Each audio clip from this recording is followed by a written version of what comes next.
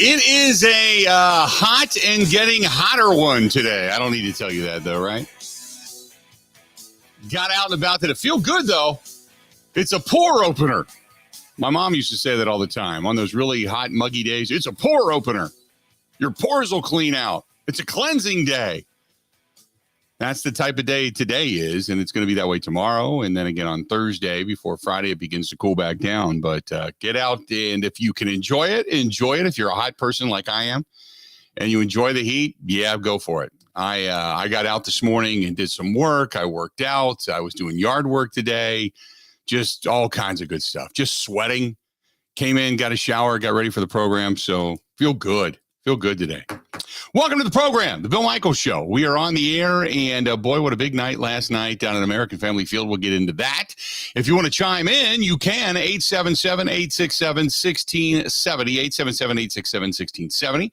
Hit us up on Twitter at Bill_Michaels, at Bill_Michaels. You can find us on Instagram, The Bill Michaels Show. You can find us on Facebook.com/The Bill Michaels Show as well. Then there's YouTube, and we always appreciate when you subscribe on YouTube. It's free. It pops up and lets you know that we're on the air. Go to youtube.com/Bill Michaels Show, facebook.com/Bill Michaels Show. There's on Twitch TV, on the Twitch app, the Kick app now as well. You can email the program, thebillmichaels@gmail.com. And the website is simply thebillmichaels.com. The Zone Madison, WOZN, the Zone Madison app is another way to find us. And you can always listen after the fact on Spotify, Apple iTunes, Google Podcasts. And you can find producing the program today, Grant Bills, on Twitter at Wisco Grant. Grant, how you doing today? Bill, I'm good. You'll never guess what I have sitting on a napkin in front of me. We had a guest on the morning show from the State Fair in this morning. Okay, here's my question. Do they not realize I'm in their backyard? I sound like the man screaming, "Get off my lawn," but damn it, I don't get anything here at the house. Anything in this local studio. No. Well, they had boxes. We'll have them stop. Your exit's right on the way back for them, I'm sure. I know. Sucks. But no, hey, good for you guys. Then again, I really don't need it. I'm trying not to eat a ton of stuff, and I'm actually going to be there.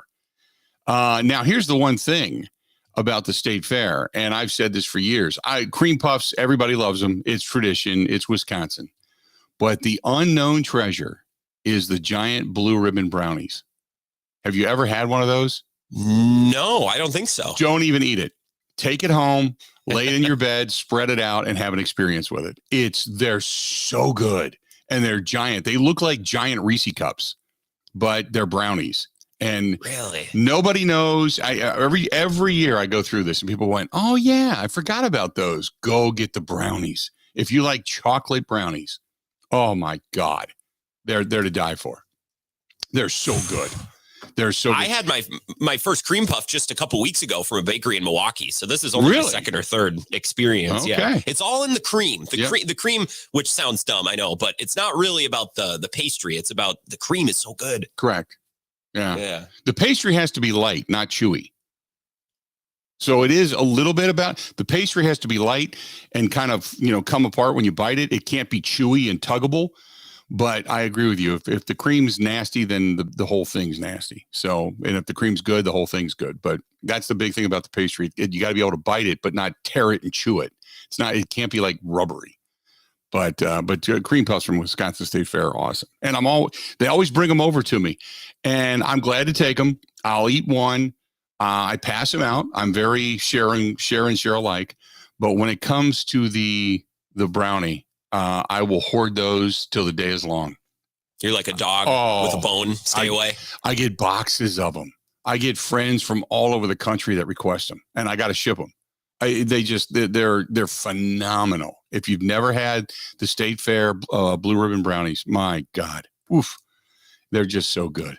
So, well, I'm going on vacation next week out to Montana, and my buddy said, "Can you please bring me as many cases of Spotted Cow as you can fit in the trunk?" So I get it. We have hot commodities in the state, and people around the country are interested. So who's doing the show?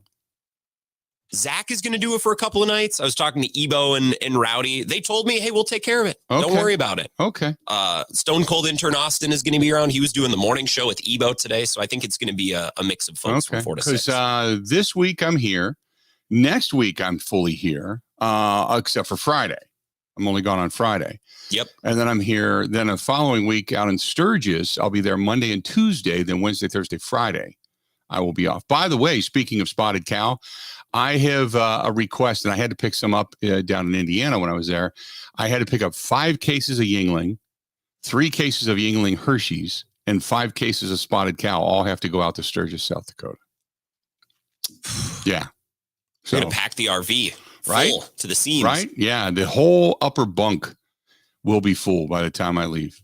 So the Yingling is sitting here in the house, but the spotted cow I have yet to pick up. But yeah, I got to take, there's a bar I talked about, Stinger Bar. There's a bar out there, and the owner, his son, is a huge Wisconsinite fan. I mean, anything and everything Wisconsin. He came to a Packers game years ago and got the cheesehead, had the spotted cow, the whole deal, and just fell in love with it. And if I could take cheese curds with me, I would. But he's like, can you please bring me some Yingling and spotted cow? And I'm like, okay, we'll do that. So there you go. Good stuff. Gary says a Reese cup. Yeah, it looks like a giant Reese cup, but it's not. It's a brownie. I've taken pictures of it. They're as big as my hand. I got a pretty good size hand. The brownie itself is bigger than the roundness of my hand. They're huge. And in the cream puff box, where usually it's 6 or 12 to a box. I can't remember how many cream puffs go in a box. They'll usually fit like 6 brownies. They're just huge. They're just huge. So anyway, 877-867-1670, 877-867-1670. That's the phone number. Yes, Brandon says it's kind of like you're Smoking the Bandit and you're a bootlegger. You're right. 100% correct. I would agree with that. That's a good, I will, when I go to pull out of the driveway, I will have the 36-foot RV, the 20-foot trailer, and I will be playing Eastbound and Down by one Jerry Reed. Bill, that's literally, I just turned my microphone on. I said, are you going to be blasting Eastbound and Down as you pull out of your neighborhood? I will. That's funny. Yep. Boys are thirsty in Atlanta, and there's beer in Texarkana. There, I'll be blasting it the whole way out. The whole way out, the full 12 hours. Big night last night. Here is my butt. And I haven't got any. Wait a minute. Maybe I did get a word from Ben Kenny here. I apologize. I'm checking this on the air. Yeah. So last night, and I wanted to get, because this was a running thing with Ben and I when Ben was on the program. So Christian Yelich would do something great and then post a video. And then after, we all know this, and then afterwards, superstitiously, would go into the tank. I mean, tank. So last night, Christian Yelich gets the walk-off, gets the base knock, the seeing eye chopper, heads into right field, throw late, Brewers win, and the celebration is on. And just after that, I look, and there's like, boop, a Christian Yelich video. There's a couple of them on his Instagram, a video of winning, a video of him, a video of the hit, all this stuff. So I said to Ben, I said, hey, does this count? Because the last time it was a home run, and then he had the grand slam, I think it was, in Cincinnati when he posted the video of that, and then he didn't get a hit again for like a month. So Ben just texted me back and said, yep, that's his career. He's cooked. He's done. So did Christian Yelich jinx himself last night by posting the video of the game-winning base knock that gave the Brewers the win? The Brewers now a game and a half up on Cincinnati. I will say this. I know that everybody's making a big deal out of the scoreboard. Everybody's making a big deal out of De La Cruz. But it's one hit. It's one at bat. I don't care. And, oh, by the way, the big story of the night was not De La Cruz hitting a 456-foot shot. The big news of the night was the Brewers tied the game. Williams hangs on, and then they come back and they win the ball game. And they remain atop, not only in the National League Central, but their dominance over Cincinnati remains. That was the big story. Even though nationally it's all about De La Cruz, nobody's talking about Sal Frelick and his first major league home run, tying a ball game up last night, and everybody going crazy. You gotta You got to look at the big picture, and the big picture was they got a win last night yet again over Cincinnati. That's all that mattered. I will take De La Cruz hitting a 400. I hope he hits a 500-foot shot today. And everybody goes, wow. And the Brewers still win the game 10-1. I'd take that in a heartbeat. So make all the goos and ga's and goo-goos and gagas you want over De La Cruz. He's a hell of a player. And he can put on the Viking helmet and flash the gold and the chains and all the other stuff. But as long as the Brewers are beating him on the continuum, I don't care. Doesn't matter. Doesn't matter. But it scared me last night because Christian Yelich posted the video. I don't know if you follow along on the jinxes that are, Grant, but that was always a big bugaboo with Ben and I, that when something good would happen for Christian Yelich, he would then post about it and then would go right into the crapper. So today I woke up and now I'm nervous. And I had to I believe it or not, I went to get reassurance from Ben. And he threw me right back into the crapper. He's like, no, he's done. It's over. This is one of my favorite things about you and Ben is Ben saying Yelich is back and Bill will just not accept it. Nope. And then you said, nope, I need to see more. And then the back and forth that's continued even up until today, July 25th. Yep. I see Ben tweeting and still poking you in the ribs saying, Bill, he's back. And you're, nope. He's got a good average. He's driving in runs. He is not hitting 324 with 44 home runs. That's back. That's what he was. This is just playing really well right now. Big difference. But yeah, apparently, at least according to one Ben Kenny and the superstition that is on this program, we fear every time Christian Yelich posts a video, and suddenly, there you go. Merlin says it's what the media does. They focus on a certain player and shove it down our throats until we hate the guy. I don't hate De La Cruz. He's a hell of a player. But it was the big story because, look, I get the fact that the scoreboard, in case you didn't know, the scoreboard last night in the Brewers-Reds game, whoever was operating the scoreboard down at American Family Field, posted when De La Cruz came up in his second at-bat. Remember, his first at-bat, he went deep, and Joey Weimer went up above the fence and pulled that thing back into the yard.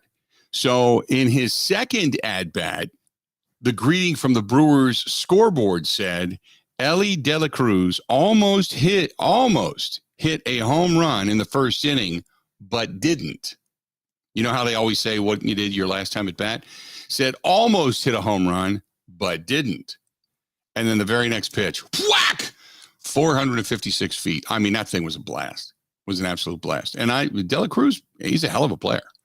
He's not the smartest when it comes to base running because he's just on a tear right now. And last night, even the Brewers had some bad base running mistakes, and they just couldn't get runners in scoring position. It was an awful night, really, offensively. But ultimately, the winning, as they say, is the ultimate deodorant. And that overshadowed a rather inept night when it came to the Brewers getting runners on in every inning last night, not being able to plate the runs. But De La Cruz, not the smartest when it comes to base running. He takes a lot of chances, and he will fail. And he has put his team in some precarious positions because of it. But you can't deny the talent. The guy's unbelievable. He's incredible. So you take the good with the bad right now, and as he ages, as he learns, he'll kind of, I don't want to say conform, but he'll become much wiser when it comes to being on the base path. But that being said, that was a big story. But as a Brewers fan, I'm like, even my buddy's like, did you see that? Oh my God, what a game last night. I'm like, no, what a game. Well, Brewers won. You're still a game and a half back. You woke up today a game worse than you did yesterday. And yet all you can talk about is the home run. You sound like a Bears fan going, boy, Justin Fields looks really good. We got blown out 24-7, but boy, he could run the football. You still lost. So I'll take it. I'll take another day like that again today. 877-867-1670. Hit us up today. We've also got Brian Gutekunst going to be going to the podium. Also, you got Matt LaFleur is going to be speaking today. Our buddy Chuck Freeman from the Locked On Brewers podcast going to be here today, coming up in about an hour and 15 minutes from now. So we'll be chatting with him, almost 2 hours and 15 minutes from now. We'll be chatting with him, and we'll get his take on last night in this Red Series. And as the rumors now begin to really circulate about who's going after what, both the Brewers and the Reds got rumors floating around out there, but also you've got another good, sign, because yesterday Woodruff was in the dugout feeling good, no problems, no pain, no nothing after the fact. So maybe, just maybe, you're also going to have the cavalry coming over the hill. So good stuff on that account as well. Going to go ahead and take a quick break. Off to a fast start today. Stay tuned. We got more of the Bill Michaels Show coming up right after this. Covering Wisconsin sports like a blanket, this is the Bill Michaels Show on the Wisconsin Sports Zone Radio Network. Welcome to Pella. Hi, it's come to my attention. I need new windows. You do? Hey, sweetie, what's this? My art project? Honey, it's rotten. We need to toss it. Then why do we have to keep our rotten windows, Dad? Well, you came to the right place. Pella has a limited lifetime warranty on our wood windows, so this doesn't happen again. Thank you. Visit PellaWI.com today.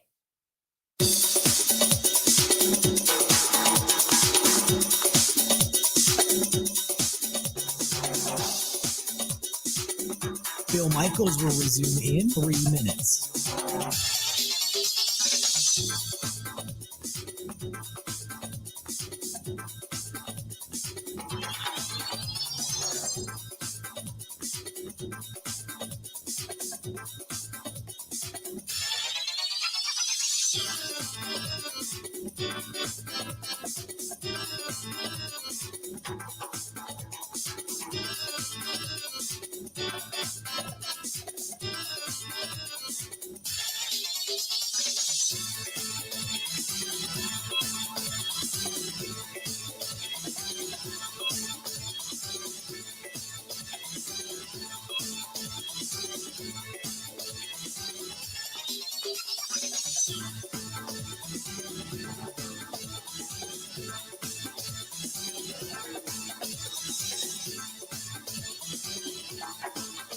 Bill Michaels will resume in 2 minutes.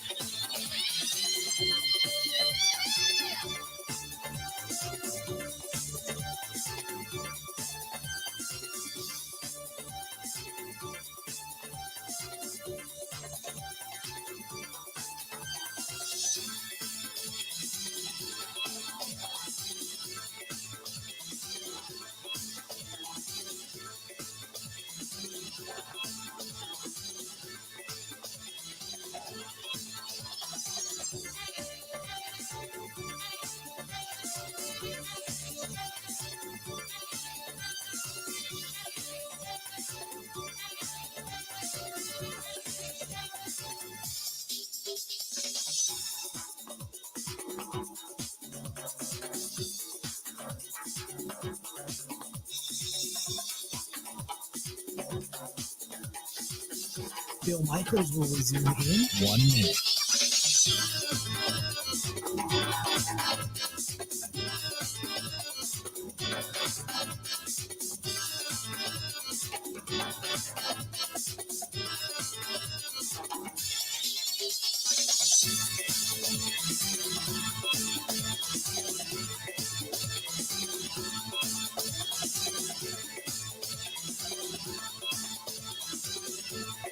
Bill Michaels will resume in 30 seconds.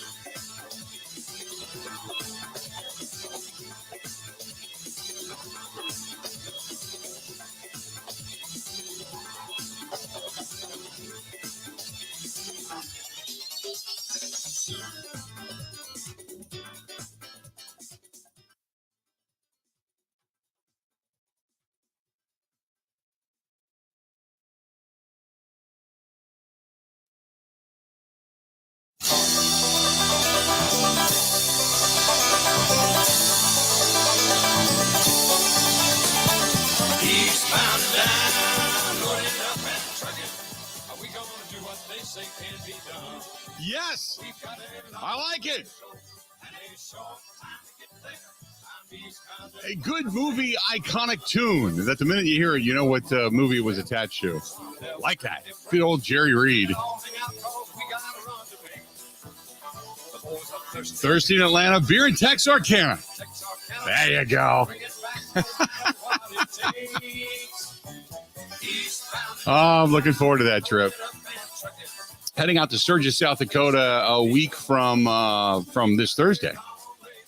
And we'll be doing the show live from Full Throttle and Pappy Hoyle Campground on the Monday and Tuesday then following.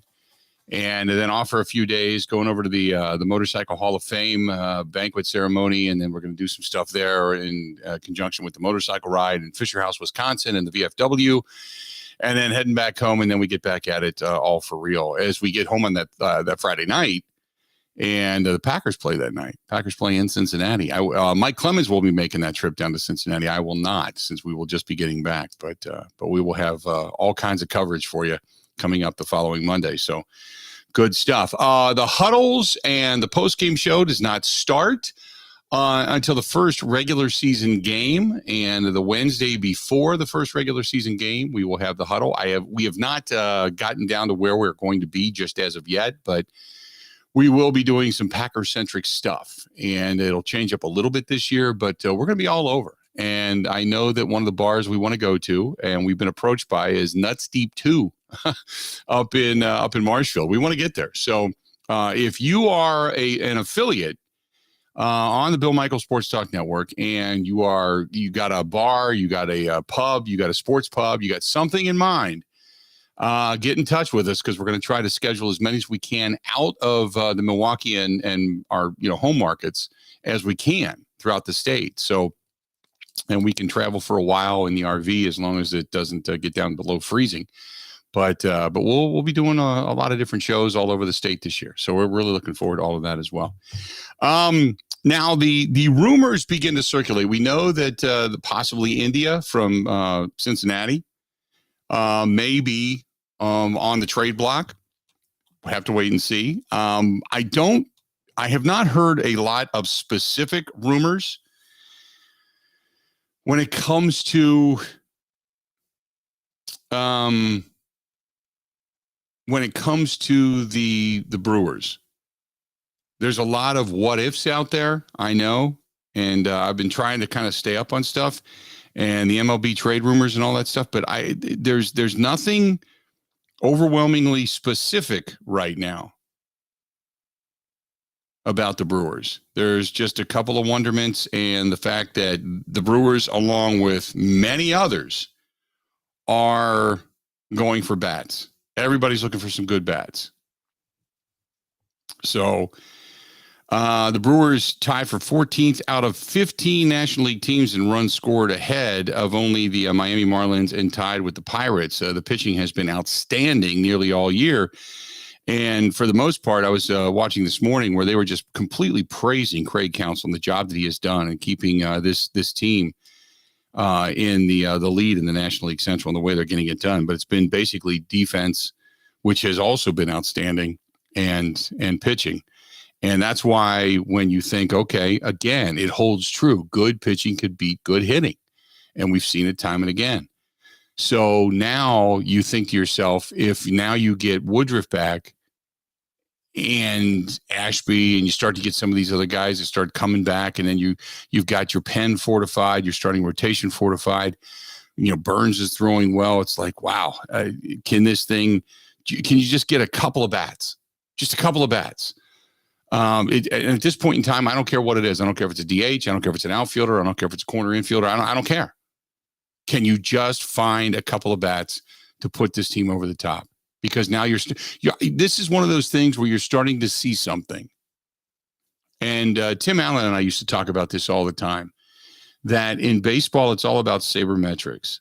It's all about launch angles, sabermetrics, swing rates, bat speed, percentages, but there is something to be said for the hidden momentum.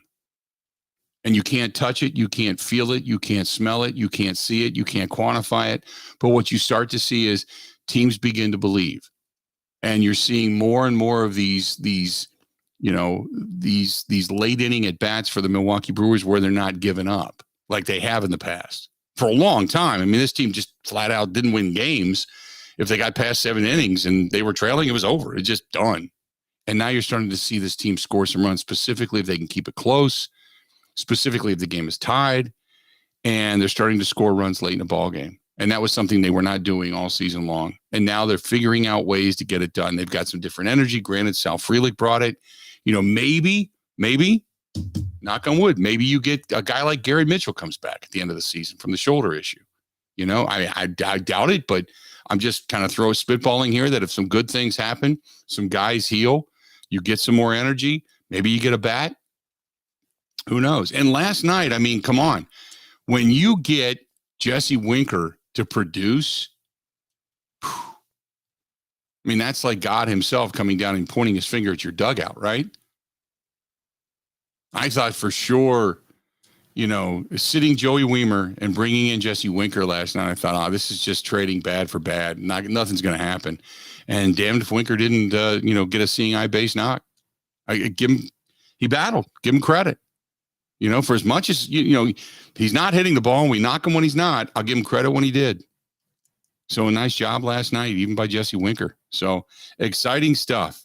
Exciting stuff. Coming up after the bottom of the hour, by the way, we're going to hear from the Packers general manager and then the Packers head coach. So we'll get into that as well. Gary says they have too many young outfielders and they're not bat first outfielders.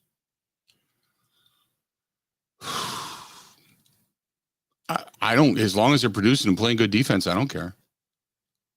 I don't care what their age is. Sometimes age and the naivete, if you will, of you're not supposed to be good, you're not supposed to be doing things like this. That's a good thing. And you can only play two of them at a time anyway. I mean, Yelich is your guy. Yelich is your other corner outfielder. So it's not like you're playing 4 or 5 young guys all at once, right? Who cares? As long as they're winning, I don't care. You know, last night, you're right. Mark says that Devin Williams was throwing strikes and he was on last night. Absolutely. Didn't waste a lot of pitches. Very, very, very good when it came to the serviceability in that 9th inning. Absolutely. Conservative with his pitches, threw strikes. I think he was like at 9 or 10 pitches with 2 outs. It might have been, I think, 11 or 12 pitches in that final inning, but it was a very efficient inning for Devin Williams last night. Very efficient. So take it. Scott said the Brewers are scoring on the back end of the Reds bullpen. Reds bullpen will be their Achilles heel and keep them out of the playoffs. Well, the Reds pitching staff will keep them out of the playoffs. The Reds pitching staff is not good.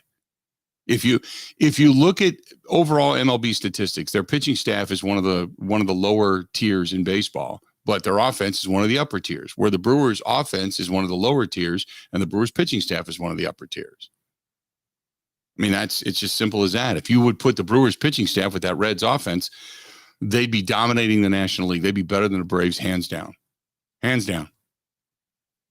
But, you can't do that. I mean, it's just a hypothetical, but absolutely. Good pitching right now and good defense. Good defense between Bryce Terang up the gut, Joey Wiemer in center field. Hell, Christian Yelich has tracked down a few balls. And obviously Sal Frelick the last couple of nights has been extremely good as well. You saw him again last night, making a solid catch. So, absolutely.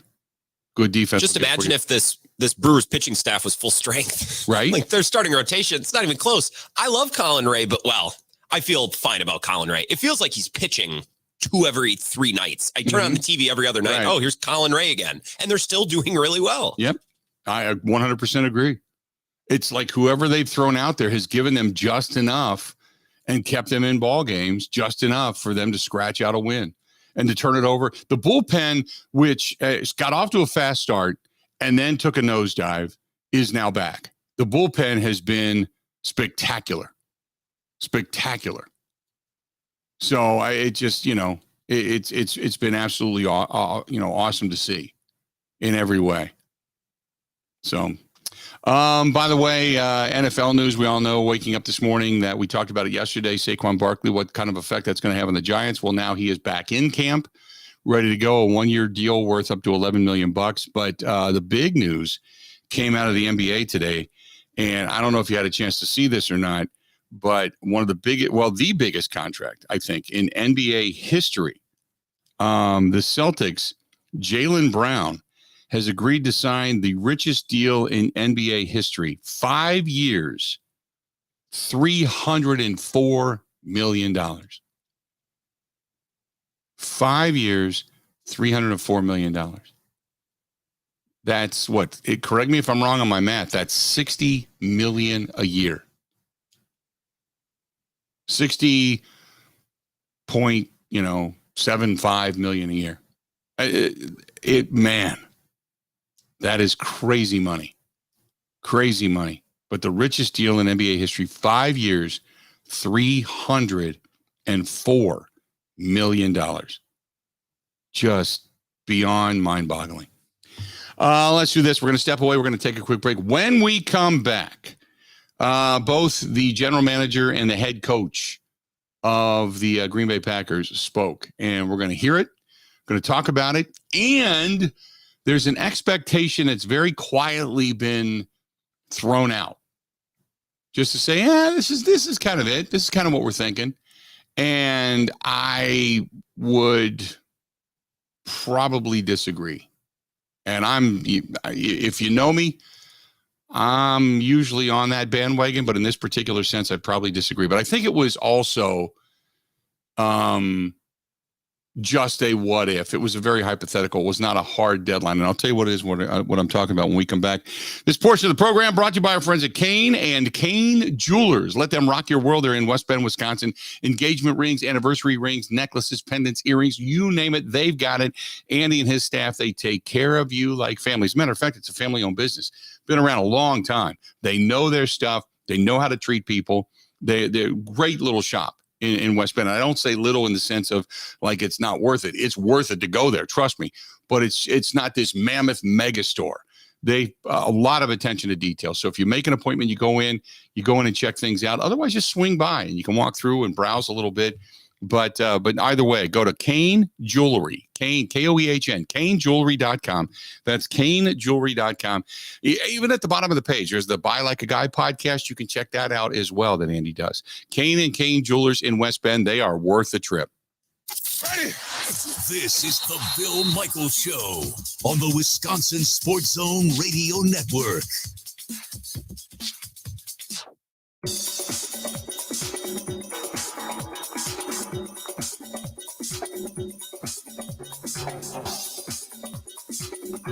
Bill Michaels will resume in 5 minutes.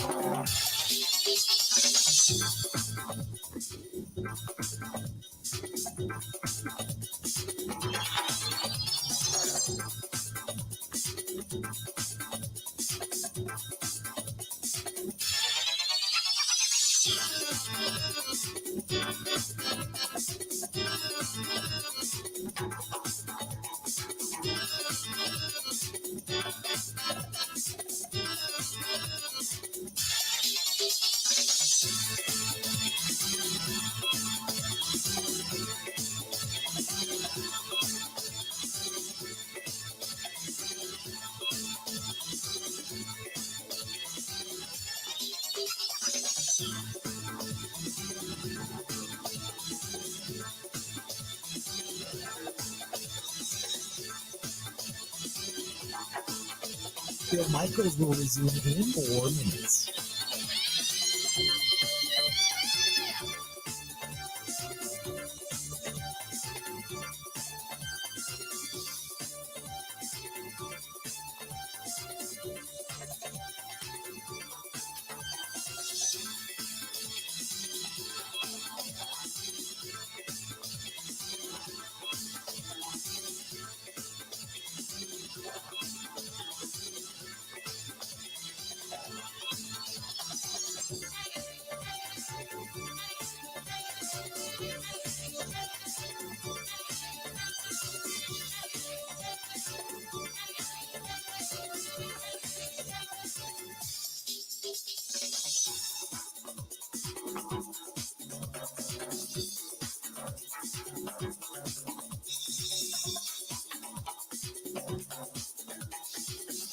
Bill Michaels will resume in 3 minutes.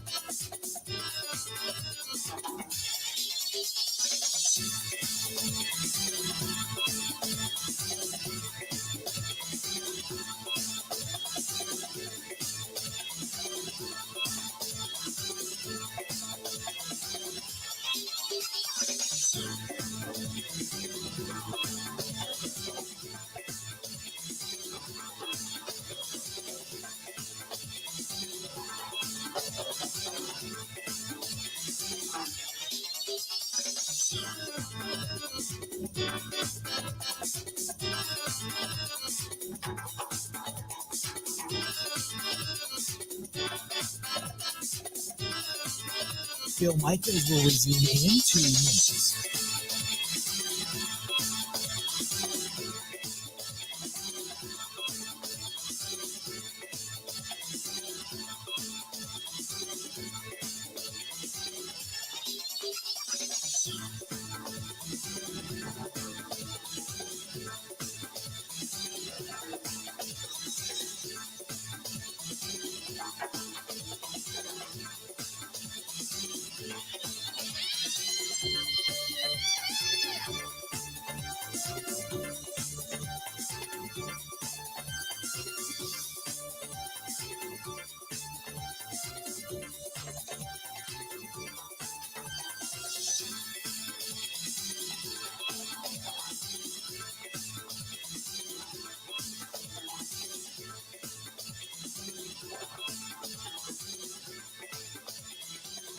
Bill Michaels will resume in 1 minute.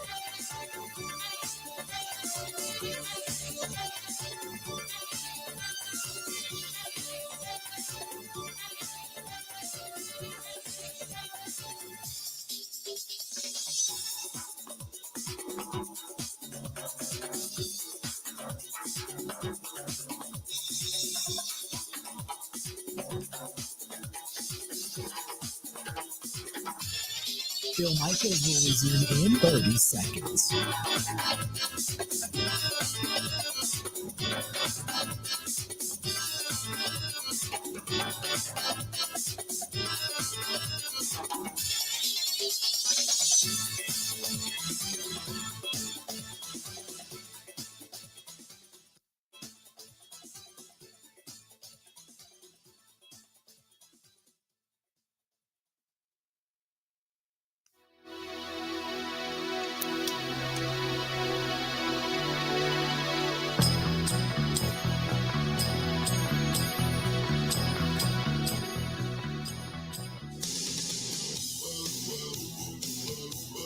Great place, Oconomowoc, Wisconsin, and it is the destination for the motorcycle ride this year. I know Dave and the staff out there at Steel Tank Brewing Company, a craft brewer right here in the state of Wisconsin, they are working hard to kind of, clean some of the landscape up, and they are cleaning up space and making space for all the motorcycles that are going to come roaring in on Sunday, September 3rd. But Steel Tank is an awesome place, and their food is fantastic.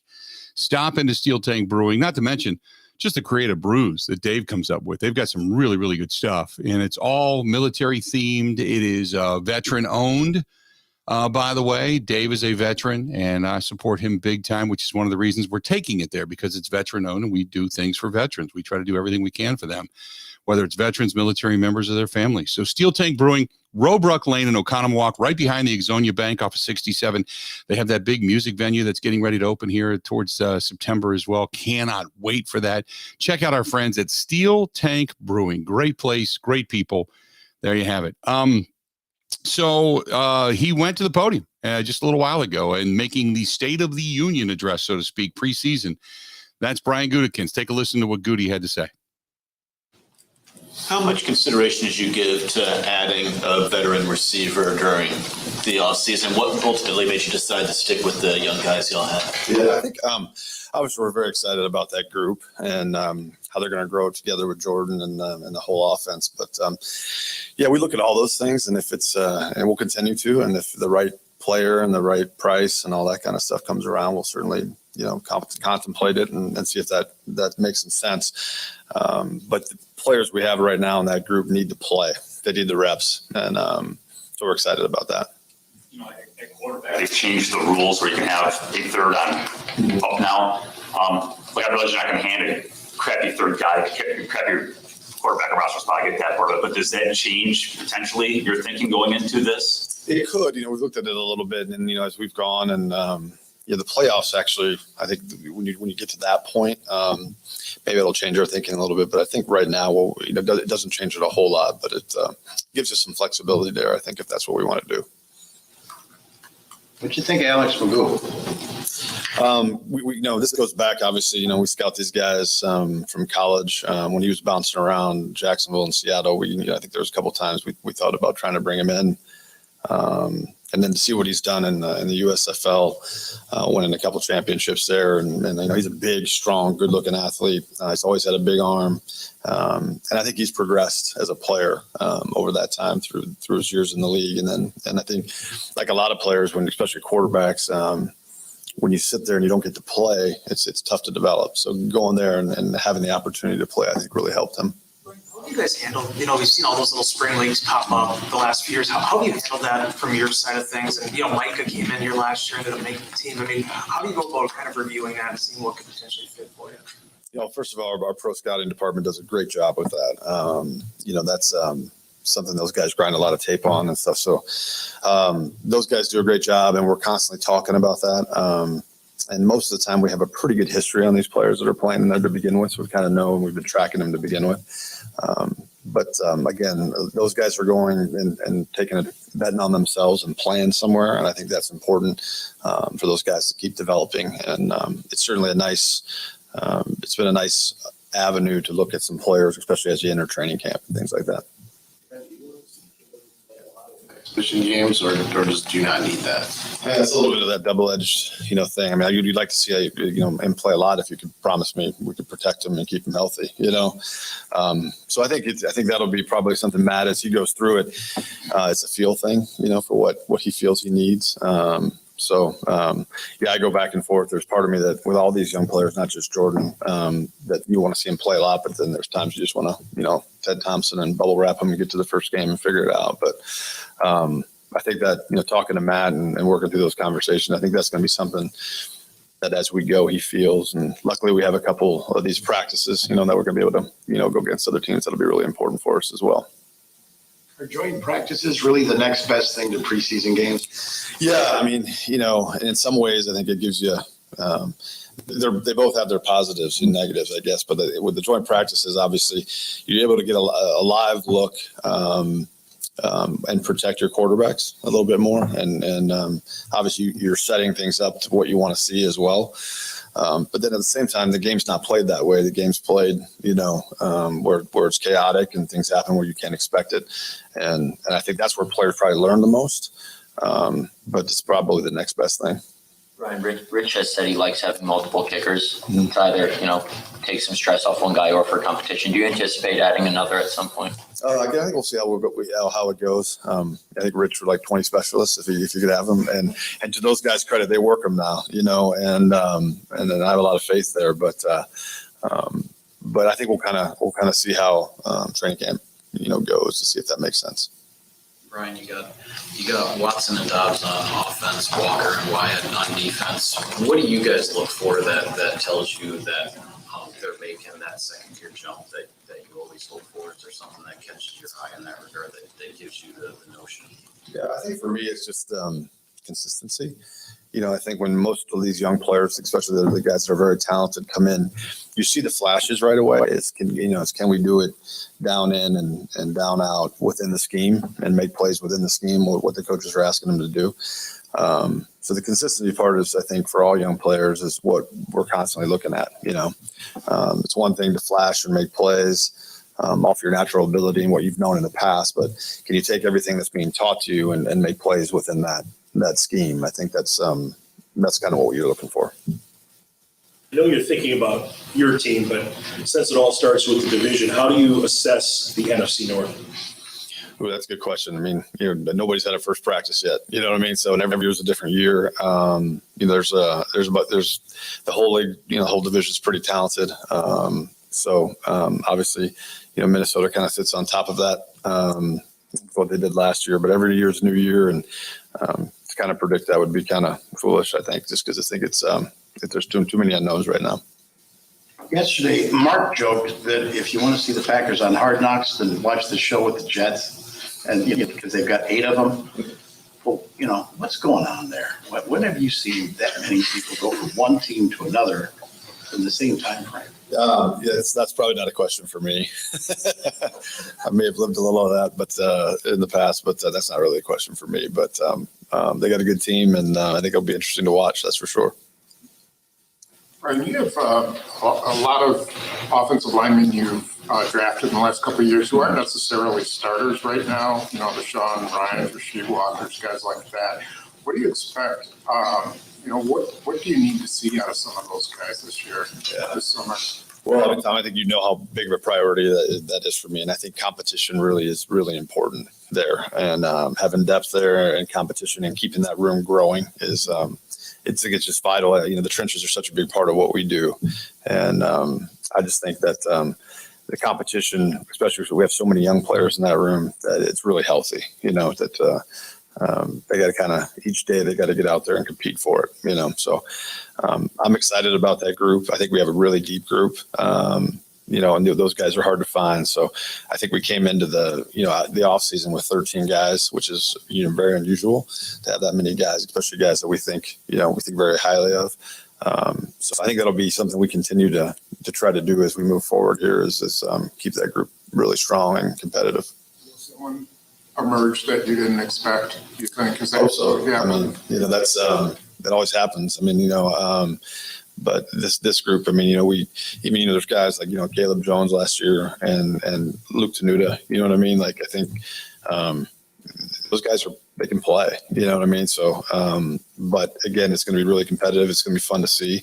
I think it helps training camp, like immensely, just because when you get to the second and third groups out there in preseason games and being able to protect the quarterback and run your offense, I think that's important. It helps us evaluate everything. I think when you struggle there, it's tough to evaluate some things. So, getting back to that question about the division, does it feel different to be the team to not being chased the way you have been in the last few years? I don't know if I've ever looked at it like that. You know, I mean, every year is a new year, and you know, who's to say we won't be? You know what I mean? So you just never know how that's going to go, and it's always competitive in this division, as you guys know. Like, really, the records of the teams when we play within the division, I think that all over the NFL is they're tougher games because you're more familiar, and it's you know, it's just a little different. So this year will probably be no different, you know, and but we're excited about it. We're excited to get after it, and I think there's a lot of opportunity there. Kenneth Odomegu was here for the IPP program. I'm sorry, say it again. Kenneth Odomegu was here for the IPP program. Obviously, he came in not knowing much about football. What are you hoping to see from him for training camp? Yeah, it's learning and growing, and he's made really good strides since his time here. I mean, you guys can imagine kind of being thrown into this environment with the background that he has and how tough that might be. But he shows up every day. He's working his tail off. Growing, and he's accepted by the guys, and I think he's enjoying himself. So yeah, just it's an interest. This is our first time through this, you know, and he's done a great job. There you go. Brian Gutekunst talking to the media. We'll pick up with that when we come back. Stay tuned. We got a whole lot more of the Bill Michaels Show coming up. This portion of the program brought to you by our friends over there at Quick Trip. Don't forget, right now they got the bacon. Oh my God, their bacon is so good. But 2 packages, $4. I'm not kidding. 2 packages, $4, limit 4. So get in, get it. I was at a Quick Trip yesterday and picked a couple of them up because we're taking the kids up to Road America. Going to do a little camping in the RV and tenting and such. Going to do some bacon out over the open fire. Good stuff. Stop into Quick Trip and use your Quick Rewards card as well. Go to Quick Trip. Tell them we sent you. Great stuff from our friends at Quick Trip. This is the Bill Michaels Show on the Wisconsin Sports Zone Radio Network. Welcome to Paula. Hi, it's come to my attention. I need new windows. You do? Hey, sweetie, what's this? My art project. Honey, it's rotten. We need to toss it. Then why do we have to keep our rotten windows, Dad? Well, you came to the right place. Pell has a limited lifetime warranty on our wood windows, so this doesn't happen again. Thank you.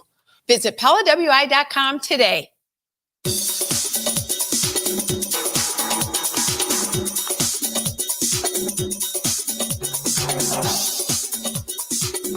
Bill Michaels will resume in 3 minutes.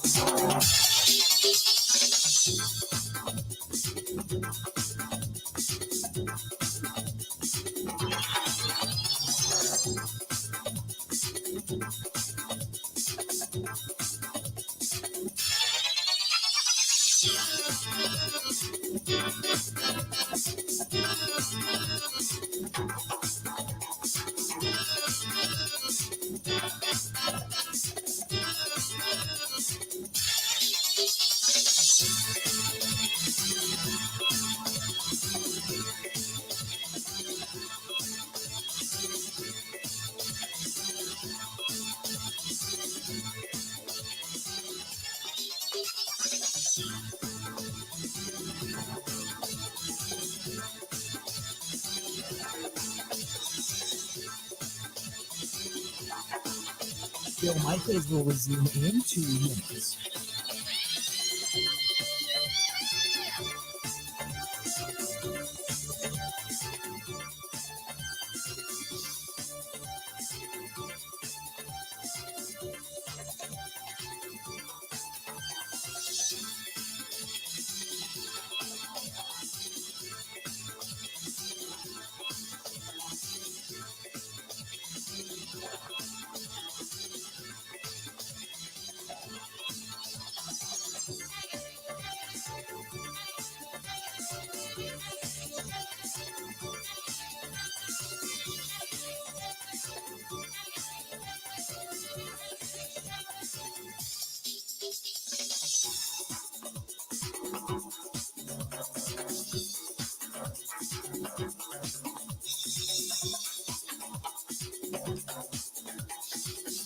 Bill Michaels will resume in 1 minute.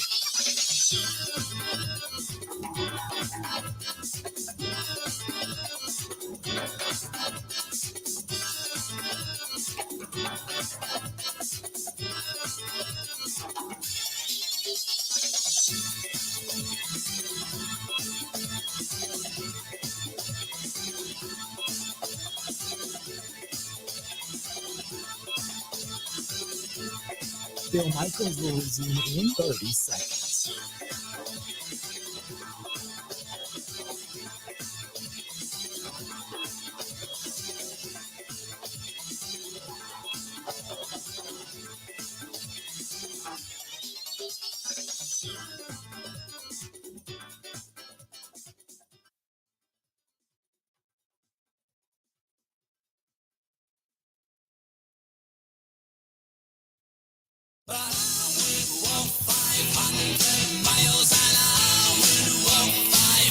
Good to have you back. Let's pick up where we left off. Brian Gutekunst at the podium talking to the media. Take a listen.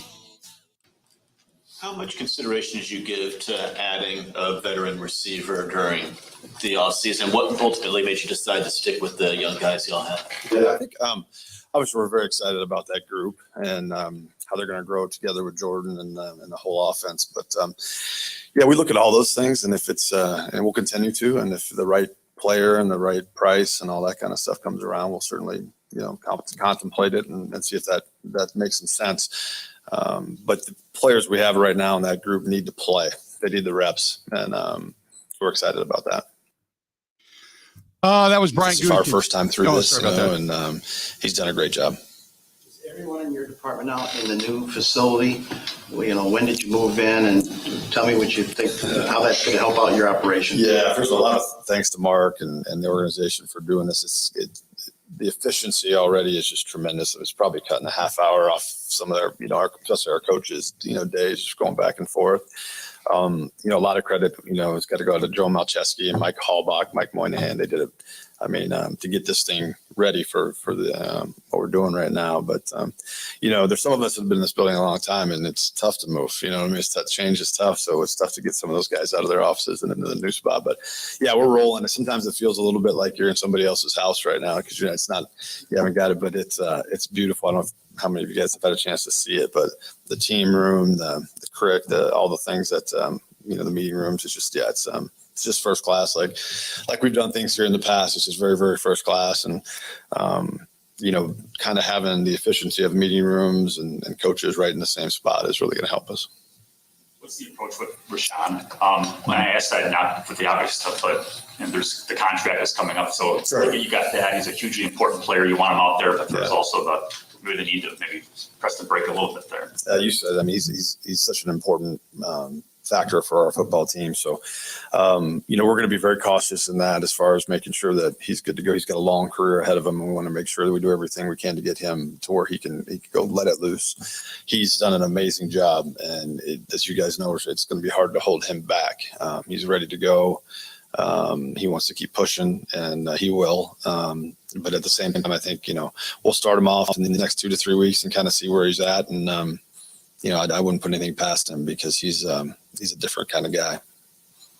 I think you would agree that there would be some value to maybe bringing back a Mercedes Lewis, but why did you ultimately decide to, leave that room as it was?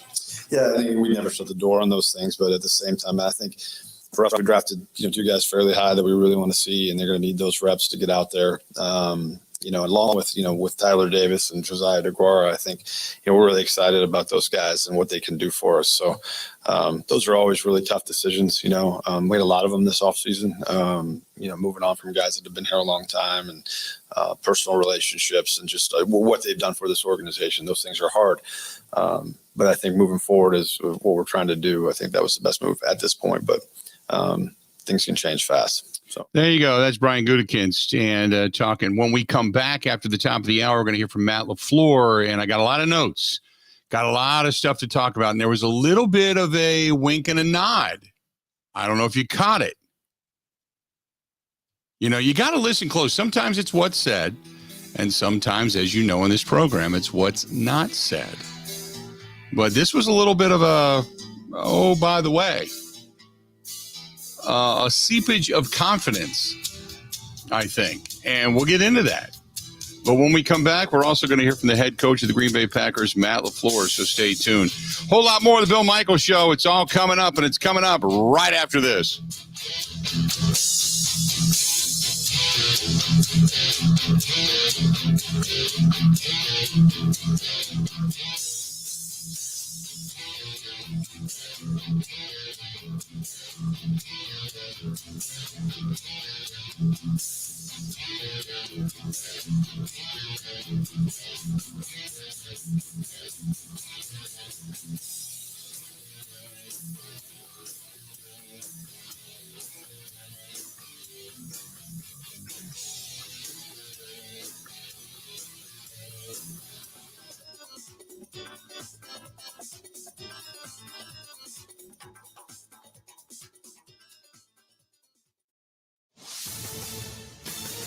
This is a Wisconsin Sports Zone update. Well, after a game full of missed chances, Milwaukee finally took advantage in the ninth inning to get a walk-off 3-2 win over Cincinnati last night at American Family Field. Now entering the final inning, the Brewers were 1 for 15 with runners in scoring position, but after Blake Perkins walked and Jesse Winker singled as a pinch hitter to open the frame, Christian Yelich delivered a single to right field that brought Perkins in from second and secured the Brewers' victory. The Brewers have now beaten the Reds 9 times in the last 11 games the two sides have played, and it leaves the Crew a game and a half above the Reds for first place in the NL Central, and it'll be the same two teams tonight. First pitch is at 7:10. Yesterday was the Green Bay Packers annual shareholder meeting, and from unveiling their new scoreboard to talking about Aaron Rodgers getting his number retired when his career is over, Packers president and CEO Mark Murphy was asked how long will it be before they know what they have in their new quarterback, Jordan Love. Comparing it a little bit to Aaron's first year, and first year as a starter, I'd say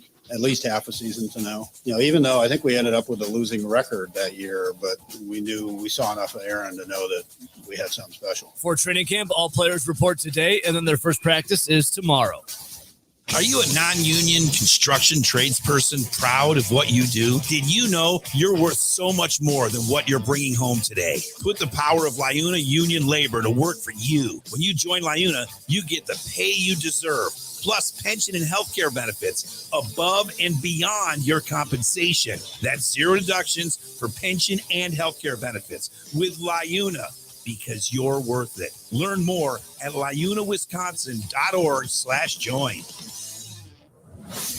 Big Ten Media Days begin tomorrow at Lucas Oil Stadium. The Badgers will speak on Thursday. Then their fall camp begins August 1st. For the Wisconsin Sports Zone Network, I'm Ebo.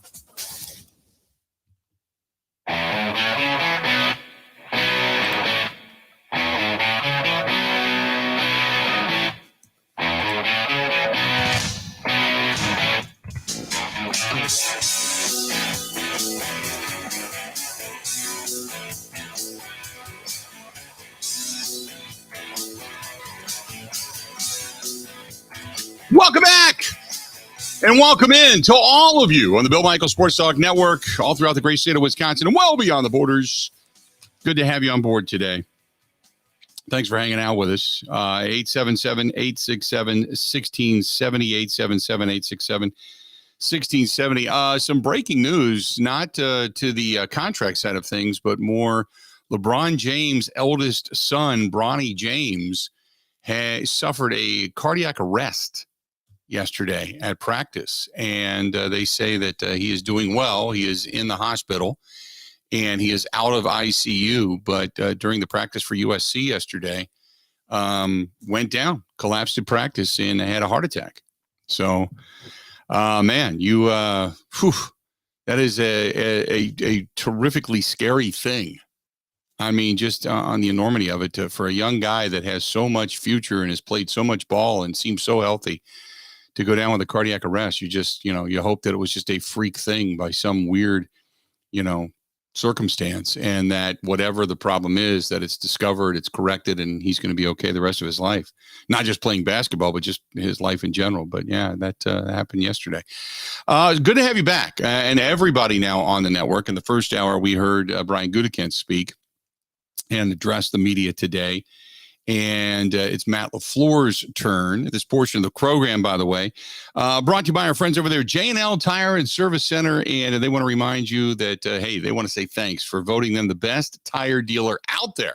They're in Watertown on Boulder Road. They're also in Johnson Creek, just above 94th, the Johnson Creek exit. You can see them from the street.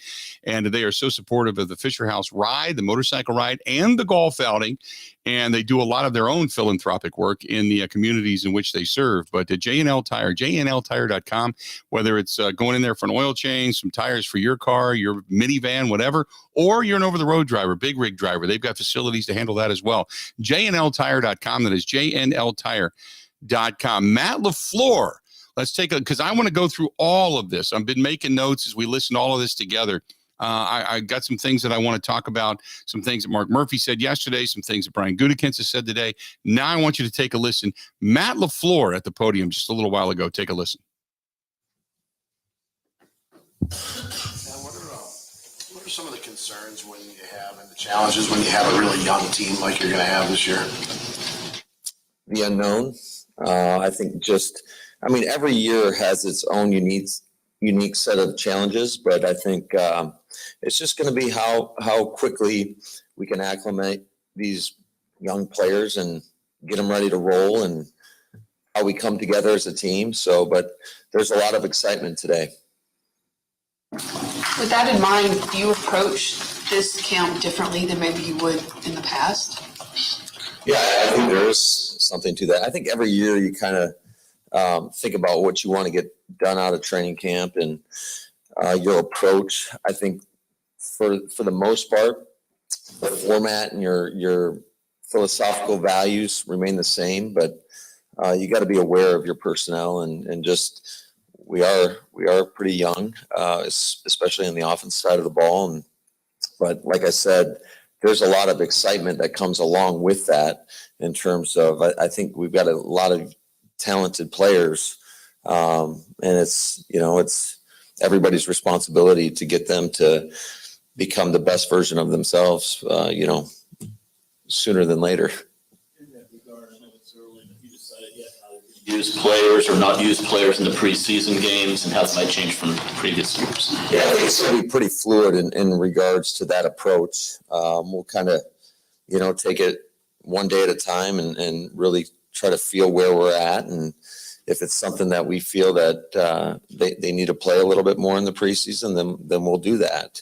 It is nice that we have two different teams that we're practicing against, and you guys know my philosophy on that in terms of just that provides them, I think, more game-like experience than most practices, just the competitiveness that goes along with that, and just seeing a different look and going against a different, whether it's different schemes or whatever it may be, but just a real opposition right out there.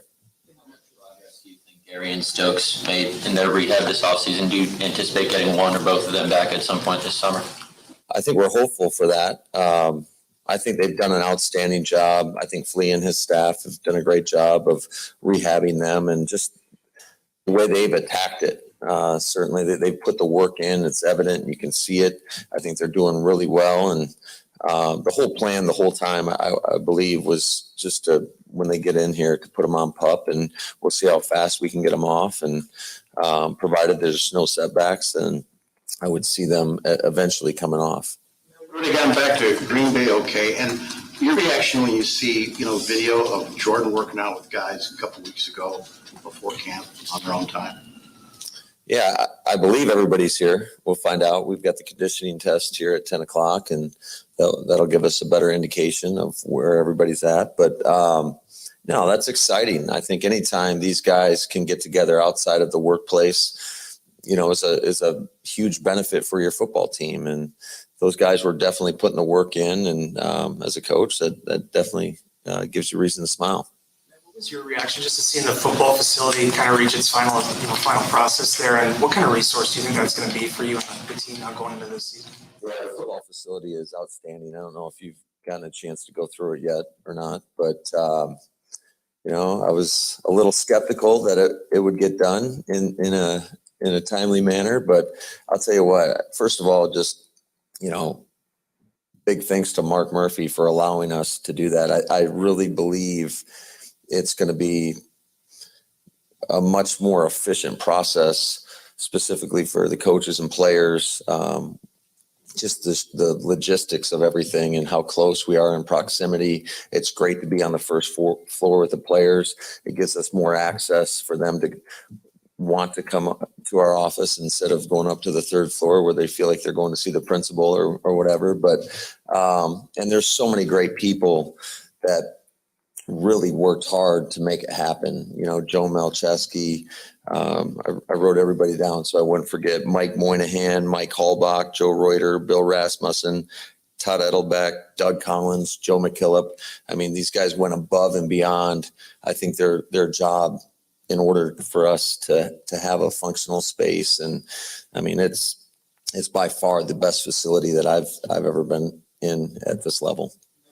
Question, but it is going to heat up this week. And any consideration given to some of the air quality things that have been going on around here this summer that might bring you to practice inside at all? Yeah, if need be. I'm less concerned about the heat. I think we have these acclimation rules in place. I think it's going to be very important for our guys to make sure they stay hydrated and doing whatever they can do so that, we don't have anybody go out there and, overheat or whatever. And I know our training staff and Adam Corzin will be all over our guys in terms of making sure they're fueling and getting the proper hydration. But I think it's part of training camp. You like it. You don't want it easy on anybody. And, but as far as the air quality, that's something that we can't control. And if it's so bad that we have to go inside, we'll adjust. Is there anything that you would like to see out of Jordan Love this summer as you guys work towards the preseason? There's a lot of things I'd like to see out of him. And just, it's more or less just, the process of becoming better each and every day and the command that he has. And certainly you want to give him every opportunity. You can't give him enough reps. And so, but just making those incremental improvements and becoming more consistent on a daily basis. And, but I'm really excited, and he's definitely has complete command of our offense. There's no doubt about it. He's put the work in. He knows the ins and outs, and it's going to apply that in a real situation. Speaking of Jordan, teams in a blitz, you guys a whole lot with Aaron over the years. I would think you would expect more of that. Do you have to talk with Joe to maybe have Joe do more pressures just for the sake of the, even if it's not for his sake, but more for the offensive sake? Yeah, I think those are daily conversations in terms of how do we best prepare our football team for week one. And so there will be some give and take where I'll tell him, hey, I want to see this. And conversely, if there's something that our defense needs to see, then he's going to tell us what he would like the offense to present to the defense. So that's just how you go about and preparing your football team. This would be the most action total that you've given a quarterback in your, tenure.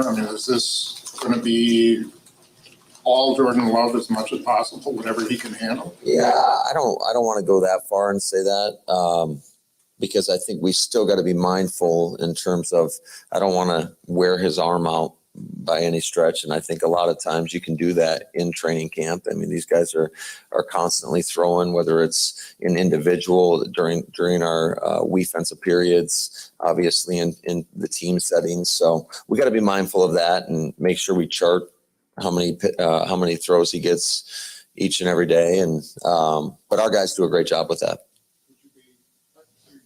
Likely to play him a significant amount in the preseason then? Potentially. Like I said, it's going to be fluid and we'll adjust accordingly. Safety competition in this camp. Well, you'd like to see two of the guys separate themselves and, so it's clear cut and there's great competition at that position. And we feel like we've got a lot of capable guys and ultimately they got to go out there and perform. Back to Jordan quick, like has it been fun for you to kind of create a new offense with a new starting quarterback in your system? I don't know how to answer that because it's really not a new offense. It's just every year there's new wrinkles and it's not, I mean, philosophically, we're very much the same as we've been. I think it's, our job as a coach is always you adjust to your personnel and you got to try to figure out what guys are good at and what they need work at. And it's not just about Jordan. It's about everybody else. And we've got a very young receiving core. We got a young tight end group. And so it's about the collective more so than just one person. You mentioned that Jordan has complete command of the offense. Do you have a feel for what type of autonomy he'll have at the line of scrimmage?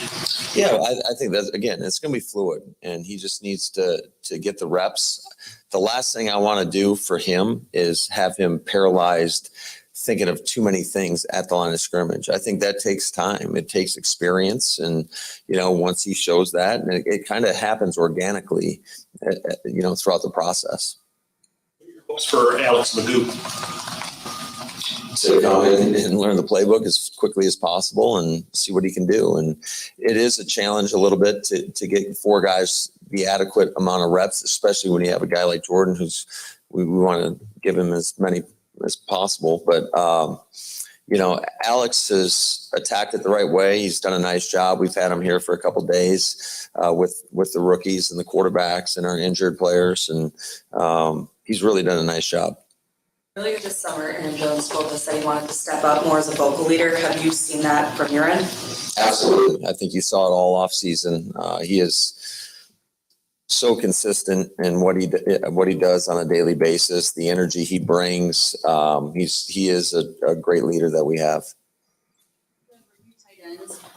What do you want to see from them in the next few weeks versus like the steps that you saw in the offseason programs? Like what next step do you want to see these? Well, we've never seen these guys with pads on, so I think that's going to be the ultimate test, just to see how these guys, how they come off the ball, specifically in the run game, because I feel like that's kind of a lost art these days for that position group. And but they're talented guys. I think they picked up the offense well, all things considered, and that is they've got a lot to learn. I mean, that outside of the quarterback position on the offensive side of the ball, there's nobody that's involved as much in the run game and in the pass game. So they've got to know. There's a lot of information that's being thrown their way, and they've got to adjust. And luckily, we've got two guys that work at it extremely hard. I think John Dunn does an unbelievable job with those guys, and I'm excited for that group. 2, maybe 3 kickers in camp at a time. Do you guys anticipate adding another one at some point? We'll see. I think, in regards to the personnel questions, I think those are always good. I know you guys are going to talk to Gutey here in a minute. But I think, the conversation's ongoing. It's just more or less, where do we need bodies?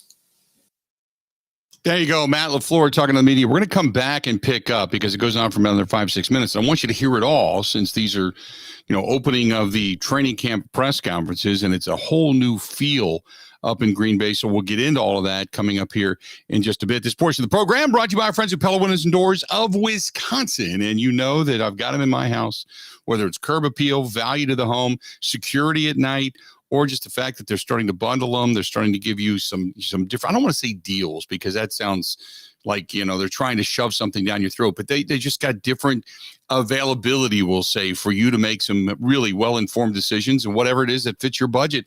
They've got different windows for your budget, whether it's different interiors, exteriors, hardware, different types of innovations, whether it's the vinyl windows, the Impervia windows, the wood windows, 3 different types there. So many different choices from our friends at Pella Windows and Doors of Wisconsin. Go to PellaWI.com.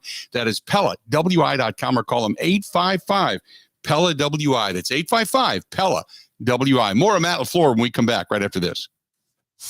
Covering Wisconsin sports like a blanket. This is the Bill Michaels Show on the Wisconsin Sports Zone Radio Network. Welcome to Pella. Hi, it's come to my attention. I need new windows. You do? Hey, sweetie, what's this? My art project? Honey, it's rotten. We need to toss it. Then why do we have to keep our rotten windows, Dad? Well, you came to the right place. Pella has a limited lifetime warranty on our wood windows, so this doesn't happen again. Thank you. Visit PellaWI.com today.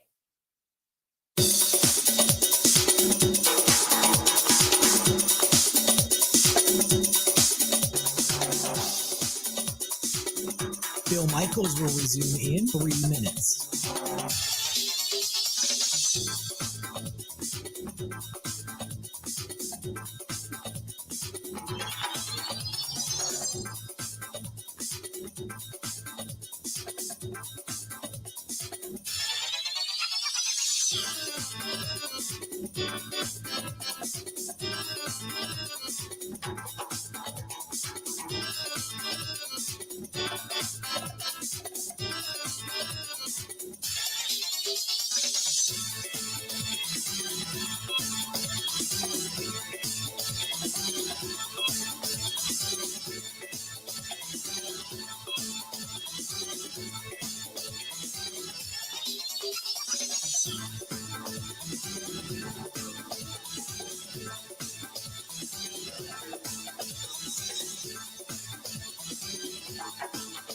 Bill Michaels will resume in 2 minutes.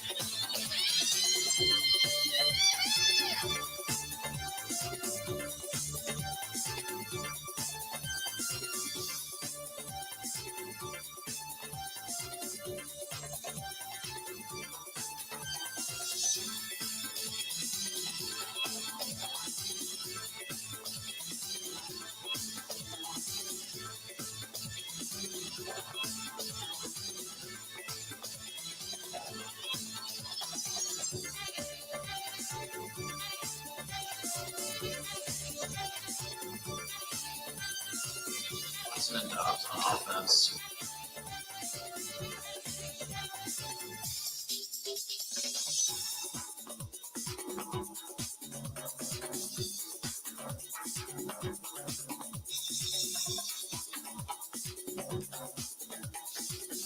Bill Michaels will resume in 1 minute.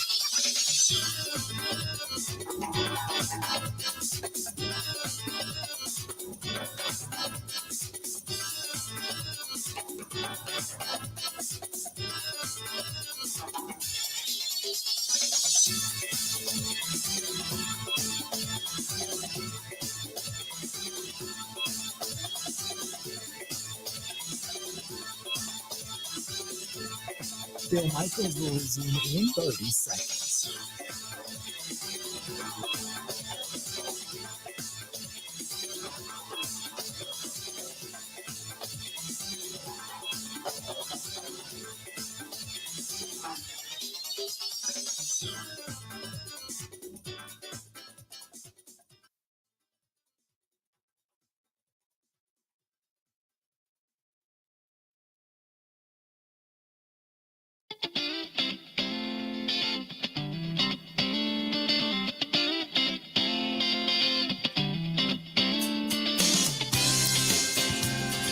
Last weekend, had a chance to go down to, I haven't been down there in a while, Calderon Club, 838 Old World 3rd Street, downtown Milwaukee. And man, it every time I go there and I eat, I'm reminded why I need to get down there more. It just was absolutely fantastic. But we were sitting in there and I've always said it's like a who's who. And in walks the umpires from the Friday night game, and some people came over from next door. One of them from Paramount Studios out in California, and they were over at San Giorgio next door. It's everybody loves the food. Everybody loves the place, the company. Gino and his staff are fantastic. And I've always said you can go in there any night and see somebody, and that's the way it is. Calderon Club, 838 Old World 3rd Street, downtown Milwaukee, for great food.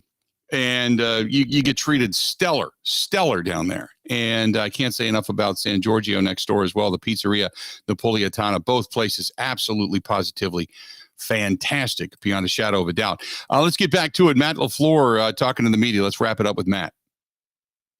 Watson and Dobbs on offense, Walker and Wyatt on defense. What do you look for at this stage of the season to kind of know that second year jump is coming? Like what catches your eye? I just think the way they go out there and play, and just how fast, and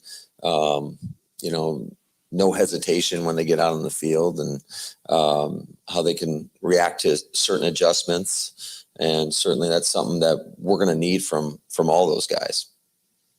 Going back to Alex, I mean, this is a guy that hasn't played in the NFL, but he's coming off an MVP season with the USFL. Do you consider him like a veteran in that room, or another young guy that's sort of fighting for the spot? Like, how do you view him fitting into that unit? Well, I think it'd be unfair to consider him a veteran. He just got here a couple of days ago, and there's a lot of offense to learn. So I think it's going to be a pretty fluid situation in terms of who we think can best back up Jordan, and hopefully we can get him the adequate number of reps to showcase his skill set.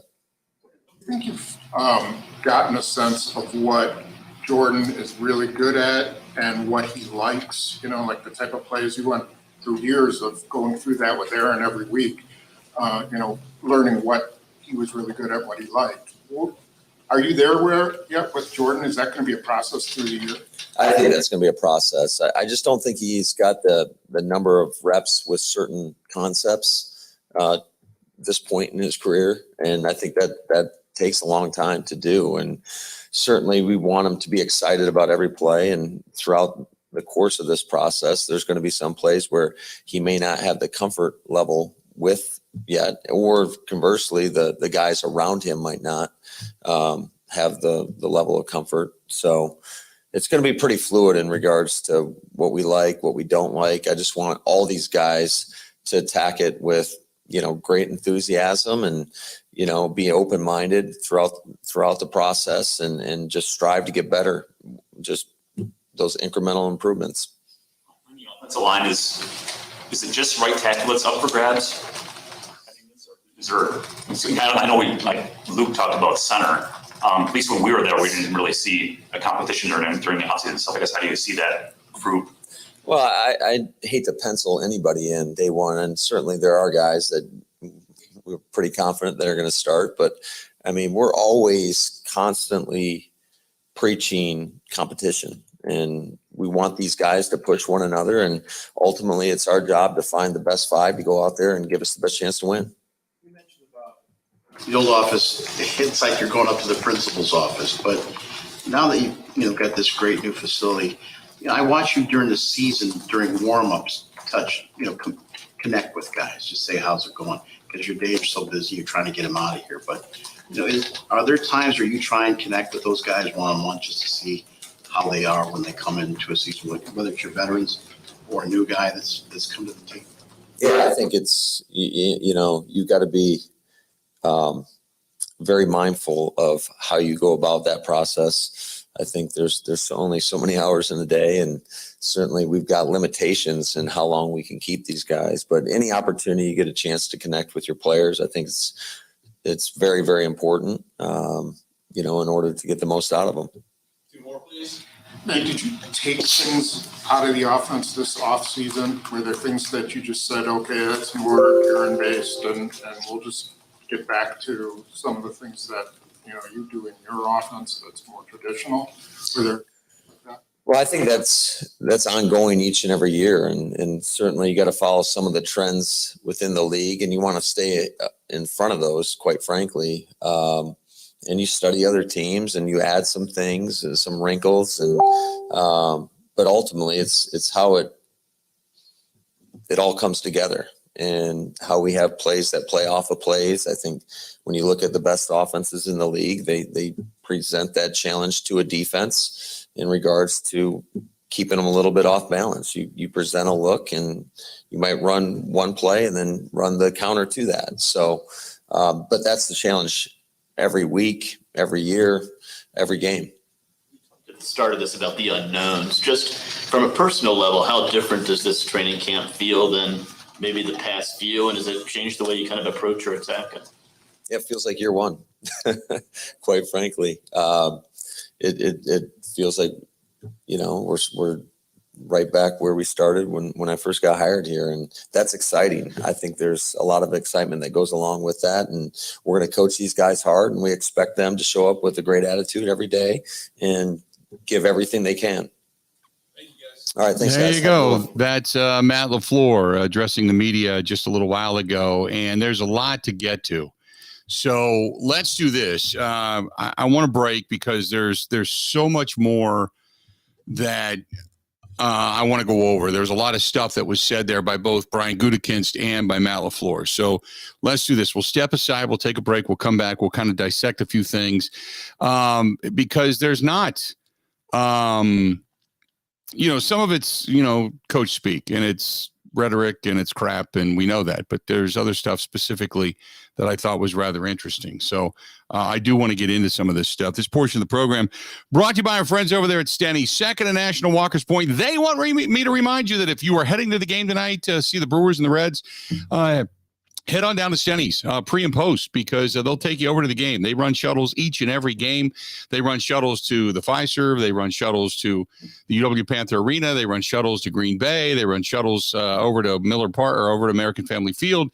All the different concerts, the different festivals, whatever it happens to be, they're running shuttles all the time. So give them a call and make sure that they're running a shuttle to what it is you want to see. But if you're going to the game tonight, head down there. Get some of the award-winning Bloody Marys, the Bill Michaels garlic cheese bread. Get yourself some really good wings. Great food they have down there. Then head on over. They'll drop you off right there by the stadium. Go in, check out the game, and then they'll even drive you back. So good stuff from our friends over there at Stenny's. Second and National, Walker's Point. And as they say at Stenny's, you should be here. More of the Bill Michaels Show. We'll break it all down next. Covering Wisconsin sports like a blanket. This is the Bill Michaels Show on the Wisconsin Sports Zone Radio Network.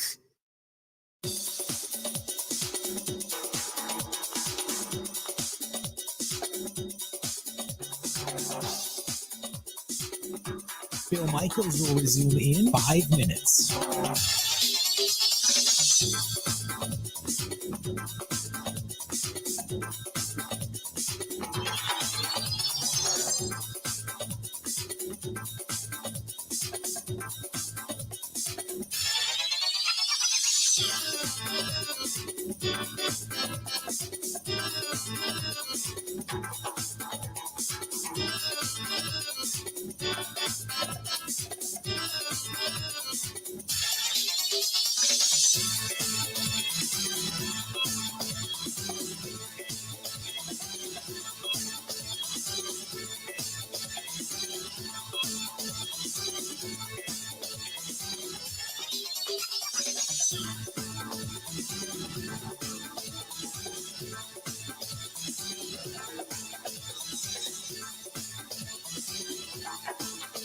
Bill Michaels will resume in 4 minutes.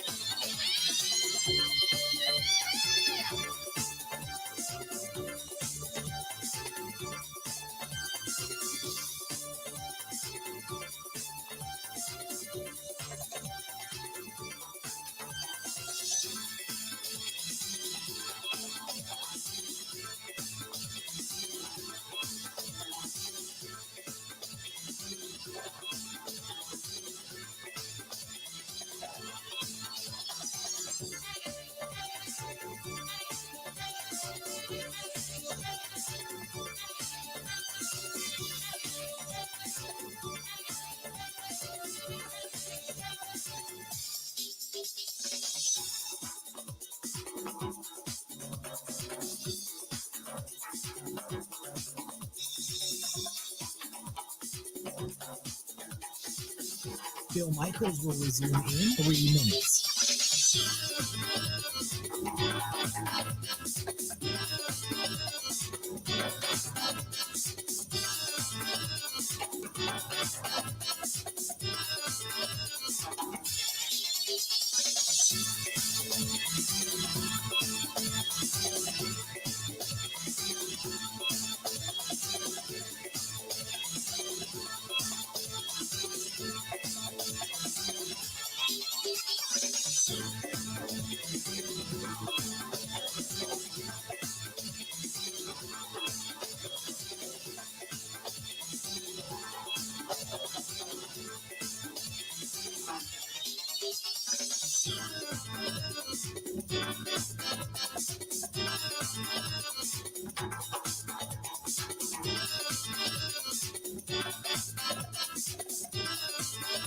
Bill Michaels will resume in 2 minutes.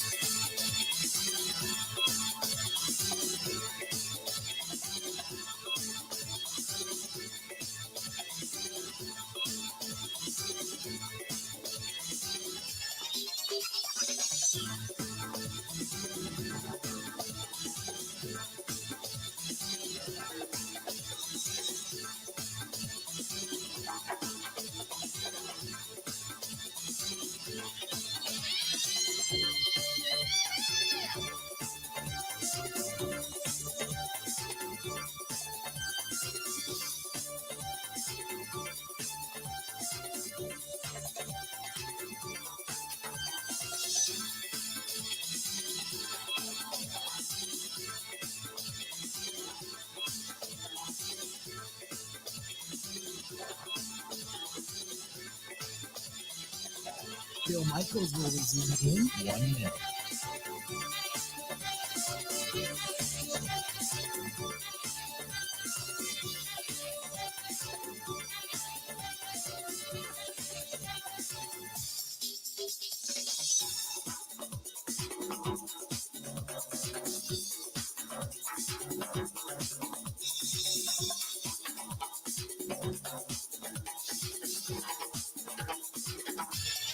Bill Michaels will resume in 30 seconds.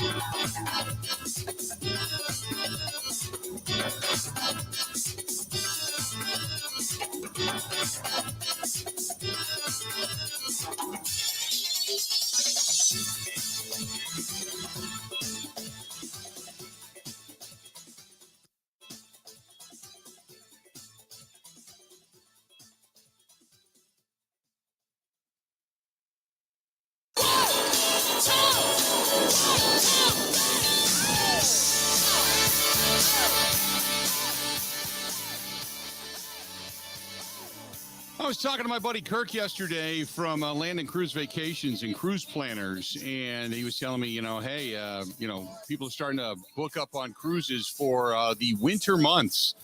Go looking at February. So, now might not be a bad time to start thinking about it. If you're going to be thinking about getting away and exiting the cold, if you will, now's the time to do it. Or maybe you got the trip of a lifetime plan and you can't afford it, but you want to finance it. They can do that. If you want to say, put a little bit of money down on a cruise now, you can do that. Maybe you just want to get away, go to an all-inclusive. You can do that too. Get away from all this smoke. Whatever it happens to be, get a hold of our buddy Kirk over at Cruise Planners, 262-344-0697, 262-344-0697, Land and Cruise Vacations. Good stuff from our friends over there at Cruise Planners. Okay. So I want to go back over this stuff because I think there was a lot there to chew on when it comes to the Packers. One of the things that Gutekunst talked about was they did consider a veteran wide receiver. However, it's exactly what we thought it was.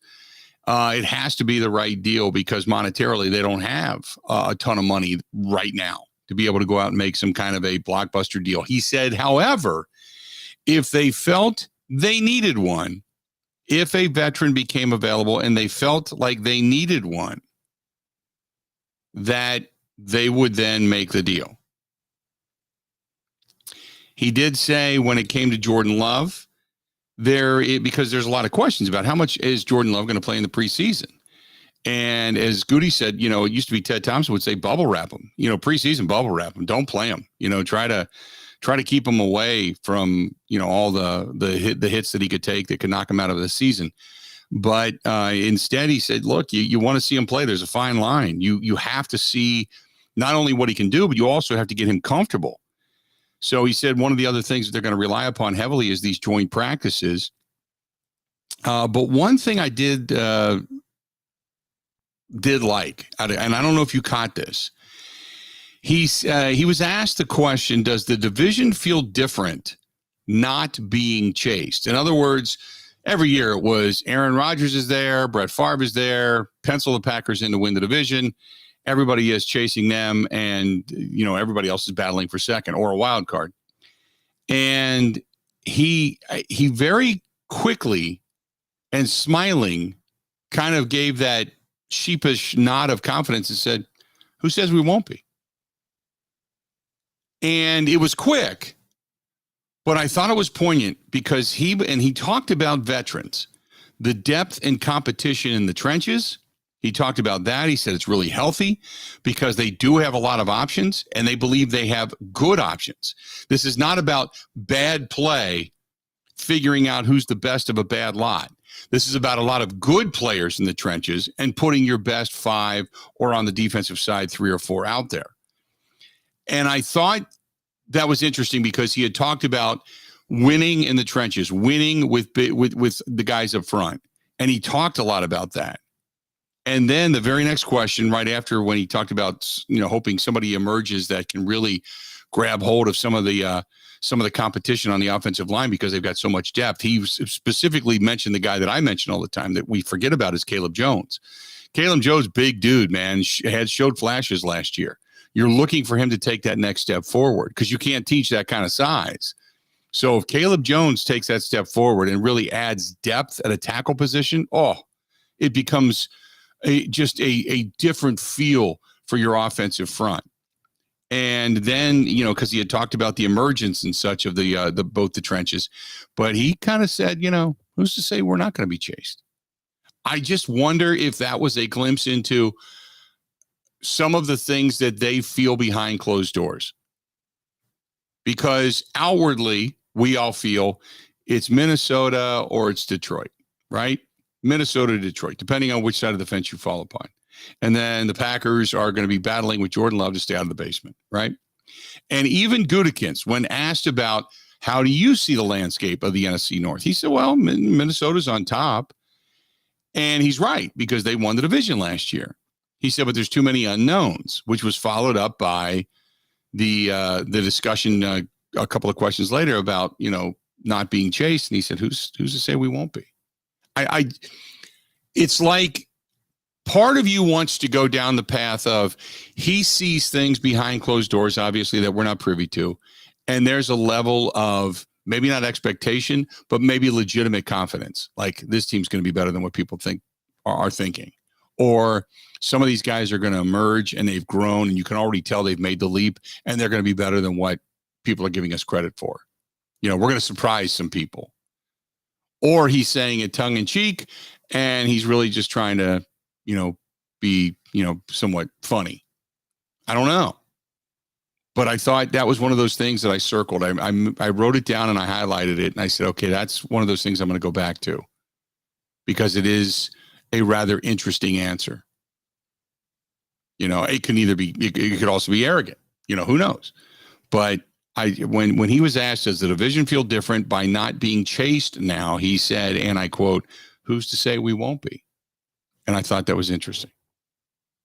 Matt LaFleur, by the way, talked about the unique challenges with the young guys and the youth, both offensively and defensively, and the second-year guys. And he said, look, it's all about not necessarily showing all these flashes of what you can do. It's about the consistency and growing every day. He said, yeah, you do approach camp differently, knowing that you've got young personnel. You can't, there's a level of expectation you can't have. Because what you're trying to do is to not only get them up to speed, but get them up to consistent speed. And then he said the playing time in the preseason is going to be determined by the need for reps with the young guys. So not necessarily the guys that are showing something.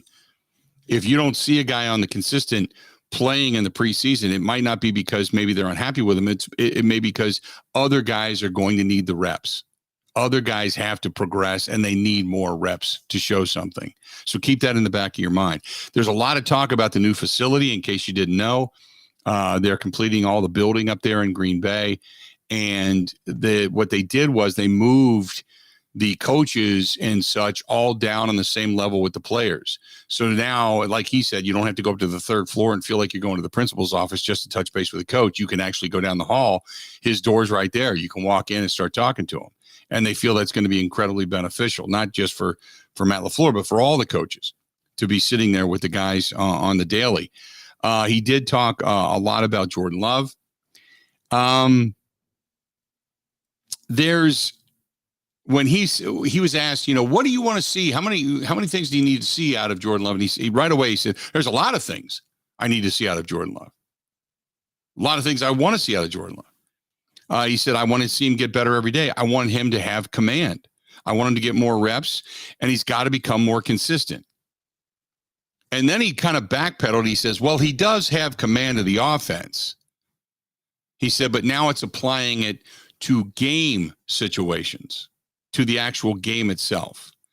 So he kind of caught himself, backed it up a little bit. It's not that he doesn't have command of the offense because he knows the playbook, but it's the application of the playbook and the command that he believes he has to actually going back to what Gutey said in winning games. Now, I again, he got into the question about, the offense and applying the offense and when it came to Matt LaFleur's offense, he wouldn't go there. He wouldn't go there. He said, look, it's not a new offense. I don't know how to answer that. He said, it's the same as it's always been. We just have to adjust it to the personnel. It's almost like he's trying to, in every way, shape, or form, temper expectations. Because the majority of us, and I think it's rightfully so, the majority of us say that there was something to Rodgers and his wants and needs in play calling, right? That's what it is. There's something to be said for that. On the other hand, you don't know if that was Matt or Aaron and the want for certain situations and certain plays to be called. So he's not backing, he's not saying, yeah, we're going to do things differently. I mean, two things. One, it would be crazy to say, well, boy, the offense, it didn't work last year, but, hey, what are you going to do? And Aaron Rodgers wanted it a certain way. So you can't throw Rodgers under the bus and look like a jag, right? And then on the opposite side of the coin, you don't want to say, it's going to look all new. I've got all new stuff. Look, I went back to the old Shanahan playbook and I put all this stuff in. But if the personnel, the young personnel you have, if they can't execute it, then you don't go there. You don't go in that direction, because your expectation would be that we all would be looking at it as some philosophically new offense with all these new wrinkles and all these new things that maybe can't be executed by the young guys. So he's just tempering everything. He's backing. It's very cliche, tempering everything. Don't call it the Matt LaFleur offense. Don't say it's going to be new. None of that right now. So I see what he's trying to do. When he said it's not a new offense, I don't know how to answer that. It's the same as we've always been. We just have to adjust it to the personnel. He's basically talking about the young guys. Also said needs to get, when it comes to the depth on the offensive line. And, because the question was, is the competition only at right tackle? He wouldn't answer the question. Flat out would not answer the question. Kept saying, we want the best five. We want the best five. We want the best five. And that's true. But for the most part, I get it. On one hand, he doesn't want to hand a job to somebody. But on the other hand, I mean, that's kind of it. Or maybe he doesn't want to let on that he's made the determination that it's really Yosh Nijman's job, or it's Zach Tom's job, or Caleb Jones's job, and then he wants other guys to become disgruntled or not work as hard in camp. So he didn't want to answer the question. Would not go there. Also said when it comes to knowing the nuances of Jordan Love, he said it's a process because he hasn't had enough reps with certain concepts to understand what it is he likes, doesn't like, and what he does and doesn't see. So he said, we'll figure that out as the season goes on. Now, one of the things I want to go back to, and I thought it was interesting from yesterday, and that was some of the things that Mark Murphy had to say. So when we come back, we'll talk about that as well. Coming up about 45 minutes from now, our buddy Chuck Freeman from the Locked On Brewers podcast, he's going to be here talk some Brewers baseball with him. But I want to get back into one of the things that specifically Mark Murphy said yesterday in his presser, because it raised eyebrows throughout the football world as unfair. And I think unfair is too harsh of a word, but I would agree. When we come back, I'll tell you what it is and what he's talking about. Stay tuned. Got a whole lot more of the Bill Michaels Show coming up this portion of the program, brought to you by our friends over there at Northern Lights Event Venue. Northern Lights Event Venue, right there on the Milwaukee River, right there on the Riverwalk. Coming up tomorrow night, they've got some music outside. I know it's going to be hot, so you want to go down there and get a cool drink, listen to some music, whether it's a dinner, weddings, photo shoots, business events. NorthernLightsEventVenue.com. NorthernLightsEventVenue.com. Go check it out. If you got a group of, say, 70 people or less, it is perfect. It's a perfect space. It's a perfect venue. It's a perfect view, perfect lighting. Everything in it is awesome. Whether, like I said, it's a dinner, it's a wedding, it's a rehearsal dinner, photo shoot, business event, they got you covered. NorthernLightsEventVenue.com. That's NorthernLightsEventVenue.com. We'll talk more about all of this and expectations regarding Jordan Love coming up next on the Bill Michaels Show. Ready? This is the Bill Michaels Show on the Wisconsin Sports Zone Radio Network. Welcome to Pella. Hi, it's come to my attention. I need new windows. You do? Hey, sweetie, what's this? My art project? Honey, it's rotten. We need to toss it. Then why do we have to keep our rotten windows, Dad? Well, you came to the right place. Pella has a limited lifetime warranty on our wood windows, so this doesn't happen again. Thank you. Visit PellaWI.com today.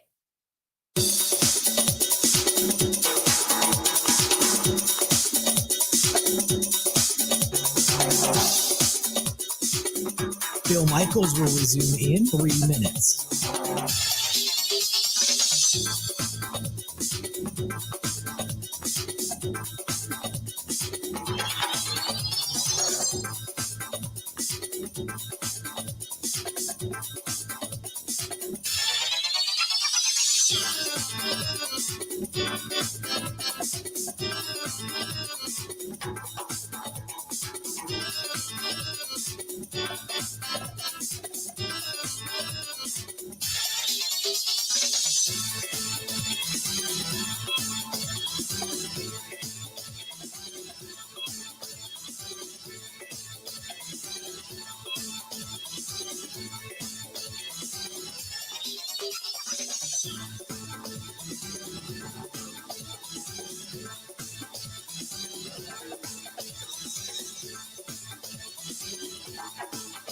Bill Michaels will resume in 2 minutes.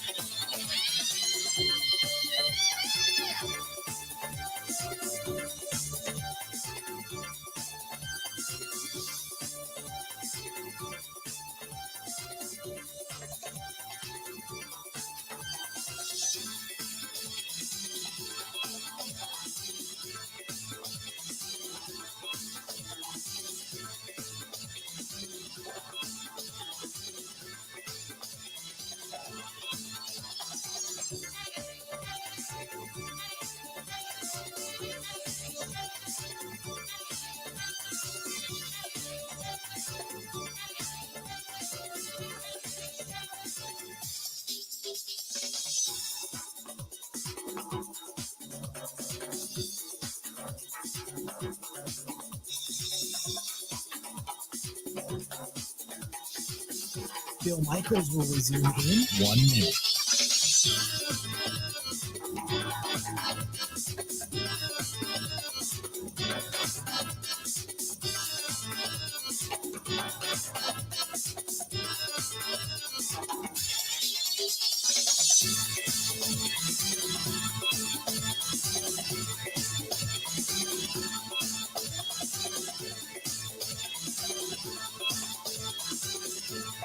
Bill Michaels will resume in 30 seconds.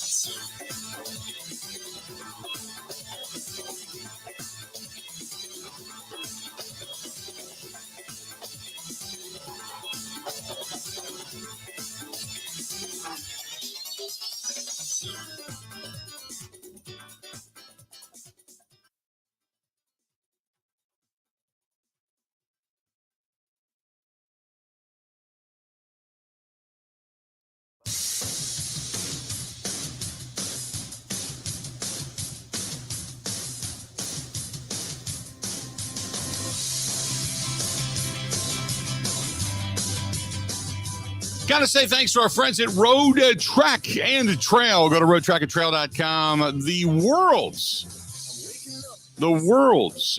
biggest when it comes to how many deals they do when it comes to motorcycles, side-by-sides, golf carts, all that stuff, and sleds in the wintertime. They are the world's biggest. I mean, they do more deals than anybody. It's amazing. And they're right here in Big Bend, Wisconsin. Go to Road, and I was just down there. Their inventory is enormous. I mean, enormous. If you're looking for a new bike, a new motorcycle, crotch rocket, Harley, Honda, you name it, they've got it. Golf carts, they've got it. If you are looking for, snowmobiles, because right now is the time to buy, if you're going to start gearing up for the winter months, they've got those as well. I mean, they've got that complex over there is amazing. Nick and the staff are amazing. Check out roadtrackandtrail.com. That's roadtrackandtrail.com. And they are helping us out when it comes to getting around Road America and getting around Pappy Hoyle Campground and Full Throttle and Sturgis and such. So thanks to Nick and the staff over there and Kelly and everybody for helping us out. Certainly appreciate it. 877-867-1670. If you want to chime in, feel free. So this is what Mark Murphy had to say yesterday when he was asked his thoughts on Jordan Love and when you can kind of tell if you made the right decision. Yeah. I'm comparing it a little bit to Aaron's first year. And first year as a starter. I'd say at least half a season to know. And I think, even though I think we ended up with a losing record that year, but we saw enough of Aaron to know that, we had something special. So there you go. A half a year.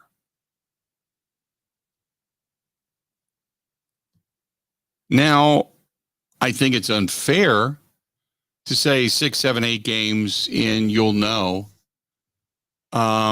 because that's a ton of pressure right out of the chute to say, okay, we're going to determine whether or not you're the guy. We want to see you be able to play and be not necessarily on par with Aaron, but give us flashes that we believe you're the guy. And then they're going to start making decisions as to what they're going to do the following year. So on one hand, a half a season, which was widely criticized by those in the game saying you're crazy because you can't do that. I mean, it takes years to really be able to absorb the offense, understand the concepts, be able to execute at a high level. But as he said, on the other hand, you kind of knew it with Aaron. And one of the things that I have said and to you is that you and I will both know via the eyeball test if Jordan Love has it. You'll know it. We'll know it. Because you'll either see all those flashes that make you go, wow, he can really do something. He's just going to need a little more time. Or you're going to see a lot of stuff where it's just, it doesn't look right. It doesn't flow. And you're going to go, oof, this ain't happening. So Matt LaFleur said, when asked, do you understand and know what Jordan Love can and can't do, what Jordan's good at? And he said, no, not enough reps with the concepts yet. And I understand that because you need game situations with concepts. Matt LaFleur said, Jordan, you want to see him play a lot, but you want to put him in bubble wrap in the preseason. But what you're looking for is good flashes and then consistency. So you're looking, basically they're saying the same thing. If you want to put it into the Cliff Notes version, you want to see him give you the flashes for the reason you drafted him, but you want to see him make consistent plays and get better at those concepts. So if you make a mistake, you're not making the same mistake over and over again. If you're making a late read, you're not making a late read over and over again. The synapse between your brain and your arm and the decision to throw the football and such, it gets quicker, it gets better, it gets more consistent. Because if it's not, and you're not seeing that, that's when you're saying, okay, this might not be the guy. So they all said the same thing, though. They all feel that he's ready to start. He understands the offense. He's ready to be a starting quarterback in the National Football League. And then they all agree. He doesn't know enough via the concepts. We can't tell yet. And through the first 7 or 8 games, we're going to get a good gauge as to whether or not this guy has it or not. And I've been saying all along, it's basically a 1-year prove-it deal. 2 hours down, 2 hours yet to go. Good stuff. Sometimes you just gotta kind of pay attention. You gotta kind of listen and just kind of weed through the cliche crap to get to the brass tacks, and you'll find it. This portion of the program brought to you by the oldest operating track in the world. That's Great Lakes Dragway, Union Grove, Wisconsin. They've been running this drag strip for a long time, and it's the oldest operating drag strip in the world. Call them 262-302-2138, GreatLakesDragaway.com. That's GreatLakesDragaway.com. More of the Bill Michaels Show coming up next.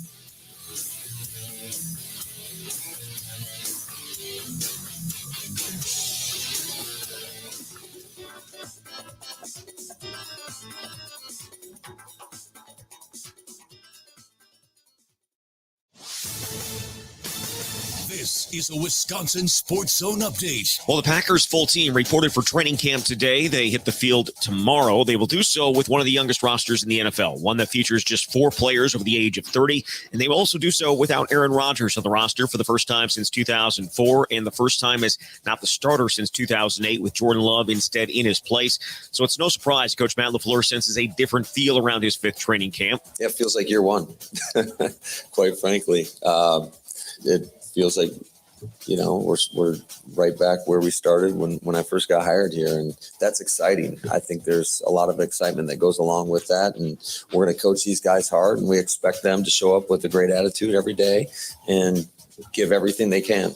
Injury-wise, the team is hopeful to see Eric Stokes and Rashawn Gary at some point during training camp. Both are on the PUP list to start. Again, they're going to be on the field for practice tomorrow morning starting at 10:30. Meanwhile, Big Ten Media Day is going to get going in Indianapolis tomorrow. Today, the preseason media poll was released. Michigan was the pick to win the conference. Wisconsin picked to win the Big Ten West. It's the 4th straight year the Badgers have been chosen for that.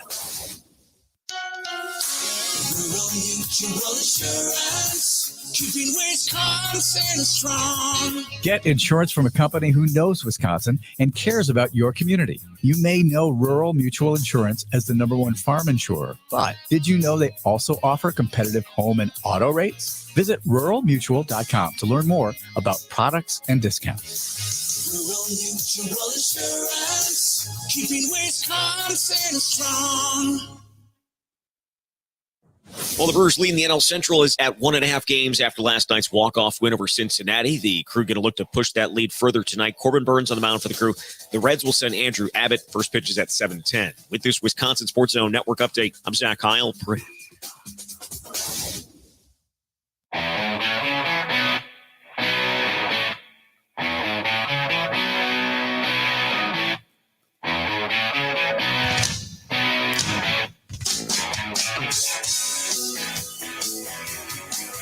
Good to have you back, and glad you're on board today. Thanks to our friends at Potawatomi Hotel Casino. They are a big supporter of the motorcycle ride coming up on Sunday, September 3rd, benefiting Fisher House, Wisconsin. And I can't say it enough. If you are a motorcyclist or know somebody who is, please, please, please pass it along to them. Go to Facebook.com/Big Unit Poker Run. Facebook.com/Big Unit Poker Run. You can also find it over on Instagram as well. And see the details, and you can scan the QR code. You can get pre-registered. Yesterday, we got some additional bottles of bourbon that were added to one of the pre-registration prize packages, and they're now complete. One of them being a good bottle of Buffalo Trace. Another one is a Kentucky bourbon that is like it's extremely good. It's a $200 bottle of bourbon. But I got to think of the name of it. It's downstairs. I'll have to take a look. But really good stuff. So not only is it a bourbon, whiskey, cigar package, but there's also a weekend getaway to the Four Seasons Island Resort and some dinners and champagne and such. And then obviously there's the other package that is the package to go see the Packers and the Bears open up the NFL season down in Chicago And that is going to take place where we're going to put you up for the weekend, the Saturday night stay down at the Sheridan Grand Riverwalk Hotel. 2 tickets to the Packers-Bears game. And then you get to kind of, hang with us a little bit down there. So we're going to have a fun time down in Chicago as well. So some really good pre-registration prize packages, not to mention it's all for a very worthy cause. It's Fisher House, Wisconsin for veterans, military members, their families when they need it the most, when they're receiving treatment at the VA. It's kind of like a Ronald McDonald House for military families to be with their loved ones in a time of need. So please come out and support this and ride with us. And if you can get pre-registered, we would love that. And we're still going to have people always ask and wait for the weather, but we have the party regardless. So it's still going to be a tremendous thing. Still going to be a lot of fun. But we've never, knock on wood, never been rained out. So we always pray for good weather, and we've been blessed over the years, very much so. Been blessed over the years. So please come out and support us. And thanks to our friends at Potawatomi Hotel Casino, because they are going to have the dealers that are going to volunteer to deal the cards at the end of the motorcycle ride. So looking forward to that as well. 877-867-1670, 877-867-1670. That's the phone number. Hit us up on Twitter at Bill_Michaels, at Grant, at Wisco Grant over on Twitter as well. If you want to get a hold of Grant Bills. Instagram, The Bill Michaels Show. The Bill Michaels Show on Instagram, Facebook. Go to facebook.com/The Bill Michaels Show. You can find us on YouTube, Twitch, and Kick TV apps. Simply Bill Michaels Show on all of those. You can email the program, thebillmichaels@gmail.com, thebillmichaels@gmail.com. Same thing for the website, thebillmichaels.com. The app is WOZN, The Zone Madison, and then you can listen after the fact on Spotify, Apple, iTunes, and Google Podcasts as well. So now that you've heard Matt LaFleur, you've heard Brian Gutekunst, you've heard him speak, you heard a little bit from Mark Murphy there. We've covered it all. So now your thoughts. Anything. Now your thoughts. 877-867-1670. I got some emails that I do want to get to. This one's from Jacob, who says, listening to Matt LaFleur speak, it's a lot of cliches. He's not really saying anything. I feel bad for him because he doesn't want to tell us anything at this point, nor give any indications to any of his guys in the locker room as to what he's thinking. Right now, he's just trying to get into camp and trying to get the young guys up to speed. Pretty much. You're pretty much dead on the money.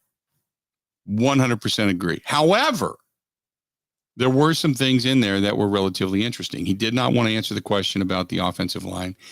He told us in concept what he wants to see out of Jordan Love and the consistency in getting better. He did talk about the depth at safety. He did give us an indication that Rashawn Gary and Stokes, they planned on putting them on the pup the entire time. They can pull them off whenever. They're hoping both, not one, but both can join them throughout training camp, which was incredibly encouraging.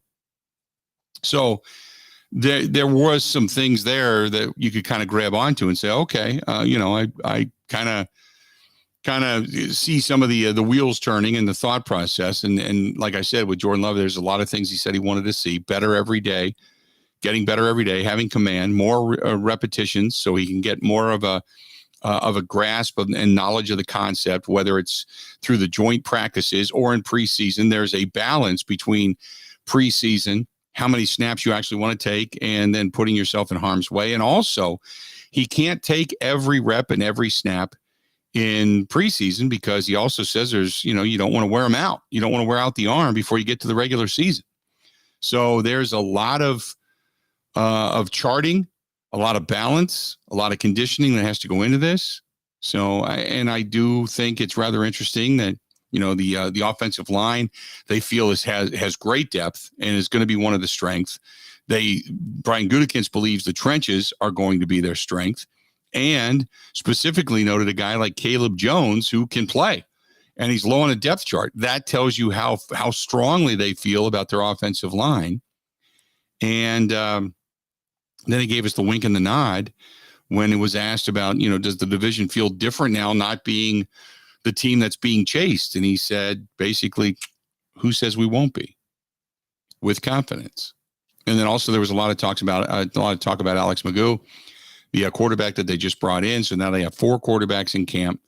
And Alex McGough coming out of his season as an MVP, not necessarily as a veteran, but as a guy that can play.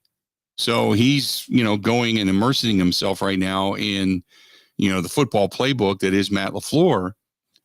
But they feel like he could be a worthy backup. Now, we'll have to see what happens, throughout camp and who he plays with. Is he playing with the twos, or is he playing with the fours and the fives? Just getting some mop-up duty or what? But we'll see what Alex Magoo can do as well. So there's some of the thoughts. 877-867-1670, 877-867-1670. Let's go to John, listening to us in Madison. John, welcome to the program, man. What's going on? Hey, thanks for having me. I was just curious. You probably hit on it a little bit, but since Jordan Love has been there for 3 years, and I hope he's been looking at the playbooks for those 3 years, you might have hit on it previously, but what concepts does he really have to, or are there a lot of concepts he has to consider, or, what else does he have to learn? I think what he's talking about, and that's a great question. Maybe I need more clarity on that. Appreciate the phone call. I think what he's talking about is the defensive concepts that need to be thrown at him. He needs to learn the concepts in certain things, in certain situations. As a starter, you're going to see different concepts, different defenses thrown at you. He has not been somebody that has studied every defense because he necessarily hasn't had to, and he certainly hasn't faced them. Now, he does as Aaron Rodgers' backup. You do want to pay attention, obviously, to everything that Rodgers is looking for, right? You want to be able to look, and look at the all-22. You want to be able to look at the pictures. You want to be able to see the concept they're running at you. But until you're the starter, you don't have that overall feel for it. So I think that's what they're talking about. He hasn't seen all the concepts, because what they're talking about is all the concepts that defensive coordinators are going to draw up to stop him and this team. So that very good question, and I probably should have given more clarity on it, but I think that's what they're talking about more so than anything. 877-867-1670. Some interesting breaking news from the Bleacher Report, saying that Jim Harbaugh and the NCAA, they are, quote, working towards a 4-game suspension over recruiting violations. Ross Dellinger, he's a college football writer with Yahoo Sports, and he also works with the Bleacher Report. He's reporting this, that the NCAA and Michigan and Jim Harbaugh are working towards a 4-game suspension because of recruiting violations. Interesting.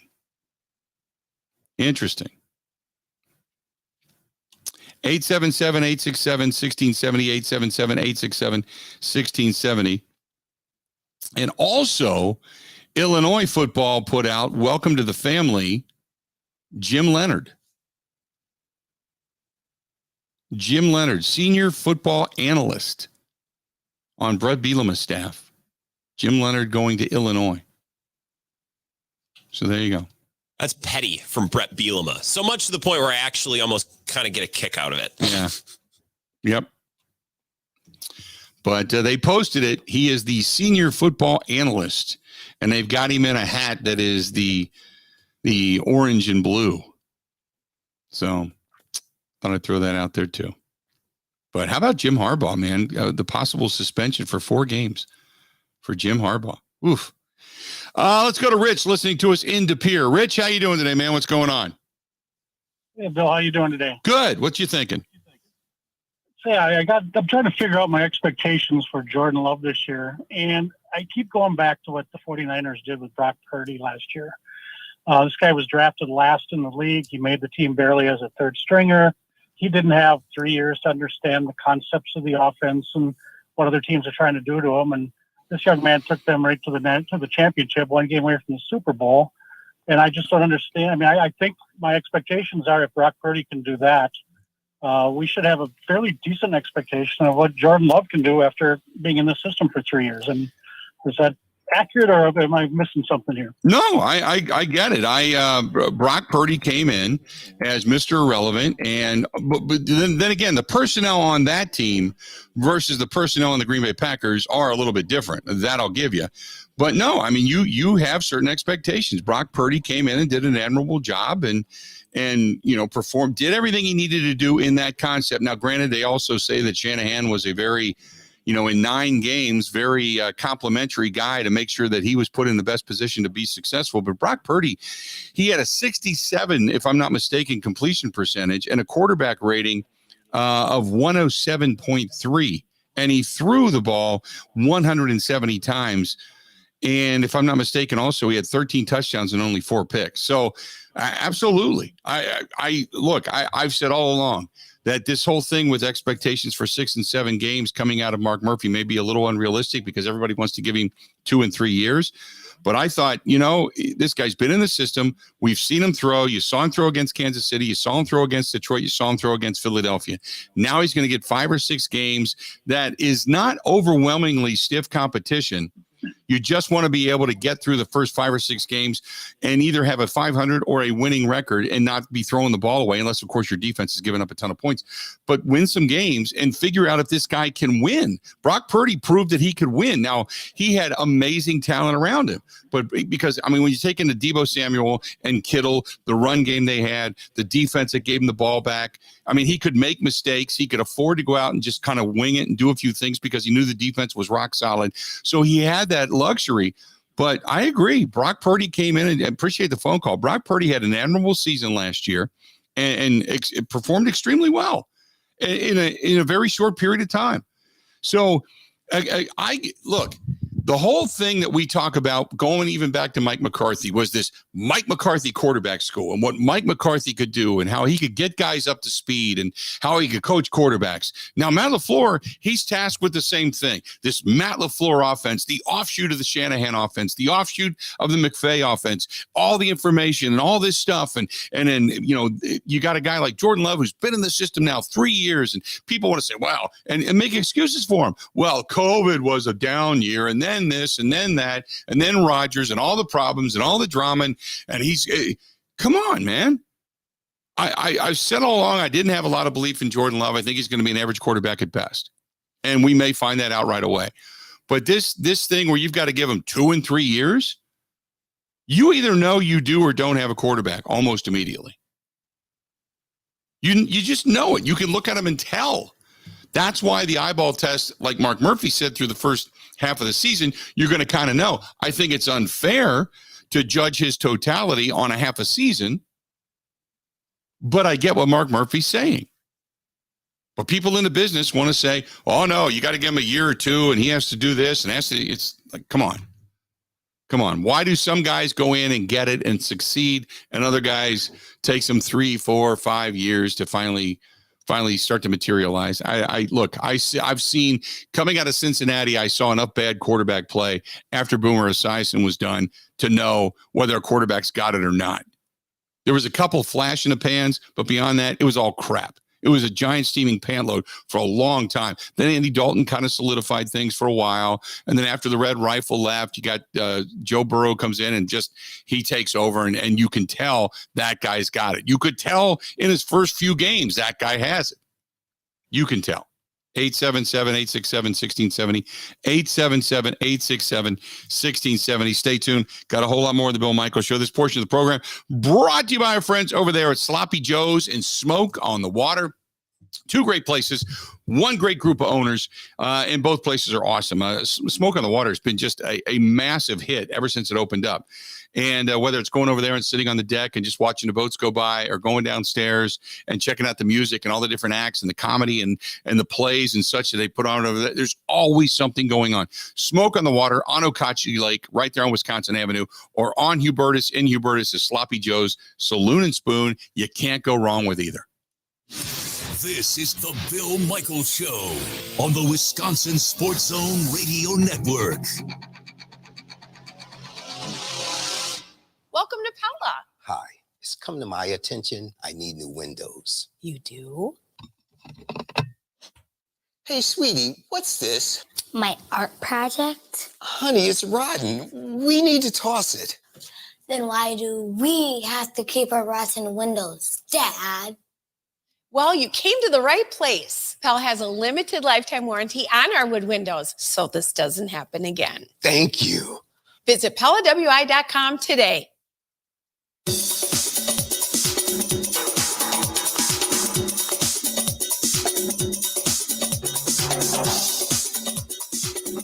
Bill Michaels will resume in 3 minutes.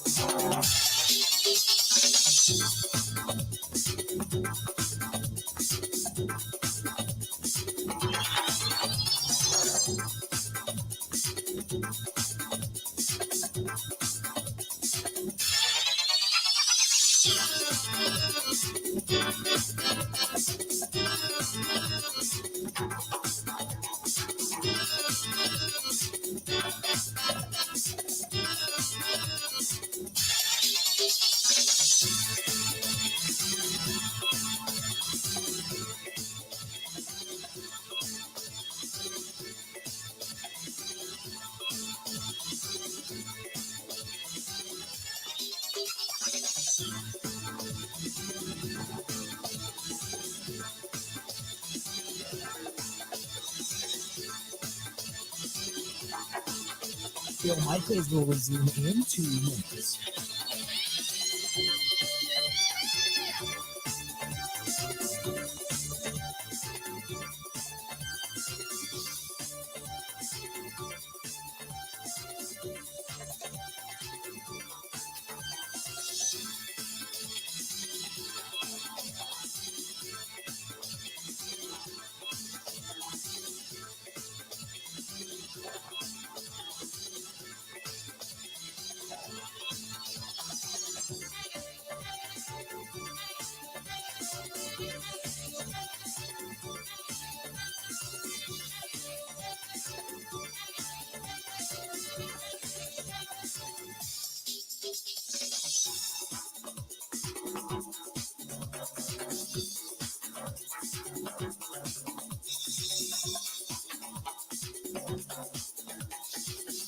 Bill Michaels will resume in 1 minute.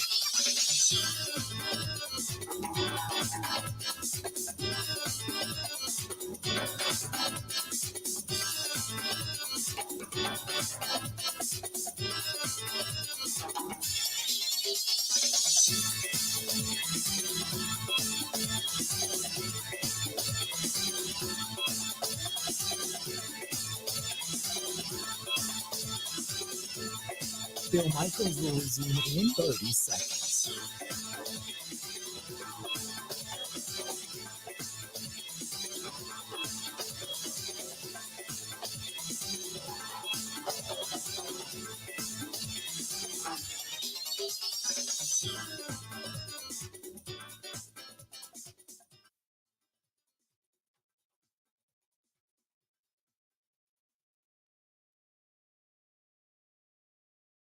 You got to hit it, bang it, rock it, put it in the pocket. Hit it, bang it, rock it, put it in the pocket. I said, hit it, bang it, rock it, put it in the pocket. Good to have you back. Hey, don't forget about our buddy Dwayne. Dwayne's covered all up in Wausau, and it's worth it to you send him the information, ship anything up there, whatever it happens to be, whether it's a boat cover, travel trailer cover, awning, gym equipment, office furniture, you name it, he can do it. Go to Dwayne's, DUANES, Dwayne'sCoverItAll.com, or call him 715-870-2119. 715-870-2119, whether it's an awning out in front of your business, or you got office furniture that rather than buying all new for everybody, everything works, it's just worn out. He can do that as well. Take care of that. Even gym equipment.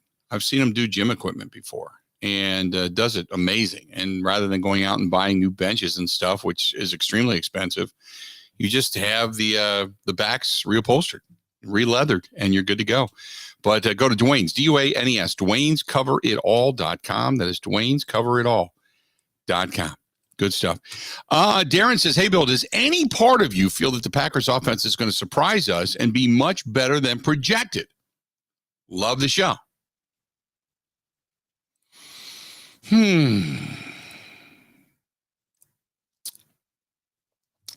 Do I feel it's going to surprise us? No. But here's what my hope is, okay? there is potential. Okay, let's be honest, there's potential. When you look up and down the depth chart and you start to go, okay, look, you got a solid offensive line. No doubt. You got a good tandem at running back.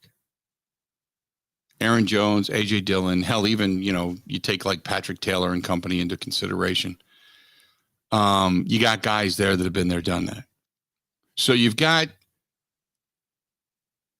good running backs, a good offensive line, an offensive line that can protect, an offensive line that you believe is deep.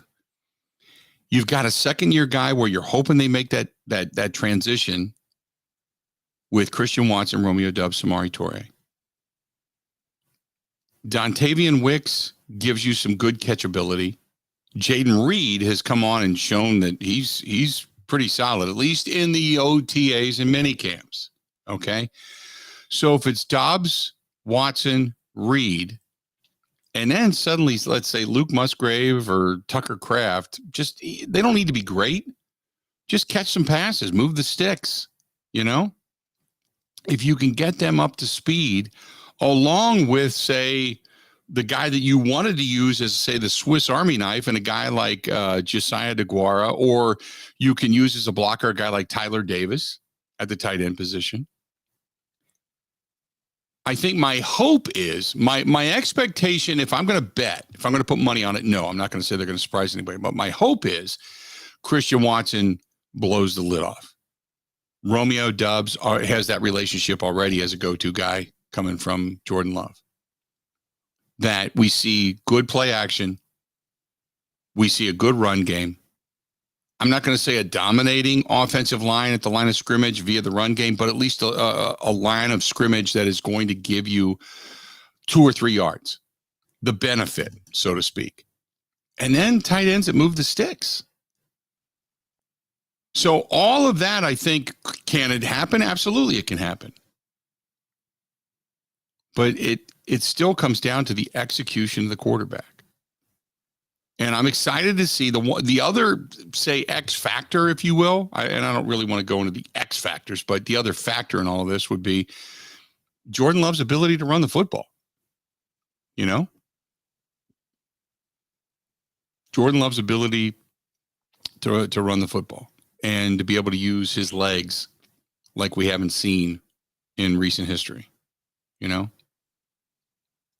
He is going to be a young quarterback, we'll say, young experience-wise, that's going to go through a few growing pains, but the growing pains can't be persistent.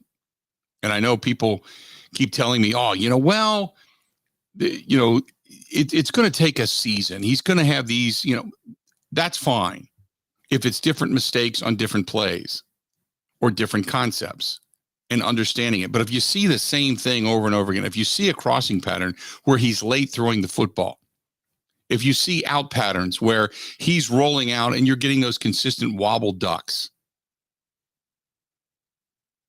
you know what I'm talking about? If it's the same mistakes or same inconsistencies over and over again, then you start to say, I don't know.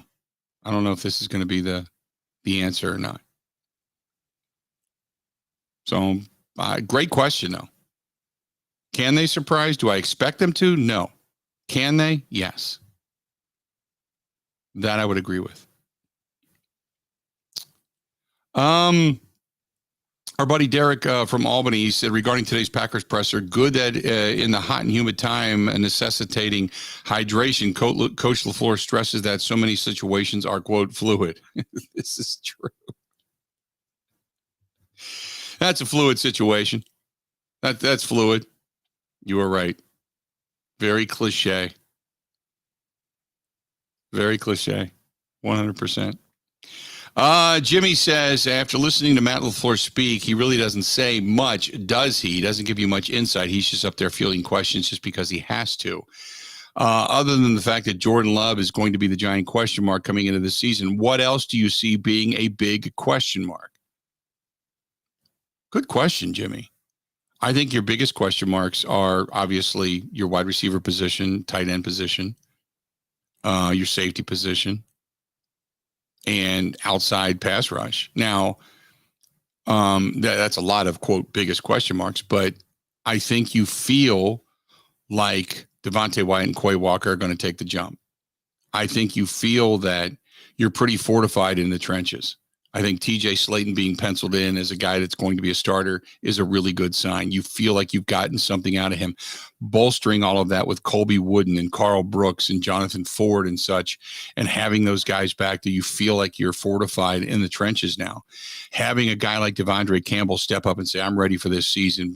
Preston Smith, the same thing. You know, Quay Walker taking that jump. You know, I think all you're wondering now is who's going to be your other corner. You've got Keyshawn Nixon, you got Rasul Douglas, Shamar Jean-Charles, Carrington Valentine, you know, over at your corner. But you got Stokes on the PUP list, which you knew was going to happen. So you're a little thin there, but you're hoping that Stokes can come back. He can be ready to go at some point, and he returns at least close to the form that he was going back to his rookie season. Because if you have him, Rasul Douglas, and Jair, and then on top of it, Savage plays well, Rudy Ford plays well, Jonathan Owens plays well, Tavarius Moore plays well. You've got that depth at safety. Somebody emerges. Then it goes from being a question mark to a huge strength. But right now, those are probably some of your bigger question marks, I got to say. 877-867-1670. Bob is in Shawano. Bob, welcome to the program, man. What's going on? Not much, buddy. I appreciate the line, Bill. Hey, I'm hoping that you can give me some clarity on something here. You know, we've all heard what Murphy said yesterday in his comments, and the only thing that I read out of that when he said, well, at least a half a season, he leaves himself open, maybe a season or whatever. You know, he just left it open. He just said at least a half a season. Right. But the issue I have, Bill, or not issue, but the problem I'm having is that Murphy hired Gutekunst. Gutekunst drafted Love. And then you got Gutekunst today at the presser saying, well, you know, who says we're not going to be the hunted here? Right. And I get it. But here's my thing. When you have Murphy make those comments, and by the way, just for the record, maybe you can help me out. Outside of Jerry Jones, what owner or CEO comments that specifically about a position player? I can't remember. I mean, there's always been a few like Al Davis and stuff like that. But anyway, my point here, Bill, is that I think it muddies up the message because you're not talking to one voice. You got one guy that's yesterday, half the damn planet was saying, well, see, he doesn't even buy into Love. And then you got Gutekunst today saying, hey, who knows what it's going to look like. And I think it undermines Gutekunst's credibility to a degree, but I don't understand the offset here between these two and how they're viewing the same team. It's like a guy that sees a car accident and another guy that sees it and says, no, it happened that way. And I'm a little confused by that. So anyway, I'm going to hang up. I want to hear how you kind of clean that up for me. Okay. No problem. A couple of things. First of all, I know that Jeffrey Lurie spoke with Philadelphia. I know that Mike Brown spoke with Cincinnati media. We know that Jerry Jones, Mark Davis spoke as well with their local media. The difference is that, remember, this is a people-owned team. So most of the time it's general managers and head coaches, but this is the time of year when the owners will speak. Robert Kraft spoke as well. So owners do speak. It just doesn't make as big a headlines. The Packers obviously are coming off of the whole Aaron Rodgers situation, so the world was paying attention to see if anything negative was going to be said or any drama was going to be spewed via Aaron Rodgers. So I understand why we were all listening. But I think Mark Murphy, being a former player, has an insight into that as well. He's not just a businessman who owns a team. He's a former player too. And because of the circumstance and the setup in Green Bay, it's just different than many other franchises, rather than being just an owner who just gives money and sits back and does nothing. So it is different. And when you say giving him a half a season or leaving that window open, I think Mark has an opinion. I think Gutey has an opinion. I don't think either one is derogatory. I think they all say basically the same thing. We are on a wait and see basis. Some may give a little bit, further timeline than the other, but I think they're all saying the same thing. We're waiting to see more. We got to see consistency. We got to see him win. We want to see him get better every day as a starter.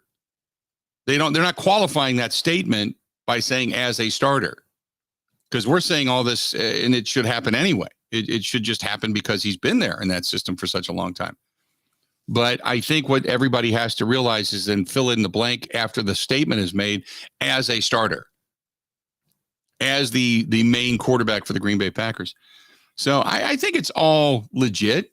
I don't really have a lot of argument with any of it, but I do try to listen to what each expectation or each piece of knowledge is and what their opinion of that piece of knowledge happens to be. And I think that's where it becomes incredibly fascinating. We're going to switch over to Brewers for just a short period of time because we got our buddy Chuck Freeman coming up. Chuck's going to, from the Locked On Brewers podcast, we'll talk with him about this big win last night and about Sal Frelick, about the young guys, about Jesse Winker, about Christian Yelich on the tear. All of that stuff is coming up. Stay tuned. Hey, by the way, this portion of the program brought to you by our friends at Land and Stone Realty. Lisa Lee Ortel, if you're in Racine County, Kenosha County, Walworth County, Milwaukee County, Waukesha County, she can help you. And she specializes in VA loans, and she is a certified condo specialist. Get a hold of our girl, Lisa Lee Ortel, 414-617-6798, 414-617-6798. Buying, selling, rental properties, whatever it happens to be, 414-617-6798. Ask for Lisa. Covering Wisconsin sports like a blanket. This is the Bill Michaels Show on the Wisconsin Sports Zone Radio Network. Quick Trip brings you quick, hot savings. We're making a splash this month with our Nature's Touch milk. Just $2.99 a gallon. All our 1 gallon, 2%, 1%, and skim Nature's Touch milk is on sale and ready to hit your fridge. Oh, how can you beat fresh, straight from our dairy milk that's ready for movie night milkshakes or to make those morning waffles extra fluffy? Hey, we got you covered with quick, hot savings only at Quick Trip. Looking for a hot ride this summer? Find yours this July at Potawatomi. You could win your share of $400,000 in cash and prizes, or rumble all summer long in one of 4 brand new Harley-Davidson motorcycles. It's the Hot Ride Motorcycle Giveaway this July, only at Potawatomi Casino Hotel, Milwaukee. Visit paysbig.com/hot ride for more details. Must be 21 and a club member to play.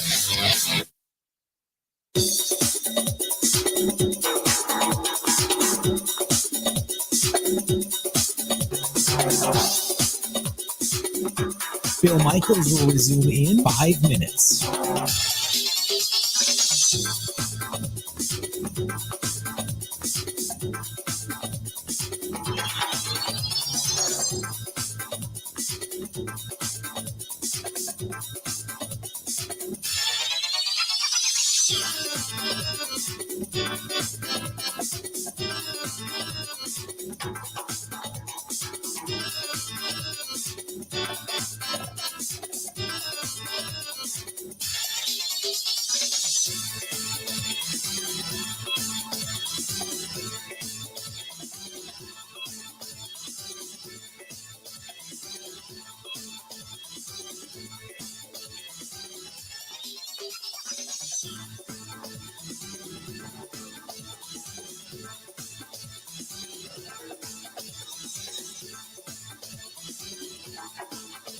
Bill Michaels will resume in 4 minutes.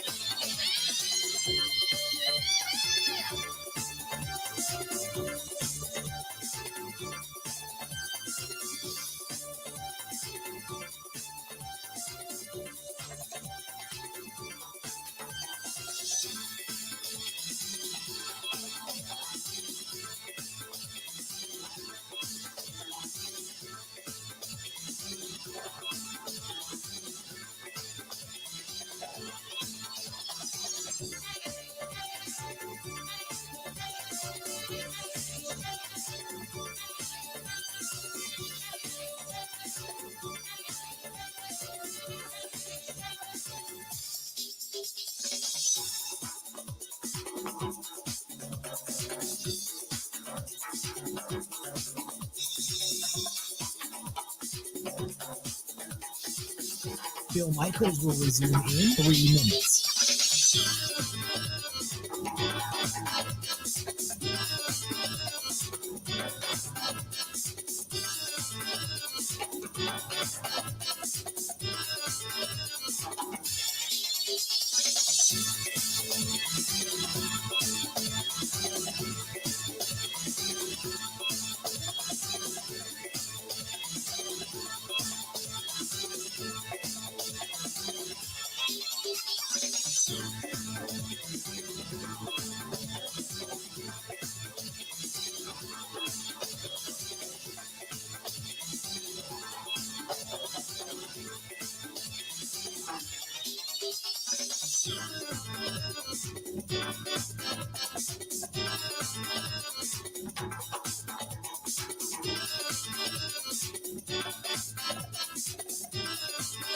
Bill Michaels will resume in 2 minutes.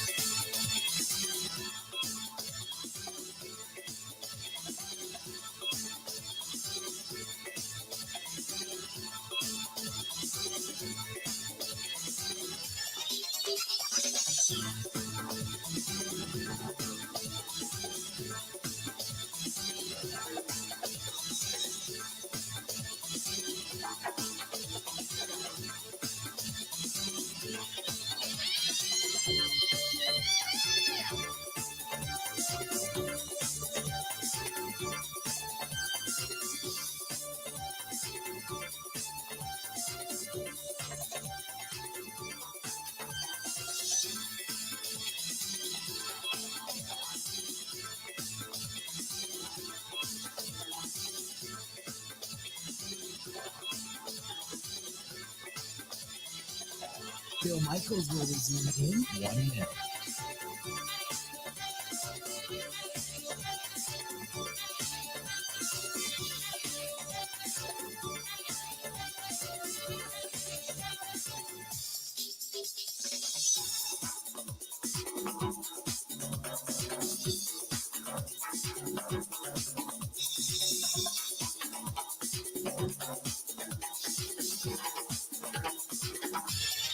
Bill Michaels will resume in 30 seconds.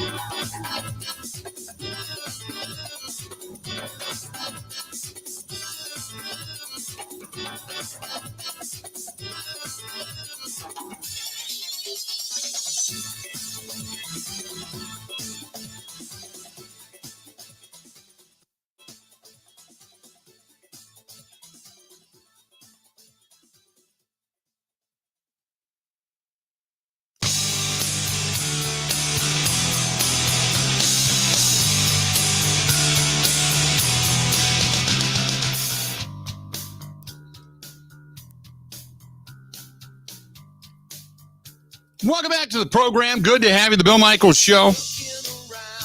We continue on. Hey, don't forget about another great veteran-owned company right here in our own backyard, and that is Burn Pit Barbecue. BurnPitBBQ.com. That is BurnPitBBQ.com. And so many of you have tried it and enjoyed it, liked it, and in addition to that, you have stuck with them and made them one of the best veteran-owned companies, not just here in our own backyard, but across the country. So thanks to you, as they continue to say thanks to you. But also, don't forget, you can continue to, continue to check them out and go to burnpitbbq.com, burnpitbbq.com. That's burnpitbbq.com. And whether it's hot sauces, the rubs, or the, just the barbecue sauce in general, it's all just fantastic. So check it out. Again, go to burnpitbbq.com. That's burnpitbbq.com. Our buddy Chuck Freeman from the Locked On Brewers podcast. He's on the line. Chucker, how you been, pal? Boy, when I get really warm, steamy days like this, I think of our times over down in Lake Geneva. You got the pool down there. You got the golf courses. I mean, this is like the perfect week to be down there. Yep, no doubt about it. And then sitting back, barbecuing, catching a Brewers game, hopefully watching a Brewers win, coming off the golf course, nasty, stank, and sweaty. So I completely get it. Absolutely. Chuck, so last night, huge win, and you get Christian Yelich with the walk-off base knock, but this team, as of late, has been scoring runs late in ball games to win ball games. Is this thing all of a sudden, before our very eyes, starting to come together? Well, they still had problems with runners in scoring position last night. They were 2 of 16 with guys on in scoring position, and if they had lost that game, we'd have a different conversation. We'd be talking about, well, once again, the offense didn't come to play. But, Yelli comes up with that base hit, and they string together 3 straight base runners there in the bottom of the 9th inning to come through. But, man, they missed so many opportunities. I saw this on Twitter last night, and I echoed this, and I think this is echoed by Brewer fans everywhere. I love the Milwaukee Brewers, but I hate watching them because sometimes they're painful to watch. You know what I'm saying? I agree. When you look the start of Sal Frelick and then the young guys on this team, Bryce Terang and then Joey Weimer in center, and it's been great. There's a lot of great stories, a lot of fun stories, good defensive stories. Some struggles, obviously. But what, as you now kind of eke down, we got 7 days left until the trade deadline. What are you going after if you're the Brewers, even though you've got a lot of youth and a lot of excitement? Well, still, even though Frelick is doing a great job so far through 3 games, we got to, I think everybody was all in when the rookies started off the season with a bang and this team got off to a 15-6 start. Remember, it's not going to be all that easy. Frelick's going to go through some, he's the rage of right now, but let's still think about a right fielder. Let's still think about a first baseman. Let's still think about a third baseman. Those spots there. And, Frelick, nice job doing well defensively up there, but that's not going to preclude me from adding at any one of those 3 positions. We're talking about, guys in this batting order. Most of the guys are hitting right around 200. And pitching is going to make an adjustment to Frelick, just like how pitching Major League Pitching made an adjustment to Weimer and Terang and all those guys when they first came up. The Frelick, it's not going to be smooth sailing for him. He's going to have his moments where he's going to have to readjust as well. So, but I still like 3 positions that they need to go after. It's just a matter of what ammunition are we willing to give up. And, do you give it up for controllable talent that is, guys who are under contract, or, one of those CC Sabathia things where you have an expiring contract and you get a rent a player. The whole premise of getting a bat, now I know when you talk about whether you get a first baseman, a third baseman, an outfielder, is there a preference, Chuck, or is it just you just need to get a bat? I just think you need a few bats, Bill. I just think there's oh, we lost Chuck. Chuck's breaking up really bad. Let's do this. Let's put him on hold and see if we can't get him back, and see if we can get him back in a little bit better situation, because that was breaking up pretty bad. Yeah, the question is, what are you going to get? Are you going to get a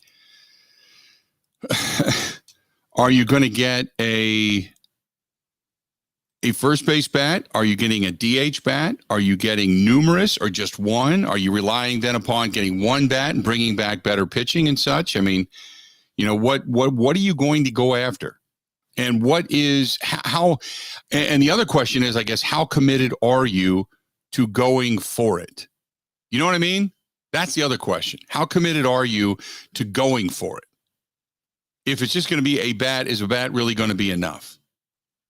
I think that's what it is. We got Chuck back on the line. So, Chuck, you had said you probably need numerous bats. The question to me is, how committed are the Brewers going to be to really kind of going for it? Are they going to get numerous bats, or is it just going to be, hey, we believe Woodruff's coming back, maybe Ashby's coming back, we're going to have some depth in the pitching staff, and we'll just get one bat and see where things lie? It's how committed they are to getting a bat or numerous bats, right? Yeah, and what they want to give up. Do they want to give up some of their prospects? Because, to get something, you got to give up something. You can't just say, well, we'll get one of these prospects. We'll trade Jesse Winker. That's just, can we trade this Jesse? I see on Twitter today. So does Jesse Winker have any trade value? No, you got to give up some prospects. That's the whole key in this whole thing. You're going to have to give up some prospects. And who that is, you don't want to give up the Mizorowskis. You don't want to give up a Frelick or Garrett Mitchell or any of their top guys here. Maybe a lower level guy, but I don't want to go too far all in, because the future is very bright with these young guys in this organization. Chuck, talk about Jesse Winker for a minute. What do you do with him? Do you just cut him loose once things begin to settle, or what? Ironically, he's been a pretty good pinch hitter. He's 5 of 12 coming off the bench with a couple of walks. So he's been pretty good as a pinch hitter role. And last night in the media, when we talked to him, he said, you know, my role going forward is probably going to be as a pinch hitter. He knows that. He's had a terrible year. So they may just keep him around as a roster spot for that left-handed bat off the bench, because that's the role he seems to excel in right now. But playing every day as a DH, hitting 199 on a spot where you can just throw somebody in there and get production, 199 as a DH, that's just not going to do it. Man, you got to do better in that spot. The pitching staff gets good word that Woodruff has thrown. He went up to AAA, or went up to a single A, up with the Timber Rattlers. He's going to throw yet again. No pain. Good news. I mean, as a Brewers fan, I'm completely excited. You add him into that rotation. God, you can get Wade Miley back maybe, and all of a sudden you got Miley, who was throwing well, Woodruff, who can come back and hopefully add something, Peralta, Burns is throwing well. All of a sudden you go from a team that might be a little bit questionable to a team that's extremely strong via arms and good defensively. Maybe you just string a few hits together and you're going to find yourself deep in the postseason. That's my level of optimism right now. Yeah, I was just kind of chuckling on Saturday when I saw that Woodruff, when he went up to Appleton, he was throwing 97. Imagine a single A hitter stepping in the box first time against a Major League All-Star, right, who's throwing 97 with that ball bouncing all over the place. Right. So I thought that was kind of funny. But yeah, you know, they're going to get Woodruff back. It's been longer than expected, because when he first went down in April, we were told, well, late June, but he's had a few setbacks along the way.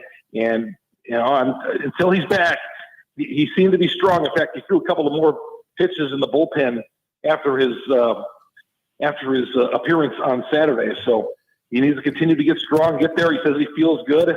But, I mean, 97 tells me he's ready. You just got to stretch him out. Okay, here's the big question. We got about a minute or two left. So next week when you and I talk, that's the trade deadline. What does this week hold for you? I mean, what do you're sitting there, you're waiting for news. What does this week hold for you? I think these things go right down to the wire. You know, I think it's going to go right up to the August 1st. You know, I don't expect any blockbuster moves. You know, they're not going to go out and get themselves an Ohtani or any of the big names out there. There's probably some secondary guys. I was telling Grant last week, I like C.J. Cron from the Rockies. I really like him. You know, whether he's available, that's another story. But I think there's some secondary guys you can get. But it's the Milwaukee Brewers. It's a smaller market. They're not going to dive completely in for a big name that they're going to have to say goodbye to once October comes around. Chuck, if they want to hear you, find you, where do they do it? Oh, thanks, Bill. Amazon, Google, Spotify, Apple. We're on all those audio downloads. Go to YouTube, go to Locked On Brewers, hit the subscribe button, hit that little bell, and you're going to be on Locked On Brewers. And we're there Monday through Friday, giving 30 minutes of Brewer content today, Bill. There you have it. Good stuff as always, Chucker. Be good. We'll talk to you soon, okay? Thanks. Bye-bye. All right, buddy. Talk to you later. There you go. Chuck Freeman. Chucker. He's joined us on the program. Always good to get him on. Always good to chat a little Brewers baseball, and he comes on weekly at this particular point in time. So let's do this. We're going to step out, take a quick break, come back. Got a lot more to get to. Hang in there. More of the Bill Michaels Show. It's coming up right after this. Covering Wisconsin sports like a blanket. This is the Bill Michaels Show on the Wisconsin Sports Zone Radio Network. Welcome to Pella. Hi. It's come to my attention. I need new windows. You do?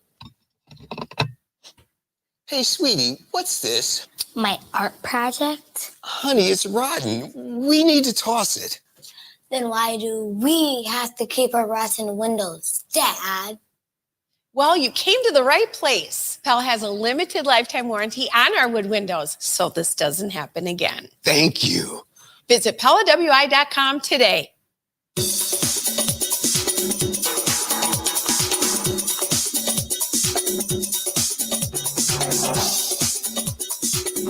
Bill Michaels will resume in 3 minutes.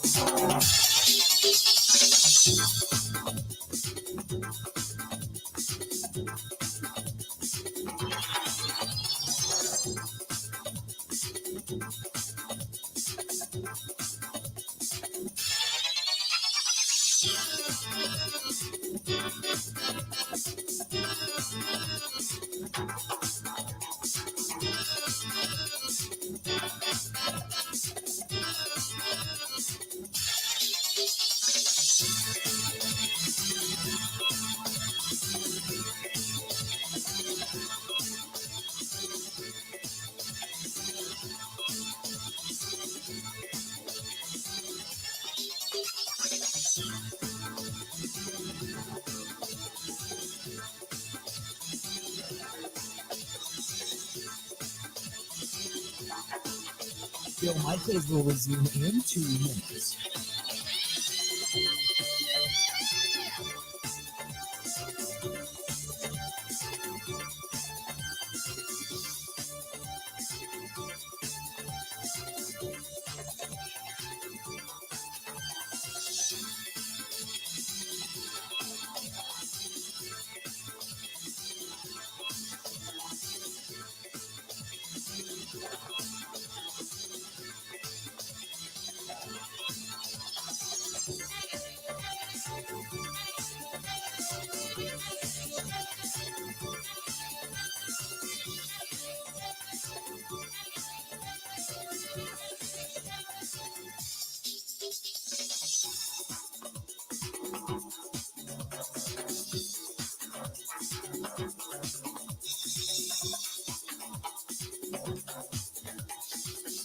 Bill Michaels will resume in 1 minute.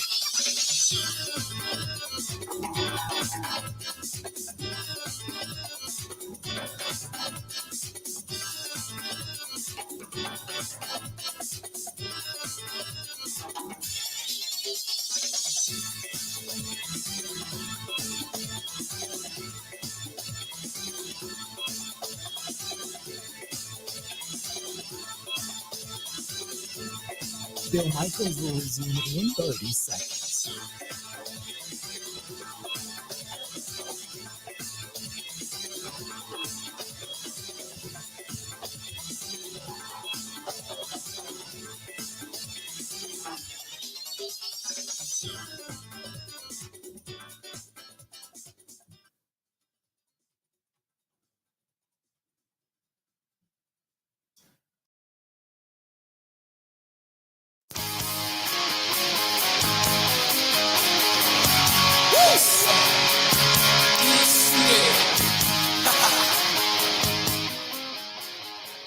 Good to have you back. Hey, some news stories other than Packers and Brewers today. It is Jim Harbaugh and the University of Michigan, along with the NCAA, negotiating a 4-game suspension for Jim Harbaugh.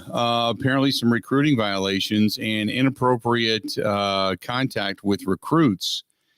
And not inappropriate in the sense of touching or anything. It was more like he's not allowed to meet with him at certain times and in certain places, and he did anyway.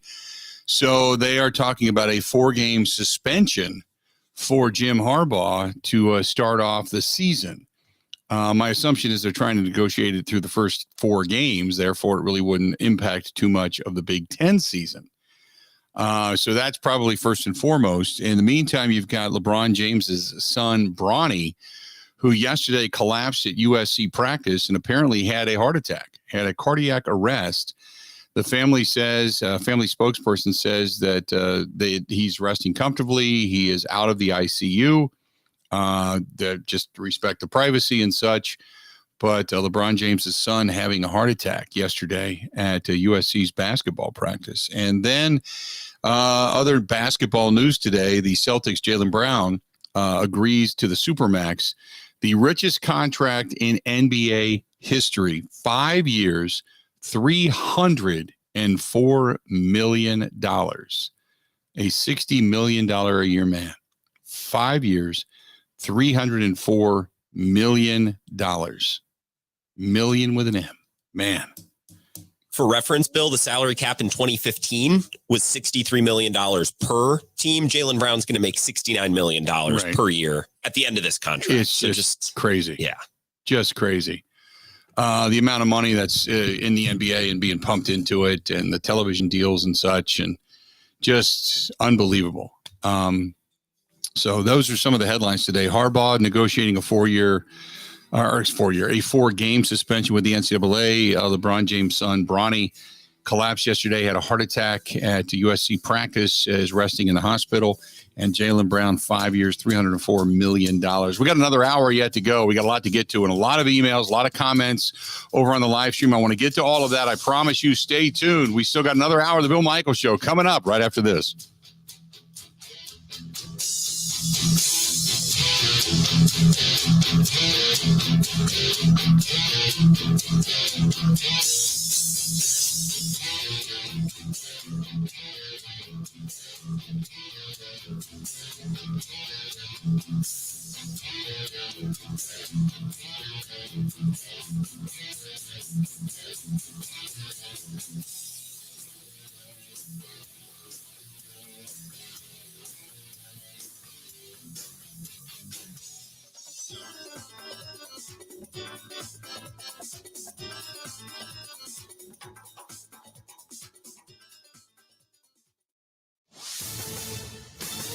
This is a Wisconsin Sports Zone update. Well, the Packers' full team reported for training camp today. They hit the field tomorrow. They will do so with one of the youngest rosters in the NFL, one that features just 4 players over the age of 30. And they will also do so without Aaron Rodgers on the roster for the first time since 2004, and the first time as not the starter since 2008, with Jordan Love instead in his place. So it's no surprise Coach Matt LaFleur senses a different feel around his 5th training camp. Yeah, it feels like year one, quite frankly. It feels like, we're right back where we started when I first got hired here. And that's exciting. I think there's a lot of excitement that goes along with that. And we're going to coach these guys hard, and we expect them to show up with a great attitude every day and give everything they can. Injury-wise, the team is hopeful to see Eric Stokes and Rashawn Gary at some point during training camp. Both are on the PUP list to start. Again, they're going to be on the field for practice tomorrow morning starting at 10:30. Meanwhile, Big Ten Media Day is going to get going in Indianapolis tomorrow. Today, the preseason media poll was released. Michigan was the pick to win the conference. Wisconsin picked to win the Big Ten West. It's the 4th straight year the Badgers have been chosen for that. Rural Mutual Insurance, keeping Wisconsin strong. As the #1 farm insurer in Wisconsin, Rural Mutual Insurance is rewarding their farm policyholders for their loyalty and commitment to Wisconsin agriculture through their farm dividend program. The farm dividend pays up to 5% back on your farm premium. Visit ruralmutual.com to learn how you could qualify. Rural Mutual Insurance, keeping Wisconsin strong. Well, the Brewers leading the NL Central is at 1.5 games after last night's walk-off win over Cincinnati. The Crew going to look to push that lead further tonight. Corbin Burns on the mound for the Crew. The Reds will send Andrew Abbott. First pitch is at 7:10. With this Wisconsin Sports Zone Network update, I'm Zach Heil.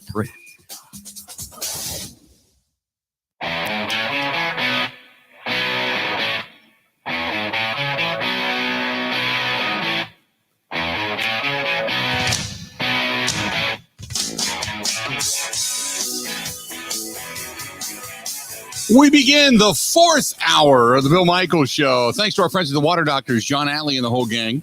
They're huge supporters of the motorcycle ride coming up on Sunday, September 3rd. Go to H2theletterO.doctors.com. That's H2theletterO doctors.com, and the Connecticut water softening system, the best that's out there. But they are one of the stage sponsors, along with Veterans America, for our motorcycle ride. So they put their money where their mouth is, but call them 262-549-7733, 262-549-7733. That's the Water Doctors in Waukesha. And but they handle, like if you have, say, a water softening system you want to put up in your house in Tomahawk, or if you want to do it in Wausau, or if you want to do it in La Crosse, you can call them, and if they don't handle that area, they'll get you in touch with who does. It's that simple. They all work together. They're all good people. And the Connecticut system, the best. That's my goal, is the entire state of Wisconsin would then be under the Connecticut water softening system. We would all be drinking healthy water through the reverse osmosis system, which is fantastic, and everybody would be happy. That's my goal, is to make everybody happy in that sense. So call them 262-549-7733. The update on LeBron James' son. So I said he had a heart attack. And it is not necessarily true. And I want to make sure I clarify this. Yesterday at practice, he had what is considered a cardiac arrest. And he's in stable condition, no longer in the ICU. It was during a USC workout yesterday. And a cardiac arrest is where the description I'm getting is it wasn't a painful heart attack. A cardiac arrest is when the heart stops. It stops and down you go. And they have to then shock the heart back into activation, so to speak. So, and I had a couple people that, one I believe was a doctor, but said that there's a difference between heart attack versus cardiac arrest. So I don't know the specifics. I am not a doctor. I did not stay at a Holiday Inn. However, the one, a heart attack, is when you feel the pain and you're starting to feel it and, the arm goes numb and such. And then the other one is the cardiac arrest where the heart stops. No heartbeat, nothing, no oxygen flowing, nothing. And then they have to resuscitate you. So that's that's even scarier. So LeBron James' son, Bronny, hospitalized yesterday after having a cardiac arrest during the workout at USC. So there you go. Which is very similar to what happened to DeMar Hamlin on the field in Cincinnati when his heart just stopped. Very same thing. Same thing. So there you go. That being said, 877-867-1670, 877-867-1670. If you want to get a hold of us, those are the numbers to do it. If you want to find us, you can hit us up via Twitter at Bill_Michaels, at Bill_Michaels, or at Wisco Grant. If you want to get a hold of Grant Bills, you can find us on Instagram, Facebook, YouTube, Twitch, Kick TV. So many places to track us down. Okay. So I wanted to get back into the Packers stuff because there was a lot of questions. Okay. So I want to start dealing with this. Scott says a lot of talk about the offensive side and Jordan Love, but if the defense doesn't play well this season, it could go downhill extremely fast. Scott, 100% agree. 100% agree. The difference is if the defense goes down fast, you ask, okay, why? Is the defense going down fast because they're just not good? Is it going down fast because they don't have the ability to tackle? They have injuries, whatever. Okay. But it's an entirely different story than what's going on offensively. There is a lot of talk about the offense because it's a quarterback-driven league, and you want to find out what your quarterback can and can't do.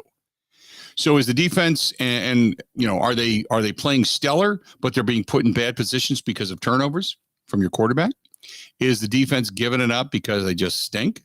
Is the defense giving it up because of injuries? But the opposite side of the coin, for all the eyes, for the most part, that are going to be placed upon this team, you've got 30-plus years of Hall of Fame quarterback play.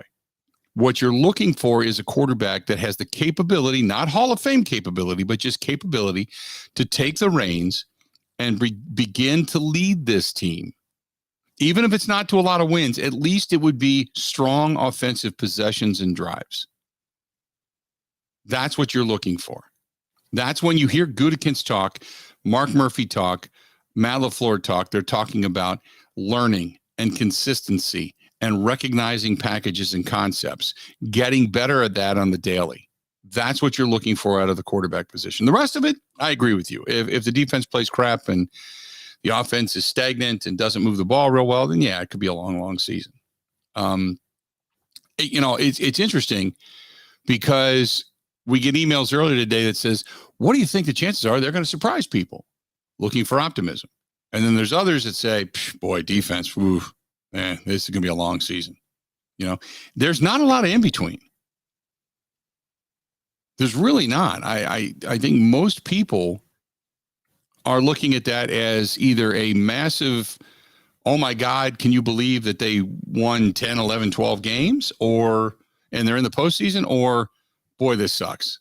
And did they make the wrong choice when it came to picking Jordan Love at the time they did? You know what I mean? But that's kind of where we're at. Thomas says earlier regarding the press conferences of Gutey and Mark Murphy and Matt LaFleur said, I didn't hear anything wrong with what was said about Love. I believe they were all being truthful, because some people are trying to say, well, Mark Murphy and Brian Gutekunst and Matt LaFleur, they're not even on the same page when it comes to their own quarterback. Not true. They're all on the same page. They all had a familiar theme. Now, Their timeline might be a little bit different, okay, depending on their working aspect of what it is they want or crave or need to see.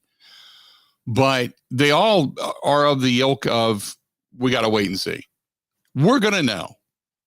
Okay, let's call it what it is. You and I, and I'm pulling the microphone here close to me now, so you and I get a chance to kind of get down and dirty here and talk. And the bottom line is this: you and I are going to know. We're going to know. We're going to see it in the first 3, 4, 5 games, right? You're not an idiot. You're not a stupid Packers fan. You're not a stupid football fan. This is a football state. And a lot of things go on in the state of Wisconsin that we absolutely love. We love our music. We love our beer. We love our festivals. We love our baseball. We love, we're back to loving college basketball, NBA basketball, all of it, right? There's a lot of things in this state. We love water sports. We love, snowmobiling. We love hunting. We love fishing. We love golfing. I mean, there's just so much to do. But the one thing we can all agree on is it's a very, very, very, very intelligent football state. Period. End of story, right? You and I are both going to be able to tell 3, 4, 5 games into this thing as to whether or not he's got it. We'll know it. If the same mistake keeps rearing its ugly head, we'll know it. If he's Graham Mertz, makes a bunch of good throws, but there's always going to be 2 or 3 every game in which he's going to turn it over inexplicably, you and I are going to know it. You could tell right away. Or where he starts throwing the football and making these reads and just slinging it and winging it and putting it in the position where only his guys can make a play. And he's got this level of energy and enthusiasm and command and leadership. And you and I are going to look at it and we're going to see it. And we're going to go, he's got it. Now, whether or not he's a Hall of Famer, we don't know. But he's got it. I think we're overreacting a little bit, Bill, to Mark Murphy saying half a season. Right. Like I've had ESPN or FS1 on all day, and they're doing all these segments. Packers president says half a season. I think he was just up there giving some type of generic answer. I don't think Mark Murphy gave it that much thought. I don't think we should give that timeline that much thought either. I completely agree, but I stand steadfast in saying you can kind of look at a player and go, yeah, he's got it, or no, he doesn't. Now that 100%. player may get better and surprise you over time getting better. I can understand. But if a guy doesn't have it, we're all going to know. We're all going to know. Every quarterback that played after Aaron Rodgers went down didn't have it. We saw it. We knew it after one game.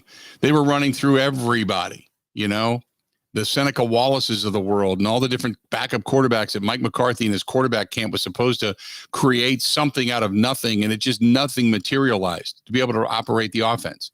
We all knew it. You could look at it and go, this is crap. This is a waste of season. So I'm going to start planting petunias in a greenhouse somewhere and waiting for them to bloom come February. So that way, come April, May, and June, I can go ahead and plant them. We knew it.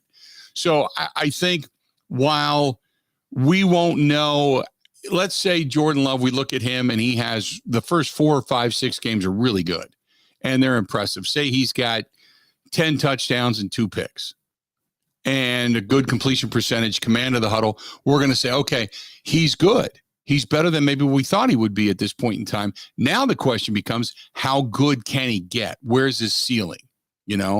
Or does he begin to regress? So we'll already know if he's good or not. But if he's just the opposite, if he's got 5 touchdowns, 7 interceptions, he's putting the ball all over the place. And part of the reason he's got interceptions, even though it's hitting off the hands of the receiver, it's because it's so far out of the reach of the receiver that it's just deflecting off of hands into the opponent. His completion percentage is down. His rollouts don't look good. He's throwing wobbly footballs, all the things that were red flags going back to the OTAs and minicamps. Then you're going to say, this guy doesn't have it. He's just out there winging and praying it. And he's not getting any better. So we'll know, like Mark Murphy said, but you won't know to what height or what depth Jordan Love is. But you'll have an idea. I don't think there's any doubt about that. 877-867-1670. I tweeted this, but what do we exactly mean by, quote, he has it as a quarterback? He has it means he has the ability to win you games. Doesn't mean he has to be a Hall of Fame quarterback. It just means he's got it. He's got the ability to compete and be a good quarterback in the National Football League. Not a below average guy. To me, when I say that, which is a great question, and that's from Justin, it's a great question. When I say a guy has it, that means to me, what I look for is the ability to recognize where a receiver will be and put the ball there before the receiver is there and put it into a position where only his guy can get it. What we see a lot of times is quarterbacks, not good quarterbacks, but quarterbacks see an open man and then throw the football. You have to anticipate where the guy's going to be open and throw the football. That's the difference between being a decent quarterback, a bad quarterback, or a great quarterback. Is the anticipation, the where you're looking at a guy running across the middle and you can see a space that's open, but you can see a collapsing safety. So now there's a window, there's a hole. You got to put it out of the reach of the safety, but still in the hands of the receiver. And you can fire it right there at that moment in time through that synapse of your brain to get rid of the football, to be able to deliver it to where only your guy can get it, because things move that quick in the National Football League. That to me is whether or not you have it or not. So hopefully that, at least from my perspective, that explains it. That explains it. George says, going from championship aspirations to what? If this is a championship level roster and coaching staff, should 3-year backup first round draft pick and still be in a playoff picture? Absolutely. Absolutely. If you believe, if your defense, say Rashawn Gary and Stokes both come back and they're playing not to their level, but they're playing good, and it's a good rotation, and you stay relatively healthy, and your safety play is good, and the trenches are good, and the defense is being very contributing, okay? And now the question becomes your weaponry and your quarterback. Do your second-year guys step up? Do your tight ends step up? Does your quarterback play well? Should it be a playoff aspiration type of team? Yeah.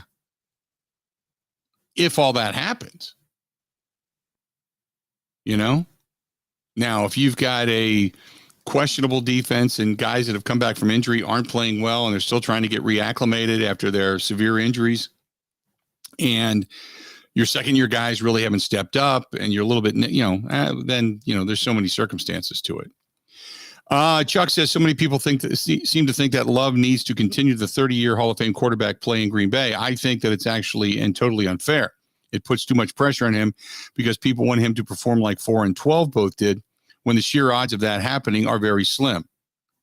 Chuck, not only are they slim, it's never happened. It's beyond very slim. It has never happened in the history of the National Football League in the Super Bowl era. There's no team that's ever had back-to-back-to-back quarterbacks that are Hall of Famers. Never. Just so you know. He might perform well, but not up to those levels, but that still won't be good enough for some people. So many people forget that much of the success of one player depends on the rest of the team. Yeah. And also the team depends on that one player, considering the quarterback position is the most important position on the field. Right? So I'm not going to say I'm going to back off of expectations because we don't think he's going to be a Hall of Famer. But what I want to see is I want to see him win games. I don't think that's being unfair. Just win games, and maybe more so, not lose games. Don't turn it over. Don't be a gunslinger, throw the ball into harm's way consistently machine. Just do what they ask of you. Don't try to do anything outside of you. And when it's necessary, every now and then throw the team on your back and win a few games. Beyond that, I'm good. I don't need you to be spectacular week in and week out. It'd be nice, but I don't need it. Excuse me.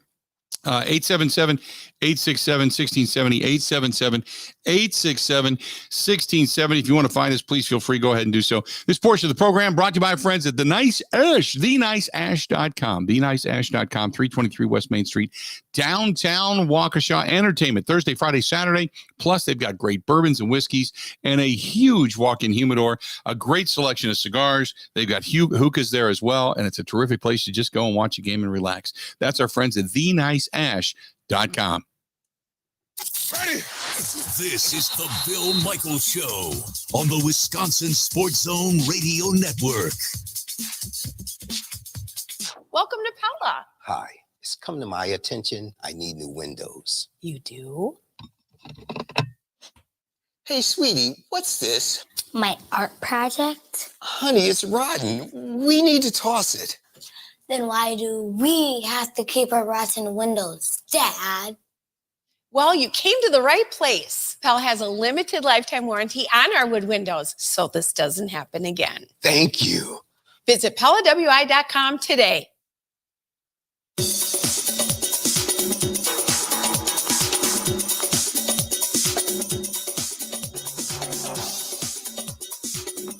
Bill Michaels will resume in 3 minutes.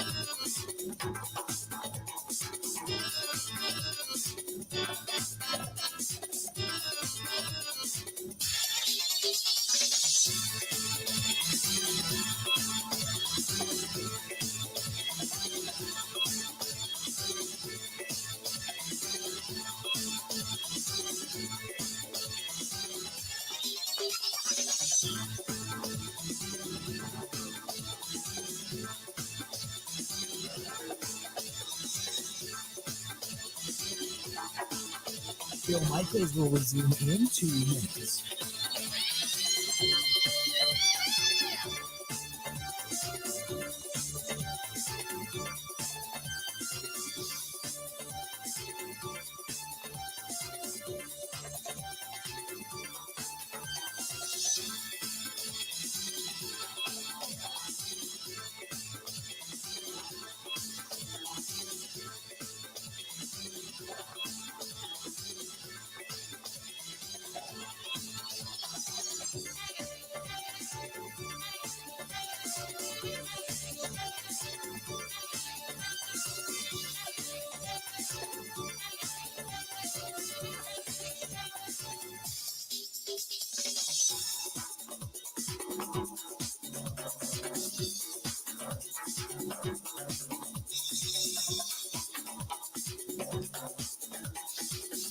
Bill Michaels will resume in 1 minute.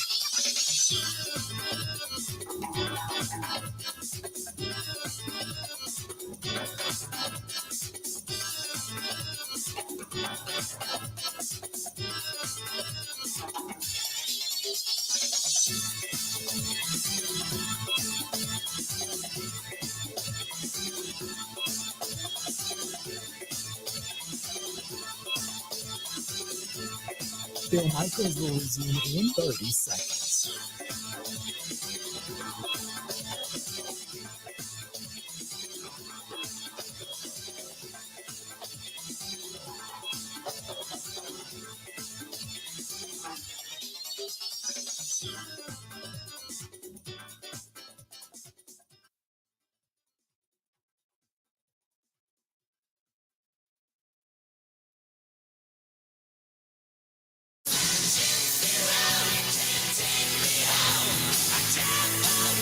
A reminder, we are going to be on the road. Tomorrow, we are going to be live at Franklin Field. I talk all the time about the Lux Golf Bays, but tomorrow we're going to be at the Rock Sports Complex and Franklin Field tomorrow. Most likely, it looks like it's going to be kind of a stormy morning. I hope it's not, but if it is, we're going to be in the press box upstairs at Franklin Field. But we are there because tomorrow night, as the Milwaukee Milkmen get underway, tomorrow night is Fisher House, Wisconsin night. And a certain number of tickets are being sold, and I can put the link out. But if you want to go and you want to buy some tickets, I'll put the link on the Facebook fan page. And if you buy those tickets, a portion of those proceeds goes to Fisher House, Wisconsin. So you get a nice family night out. You get a chance to go to a Milwaukee Milkmen game. And in addition to that, I know that some representatives, Wade, one of our other board members from Pieper Electric, is going to be there manning the Fisher House tent tomorrow night and going to be raising some awareness and taking some contributions and such. But it's just it's a nice community thing that they're doing for us. So we're going to be down at the Lux Golf Bays tomorrow night in Franklin Field down in Franklin, Wisconsin. Go to Lux, L-U-X-E, luxgolfbays.com. That's luxgolfbays.com. And again, tomorrow night, we're going to be out there at Franklin Field. But tomorrow for the show, for the Bill Michaels Show, it's going to come live from Franklin Field. We're looking forward to it. So that starts our travel. So tomorrow we're going to be at Franklin Field, and then off to Green Bay we go, where on Thursday we'll be up at Packers training camp. And then Friday we will be at Road America for the NASCAR Xfinity Series. And I think there's a driver or two that are going to come over and hang with us for a little bit and chat. And so that'll be a good time. And then next week, obviously, we're at State Fair.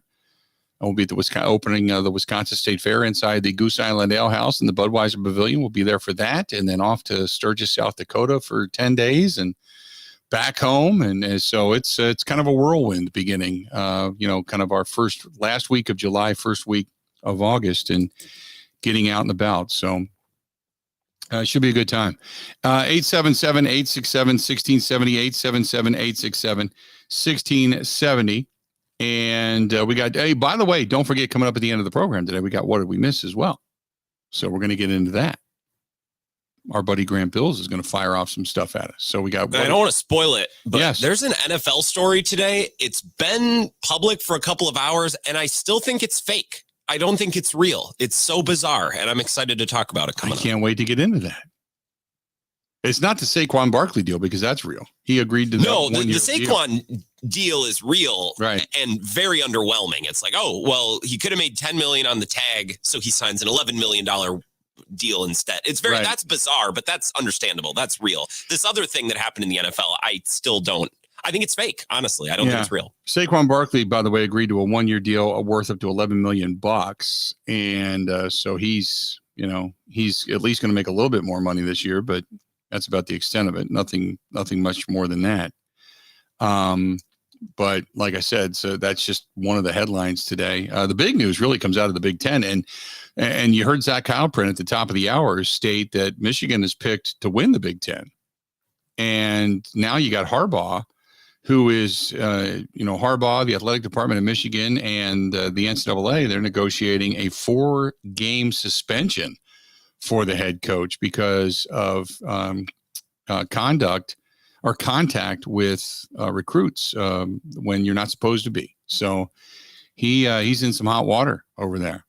So we'll see what happens in Michigan, and if that derails any portion of their season. I still think Harbaugh has Ryan Day's number when it comes to beating up on Ohio State. So I understand why Michigan would be picked to be the number 1 team in the Big Ten this year, because Ryan Day's an idiot.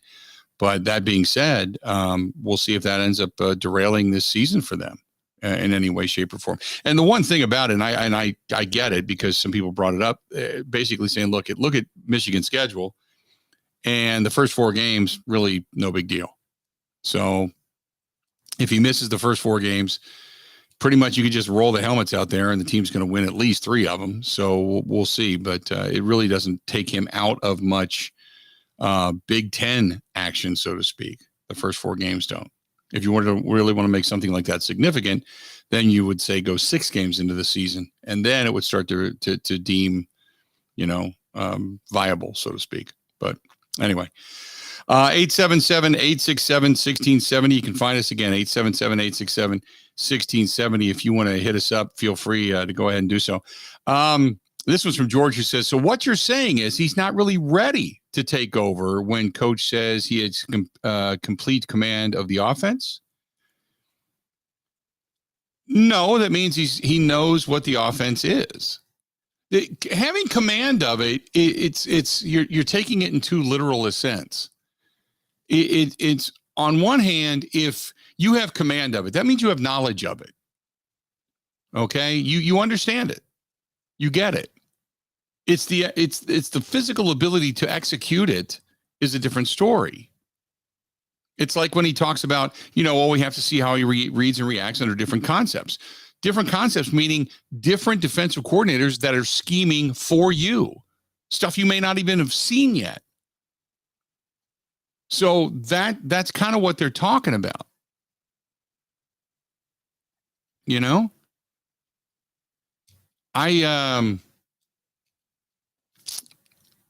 I think people are trying to be too nitpicky about Jordan Love.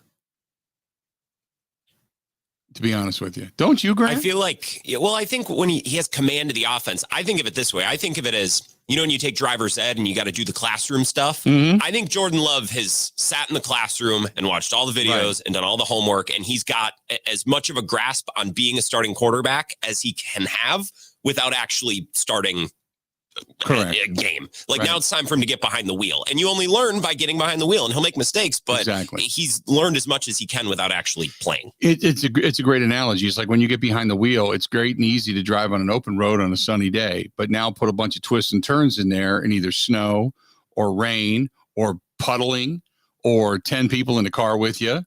Yeah, exactly. So it's I get what people are trying to say, and you're trying to pigeonhole it into something, and it's not, you can't do that. I believe, and that's why I got down to brass tacks before and said, this is what it is. We'll all know, he knows the offense. He understands it, where guys are supposed to be. He understands the route trees and all that kind of stuff. He understands all of that. Now it's about getting on the same page with the guys around you and being able to handle the different concepts that are thrown at you. Different defenses, different blitzes, safety blitzes, outside edge, inside, up the gut, no blitz at all, dropping back into zone, disguising blitzes. I mean, all those different things that he's going to have to now go through, he's going to have to see and figure out for himself. And that's what it is they're talking about. Having a grasp or a command of the offense means you know it. You have command of material. You have command of the understanding of what it is everybody's supposed to do. But until it's thrown at you in different disguised looks, you don't know if you're capable of executing that offense. And that might be the best way to put it, Marv says, how much do you play Love during the preseason? Oh, I think I would go back to old school. I'd play him in the first game. I'd probably play him either the first half or at least the first quarter, getting more than 2 possessions because you average only a couple of possessions a quarter. But 2 or 3 possessions at least. See how he does moving the football. Maybe a couple more possessions or a possession more in the second game, not much in the third game, or a bunch in the third game, not much in the fourth game. I mean, depending on what side of the coin you believe to be more beneficial. But I think you got to play him until you see consistency. Now, remember, early on, specifically in preseason, you're not seeing anything. It's vanilla offense against vanilla defense. You're not giving away much of anything.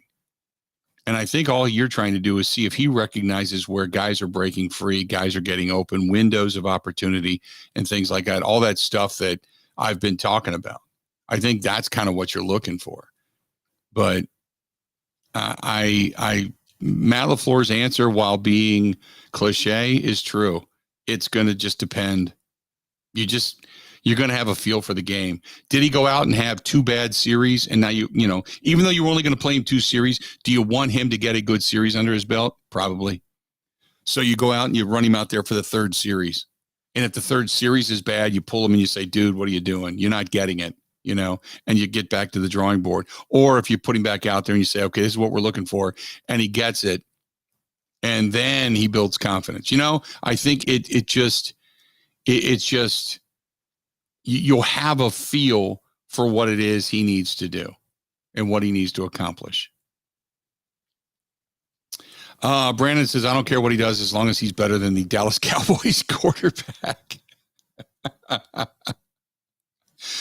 Winning Gambler, the Love rookie card went for $30 in an auction I was in, which wasn't too bad for an ungraded card and a guy who has hardly played in the regular season. So there are some believers out there. It's also valuable because the trivia question is going to be whether he's good or bad. It's going to be who took over for Aaron Rodgers after 30 years of Hall of Fame quarterback playing Green Bay. Who is the guy that took over?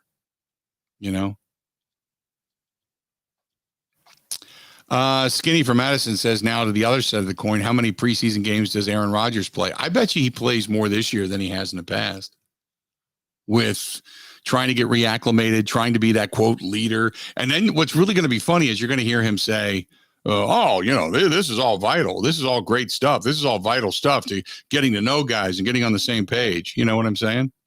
So I'm just like, okay.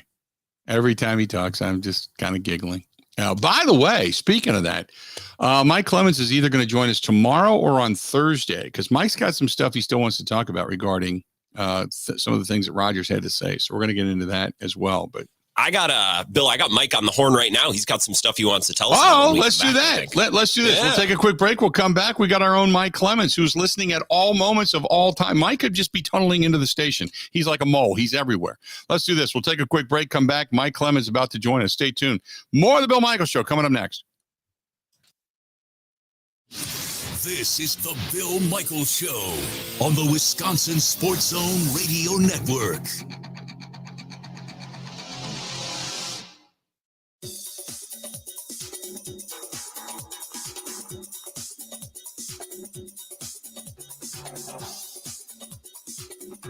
Bill Michaels will resume in 5 minutes.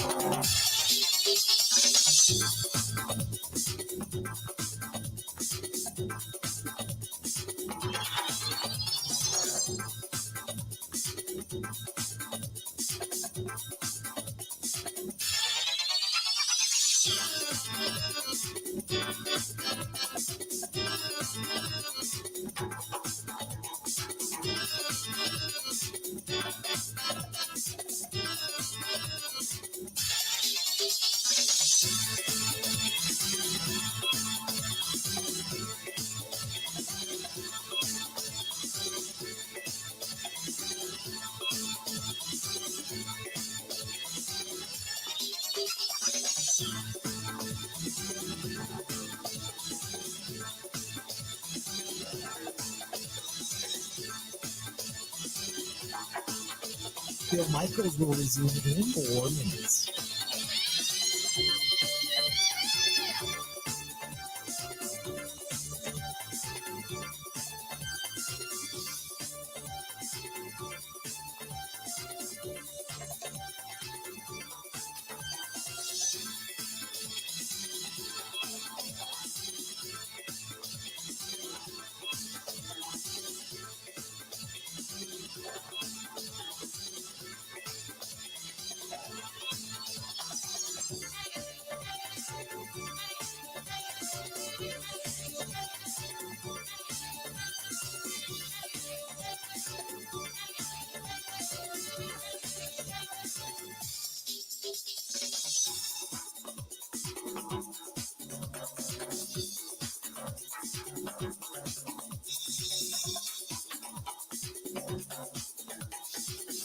Bill Michaels will resume in 3 minutes.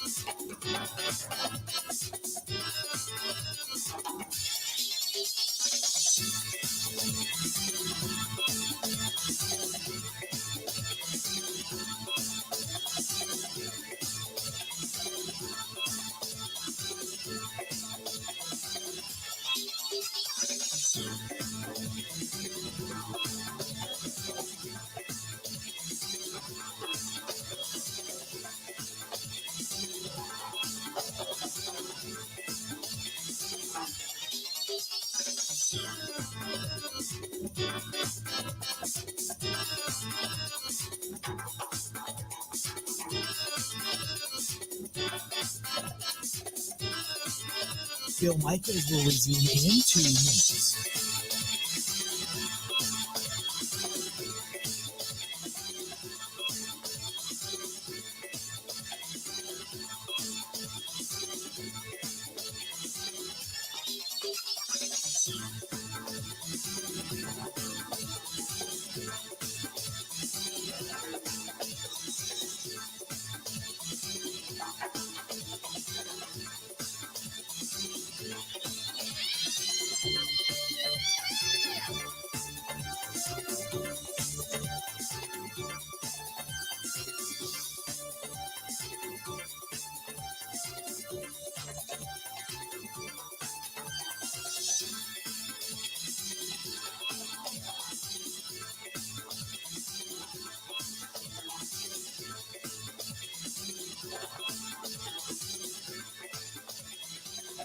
Bill Michaels will resume in 1 minute.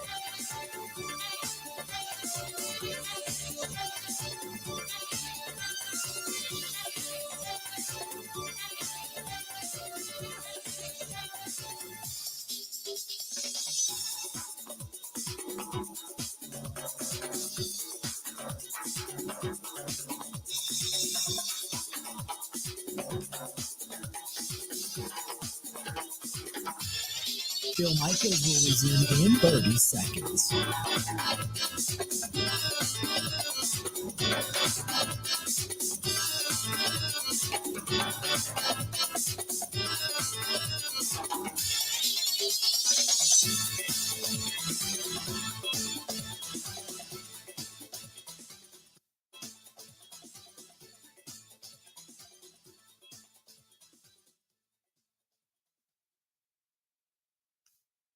Yeah, comparing it a little bit to Aaron's first year, and first year as a starter. Yeah, I'd say at least half a season to know. And I think, even though I think we ended up with a losing record that year, but we saw enough of Aaron to know that we had something special. Welcome back. Good to have you. Bill Michaels Show continues on. Got to say thanks to our friends at Wabam. Go to getwabam.com. And the guys at Sticky Boys, they did all the logoing on the RV, and the big unit cruiser looks awesome. Awesome. And it's going to be out on the road beginning tomorrow, and then up at tomorrow at Franklin Field, up at Lambeau on Thursday. And then after that, at Road America, then Sturgis, then State Fair, and we're going to be all over the place. All over the place. Looking forward to it. Bring him in now. Our guy, Mike Clemens, joining us on the hotline. Michael, how you doing, pal?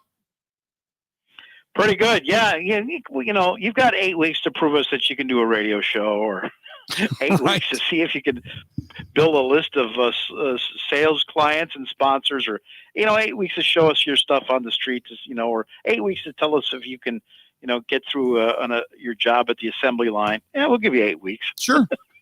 Sure. You know what, Mike, I think more so than anything, and you and I both know, you can look at somebody and watch them play, and you can know in probably 4, 5, 6 games if they have it or not. So maybe he's thinking about 6 or 7 games. I don't think you give him, just 6 and 7 games to prove himself as to whether or not he's going to get a contract extension. But certainly you can kind of tell if you're on the right path or not after 6 or 7 or 8 games.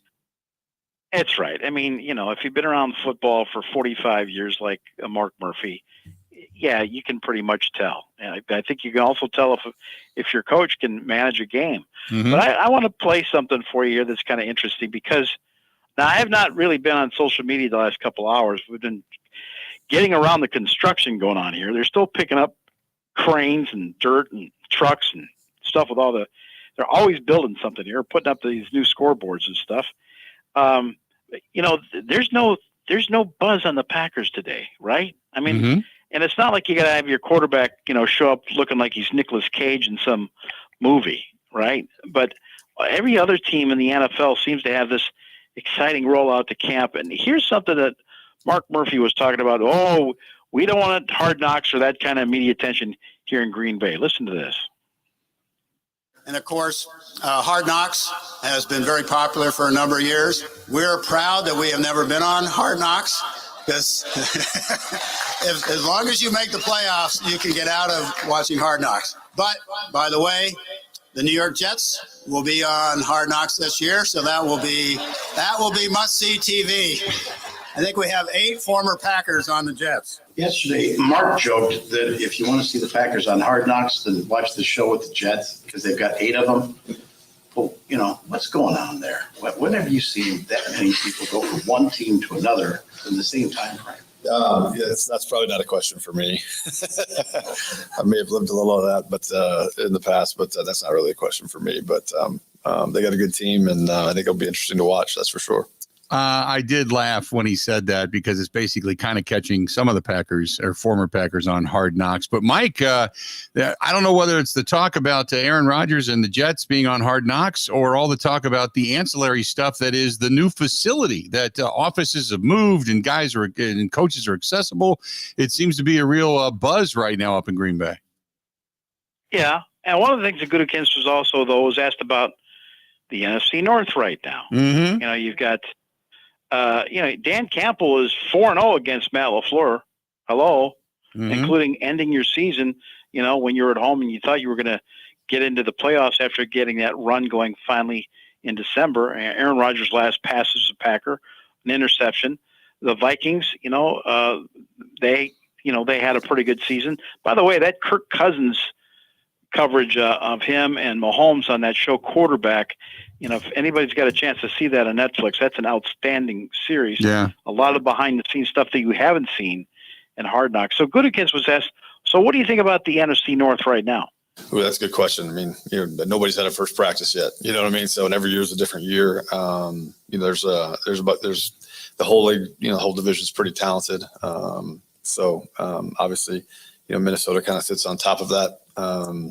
What they did last year, but every year is a new year, and to kind of predict that would be kind of foolish. I think just because I think it's there's too many unknowns right now. I did like what he said, Mike, about, hey, you're not being chased anymore. And then he said, who's to say we wouldn't be? I did like that little wink and a nod. I'm all for flying under the radar, but I'm telling you, man, it's just flat here right now. And a lot of it is kind of confusion. Do you remember when you and I were working on the show with a bunch of people in a small studio, and like for a year we waited for them to build this brand new studios, bigger studios, all that extra room and stuff. And so, in the meantime, you're just trying to put out a good show, a quality product, and the chemistry you got to have. And then you move into these great big studios and your computer doesn't work and all that doesn't work yet. And all these things get to be these little distractions. And so I asked Gutekunst about moving his entire staff from the third floor up there in the atrium to this brand new state-of-the-art $90 million football facility just in the last couple of weeks that's by the locker room. Yeah, first of all, a lot of thanks to Mark and the organization for doing this. The efficiency already is just tremendous. It's probably cutting a half hour off some of their, especially our coaches, days just going back and forth. There's some of us that have been in this building a long time, and it's tough to move. Change is tough. So it's tough to get some of those guys out of their offices and into the new spot. But yeah, we're rolling. And sometimes it feels a little bit like you're in somebody else's house right now because it's not, you haven't got it, but it's beautiful. I don't know how many of you guys have had a chance to see it, but the team room, the crick, all the things that the meeting rooms. It's just it's just first class. Like we've done things here in the past. It's just very, very first class, and kind of having the efficiency of meeting rooms and coaches right in the same spot is really going to help us. Mike, have you seen it yet? No, because they were working up to the last minute, and then they had to have these people move in. And then once these guys are in there, they've got their stuff up on the boards and whatever, they're not going to let us in there. Mm-hmm. And, it's all going back to back. And here's another thing. One of the great things about the Packers are the traditions, and you're walking between these boards and construction and stuff all the time around here. And, training camp used to be going to St. Norbert's, and this was something Lombardi started, and they would let us into the dorm rooms and we'd see where the players would be staying. Andy Reid's still doing that. He's still taking his team to, St. Joe's University there in Missouri, and that's how training camp starts. And there's stories and tradition and all that. And in the last 3 or 4 years under LaFleur, they're staying at a, kind of a team hotel. We don't take pictures of that. About the only pictures you get is when the kids come up here with the bikes and you show the players come up. I mean, there's a lot of things that they're doing more secretly every year. And LaFleur was asked about, what do you think about your new $90 million football facility with the coaches and the GM and the new indoor football field and the underground parking for the players and all that stuff? I was a little skeptical that it would get done in a timely manner, but I'll tell you what, first of all, just big thanks to Mark Murphy for allowing us to do that. I really believe it's going to be a much more efficient process, specifically for the coaches and players, just the logistics of everything and how close we are in proximity. It's great to be on the first floor with the players. It gives us more access for them to want to come to our office instead of going up to the third floor where they feel like they're going to see the principal or whatever. But it's by far the best facility that I've ever been in at this level. Mike, one of the other questions I found fascinating was that they didn't want to overwork Jordan Love, but they still need to see what he can do, and they want to see him, develop under different concepts and defenses and such. But you bring in another guy in Alex Magoo, who is he a veteran? Is he not a veteran? He just won an MVP in a different league, and I mean, so there's still some question marks about even the backups, right? My sense was this: is like, okay, Danny Antling's so. Sean Clifford is a rookie, and here's a 27-year-old quarterback who's spent some time with some NFL teams on practice squads. Just showed you what he can do in the USFL, throwing touchdowns to Jay Sternberger, the former Packers tight end. So a 27-year-old, maybe this is a guy that might be a little bit more savvy. And so do you think you're bringing this guy as a veteran? And listen to what LaFleur said. It'd be unfair to consider him a veteran. He just got here a couple days ago, and there's a lot of offense to learn. So I think it's going to be a pretty fluid situation in terms of who we think can best back up Jordan, and hopefully we can get him the adequate number of reps to showcase his skill set. Yeah, well, they still don't know who definitely is going to be the backup, but the other question then becomes, how different is this camp without the veteran presence? You a lot of veterans no longer here, including the guy that was the most knowledgeable in Aaron Rodgers. Yeah, and to me, that answer from LaFleur is also like, so we have to wait like 2 weeks before the start of training camp to bring in a quarterback? I mean, couldn't we brought in one other guy 2 months ago so he might know the playbook a little bit better? Is he just an arm here? So listen to this. LaFleur was asked, with a new young roster and Aaron Rodgers gone and all that media attention and stuff, does the start of this training camp feel differently? It feels like year one, quite frankly. It feels like, we're right back where we started when I first got hired here. And that's exciting. I think there's a lot of excitement that goes along with that. And we're going to coach these guys hard, and we expect them to show up with a great attitude every day and give everything they can. He sounds energized, like this is starting all over because, first 3 years were basically put into the relationship and the relationship building between him and Aaron Rodgers, not necessarily the playbook. Now it's back to coaching.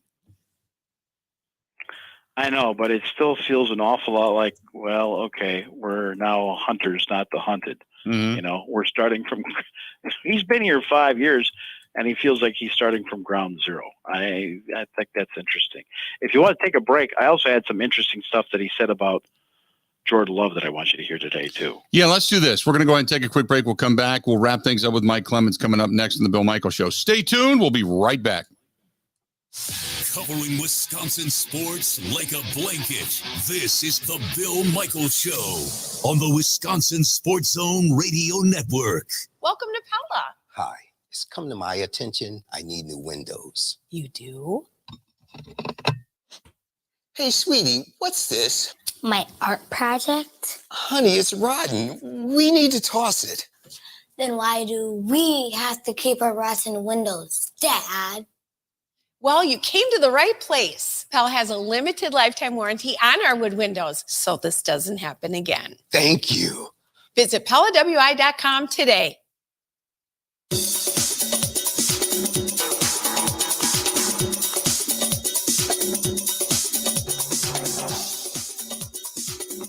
Bill Michaels will resume in 3 minutes.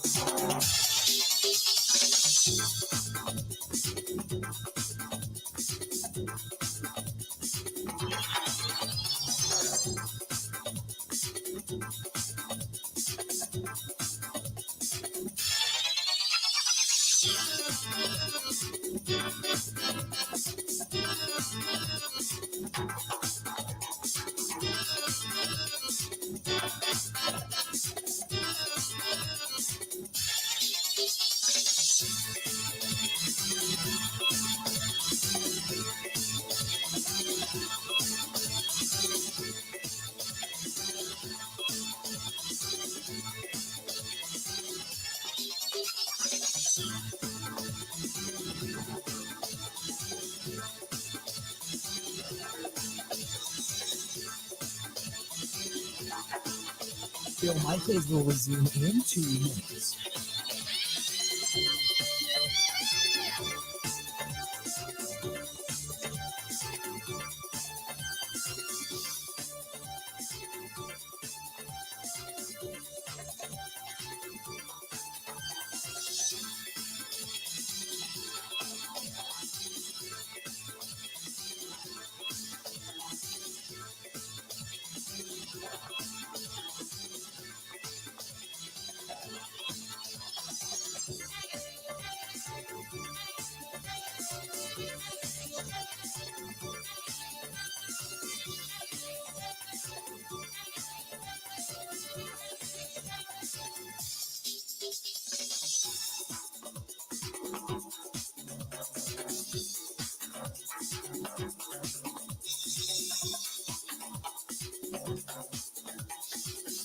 Bill Michaels will resume in 1 minute.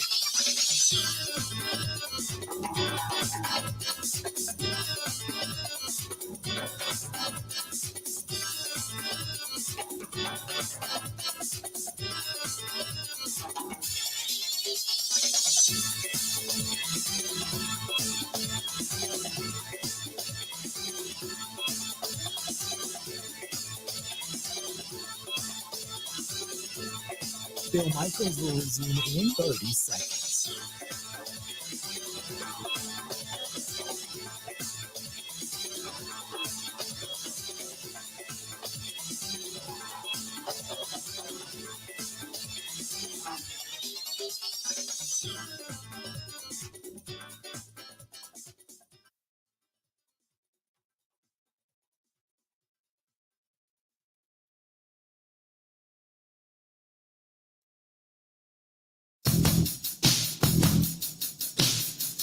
Yeah, comparing it a little bit to Aaron's first year, and first year as a starter.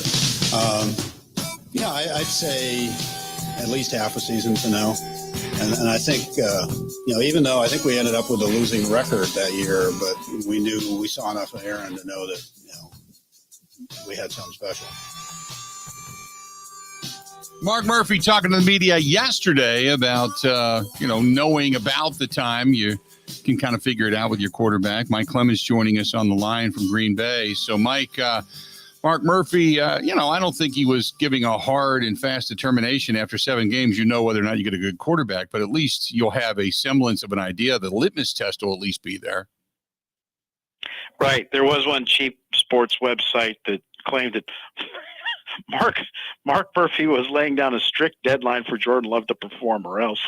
Yeah. That's twisting the guy's words around. Correct. But I thought that LaFleur had a pretty strong statement today when they said, well, you saw this guy warming up the team when Rodgers had the thumb injury last year, the time with Philadelphia. He's going into his 4th year. He took all the snaps as a starter this spring. Is there anything specific you're looking for Jordan Love as training camp starts? There's a lot of things I'd like to see. It's more or less just, the process of becoming better each and every day and the command that he has. And certainly you want to give him every opportunity. You can't give him enough reps. And so, but just making those incremental improvements and becoming more consistent on a daily basis. And, but I'm really excited, and he's definitely has complete command of our offense. There's no doubt about it. He's put the work in. He knows the ins and outs, and it's going to apply that in a real situation. Mike, I guess it is just as Gutekunst kept saying, we believe he can be a starting quarterback in the National Football League. We just don't know if he can win. I think that's where we're at. Yeah, pretty much. So the players were to report this morning at 10. I asked LaFleur, did everybody get here okay? He says, to the best of my knowledge. So I don't know if any Packers were going 140 miles an hour at 3 a.m. to 994 because they had a dog emergency and they got pulled over like the Vikings. But anyway, they're going through the physicals, and then we'll probably get the word that, no surprise, like you were talking about early in your show, look for Eric Stokes with the horrible foot and knee injury, or Rashawn Gary, dealing with the torn ACL. Maybe they start off here on the PUP. That gives other guys more snaps, before they actually get back on the field and resume their careers after horrible injuries last year and at that Ford Field mess. But I'll tell you, it's a little confusing up here. It's all these young players. No doubt if you're Luke Musgrave, the tight end, you are fired up, man. You're full of adrenaline to get out here and in your first training camp. Or you're Josh Myers in your center. You're looking over your shoulder because of the things the coaches are saying about your first starts. But we're off to a slow start here, Bill. A slow start in Green Bay. Mike, hopefully it picks up tomorrow. We'll talk to you again tomorrow, and then you and I will reconvene together on Thursday in the RV, and we'll sit down and kind of hash out another day of practice too, okay? Looking forward to it, Phil. Thank you. All right, buddy. Talk to you soon. That's our guy on the ground, brought to you by the Bay Motel in Green Bay. Bay Motel in Green Bay. Quiet, cozy, comfortable. Go to baymotelgreenbay.com. Time for us to go. You got Brewers and Reds coming up later on tonight. Corbin Burns goes to the Hill against Abbott the Destroyer this evening.